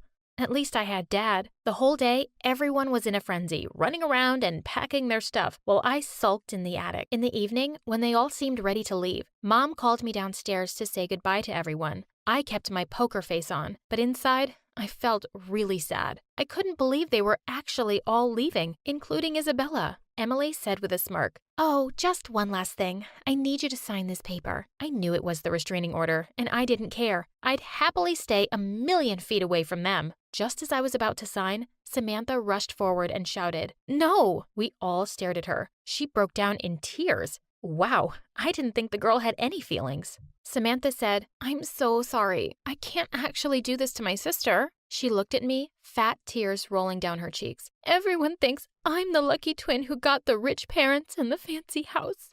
All I've ever wanted was to be with my own parents and sisters. I just did this all because I was jealous, Ollie." I stared at her in disbelief. Did she actually expect me to forgive her after everything she'd done? I said, "Are you joking? Now, after making my life a living hell? No way I'm forgiving you." Sam looked at me awkwardly and stepped closer. I was ready to defend myself, but to my shock, she shoved a box in my face and said, "Here, this is for you." "I'm really sorry, sis." I looked at the box. It was the latest iPhone. Oh my God, she really was sorry. For the first time in my life, I actually felt bad for Sammy. I realized that even though I'd sometimes wanted to kill my annoying sisters, it had been so much fun growing up with them too. I hugged her tight. Mom and Dad dragged us all into one big bear hug and said they were sorry and they'd never realized how lonely Samantha must have been. Dad said, "We all have to stick together, guys. No one's leaving now." Emily said, "Can we still all live together at the beach house, though? I'm sure that's nicer." We all laughed, and Samantha turned to me. "Go pack your stuff, Ollie." We moved to our new house, and Isabella, Brad, and their daughter got our old house. I was happy for everyone. Hi, I'm Gabrielle, but everyone calls me Gabby. But before I continue my story, click like and subscribe. I've been hearing the story of my birth from Mom ever since I can remember. Oh, you were so lazy. You came out 3 weeks after my due date, and you were almost 12 pounds. My arms would hurt after holding you for a minute. You were worth the wait, Gabby. You were just the cutest baby ever. And you still are. Dad adored me, and so did my older twin siblings. I'm sure Mom loved me too, but she had a funny way of showing it. Once when I was 3, everyone was eating pizza for dinner, but Mom just kept popping boiled carrots in my mouth. I suddenly leapt onto the table and bit into her pizza slice. She pulled it away, but I clung onto it like a puppy. What are you doing? Let Gabby have pizza. Come here, sweetie. I'll give you the biggest slice. Mom looked mad. She doesn't need more calories. You're turning my daughter into an elephant. But I didn't care. I was eating pizza. Once on Halloween, I went trick-or-treating with my siblings and came home with my bag full. Everyone said I was so cute, and they gave me extra candy. But Mom snatched it from me. That's going to make you fat. Just give them to me and leave. I was really sad that she took it away, but Dad snuck me a few pieces every night. Growing up, Dad and I read lots of books together, and in the 1st grade, I started writing poetry. My teacher entered one of my poems in a school competition, and I won 2nd prize. Dad was so proud, he had it framed for his office. At Thanksgiving dinner, he asked me if I'd recite my poem for everyone, and I was happy to. As everyone clapped for me, grumpy Auntie Polly walked in. Good God, child. You look like you're about to burst out of your clothes. You've gotten so fat. That's the first time I saw Dad get really mad. How dare you say that? She's just a child, and she's perfect. With that, he picked me up and told my family that we were leaving. In the 5th grade, we were at the beach once, and I was going around happily in my new pink bathing suit. I went over to some girls my age and asked if I could make sandcastles with them, but one of them rudely pushed me away. We don't play with fat girls. You're ugly. I burst into tears and ran off, and Dad was furious. I'm gonna tell those girls exactly what I think. Where are their parents? Oh, can you stop creating drama everywhere? I told you not to buy her that ridiculous bathing suit, and she does need to lose weight. Of course people will make fun of her. And that evening, Mom told me I was going on a diet. Your sibling's 16th birthday is coming up in a few months, and I'll buy you an amazing dress if you lose some weight. You'll feel so good about yourself. Later that night, I snuck downstairs to the kitchen and started stuffing my face with crisps and cookies. I had to eat as much as I could before starting Mom's stupid diet. Mom took me to the nutritionist's office the next day, and I instantly disliked Dr. Christine. Come on, chubby. Get on the scale. Yes, you're really overweight. You need to lose at least 20 pounds. Do you think we can manage this by September, doctor? It all depends on Gabrielle. But yes, it can be done. Do you want to lose weight, honey? Do you want to be beautiful for the party? I remembered the mean girl's words at the beach and said, yeah, I want to be beautiful. So, the nutritionist made a special diet for me, and we had to buy all these expensive products from her. I had to eat some special toast with special cheese, and it tasted disgusting. As I was making faces at the dinner table, Dad ate some food from my plate and almost threw up. Why are you making Gabby eat this horrible stuff? Just make her some healthy food. She doesn't need to eat rubbish. No, Daddy, I want to eat this rubbish. I want to be pretty. But you already are, sweetheart. It's okay. It's only for a few months. Please?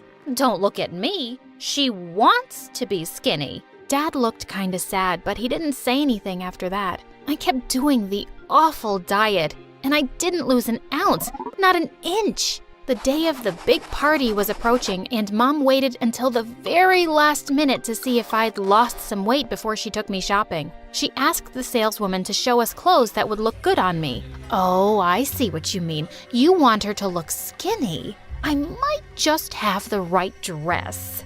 Why don't you try this, and this, and this? I tried on all the clothes, and I hated everything. As I was taking off a white dress in the changing room, I overheard something that broke my heart. How did the dress fit her? Oh, not very well. That white dress makes the girl look like a small refrigerator, short and square. I wish she had inherited my figure. I burst into silent tears. That's what Mom really thought of me? We bought some stupid black dress, and on the day of the party, I held my breath and tucked my tummy in for all the pictures. I just felt ugly and miserable. Being fat didn't affect my ability to love, though. I was falling in love at school all the time, but I'd grown up too insecure and shy to ever ask anyone out, and well, no one ever noticed me. In the 9th grade, I fell madly in love with James, this gorgeous boy who was 2 years older than me. He played baseball, and I'd watch him from a distance and write poems about him.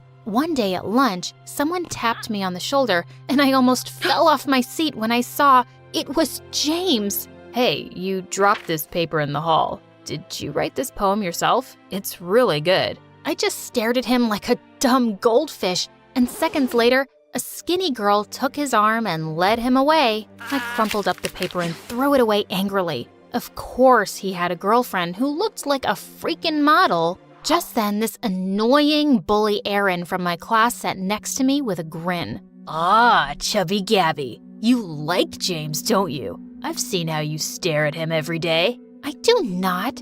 I don't care, girl. You want to get noticed by someone like him? You should hang out with me. I'm like the most popular guy around. Come to a party at my place tonight. James will be there too, and I'll introduce you guys. But he has a girlfriend. Oh, that's not his girlfriend. Trust me, he's single. That offer was too tempting to resist. So I went to the party that evening, and when I got there, the first thing I saw was James dancing with that girl. Aaron, I think those two are together.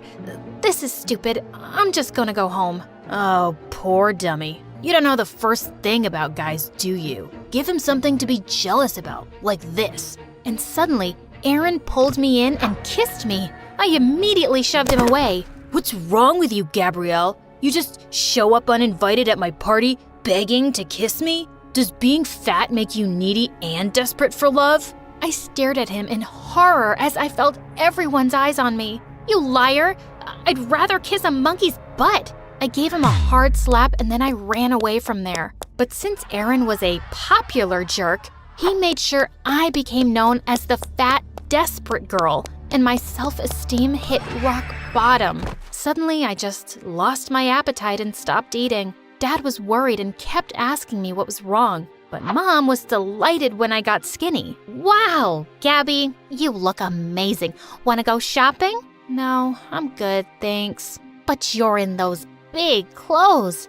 Fat clothes, you mean? Why are you talking to me like that? What did I do to you? Nothing, Mom. You're just perfect. When I went off to college, I finally made some friends there. Suddenly, I fit in the clothes. I fit in with others. But then I discovered something. No one here cared about my looks. People were interested in my poetry and the things I had to say, not the way I was on the outside. For the first time, I felt I could breathe. I started relaxing, eating more, and having fun. When I went home for Christmas, I took my coat off and found Mom staring at me like a hawk. Gabby, did you gain weight? I don't know, Mom. I didn't check. But it's such a shame that you're getting fat again, honey. You have to be careful. So what if I get fat? Will I be ugly, useless, worthless? What's wrong with you? Are you upset about something? Mom, I'm mad at you. You made me feel my entire life that being fat is the worst thing in the world, that it's the only thing that defines you, but it's not. I was only looking out for you. I want you to be healthy. Are you sure? Because I was unhealthy and miserable when I got skinny, and you weren't bothered about that. The only thing you ever wanted for me was to be pretty, no matter what the cost. You've just never loved me the way I am. That's not true. I care a lot. Yeah, I'm sure you care, Mom. Just not in the way that's any good for me. I'm leaving. Well, we're coming with you. I'd like to enjoy a family dinner for once. I turned around to see my dad and siblings looking really angry at Mom. We all left without her, and we had an amazing Christmas dinner at a restaurant. As Dad dropped me off at college, he put his hands on my face and said, I'm so proud of how smart and strong you are, and I'm glad you're realizing your own worth. You are and always will be perfect to me. Time passed and I gained and lost weight all the time. And even though my confidence was better, I still had a hard time believing that someone could love me just the way I was. But one day, someone tapped my shoulder at the supermarket. Hey, Gabrielle, right? Oh, yeah, hi. I'm sorry. Who are you? James from school, remember? I think I was your senior. I recognized you because you still have those beautiful eyes. Oh my God, it was James. The James. We went out for coffee the same day and talked for hours over chocolate cake. I even shared the poems I was writing for my first book. It was perfect. And soon after, we started dating. Slowly but surely, I was changing and fixing the damage. My mother still gives opinions about my body all the time, but she no longer affects me. I finally understood that her problem was about her own insecurities. Now I love myself just the way I am, when I'm skinny and when I'm fat. Also, I have this wonderful man next to me who isn't shallow at all. He knows how to love unconditionally. After so much suffering, I now know I am beautiful no matter what.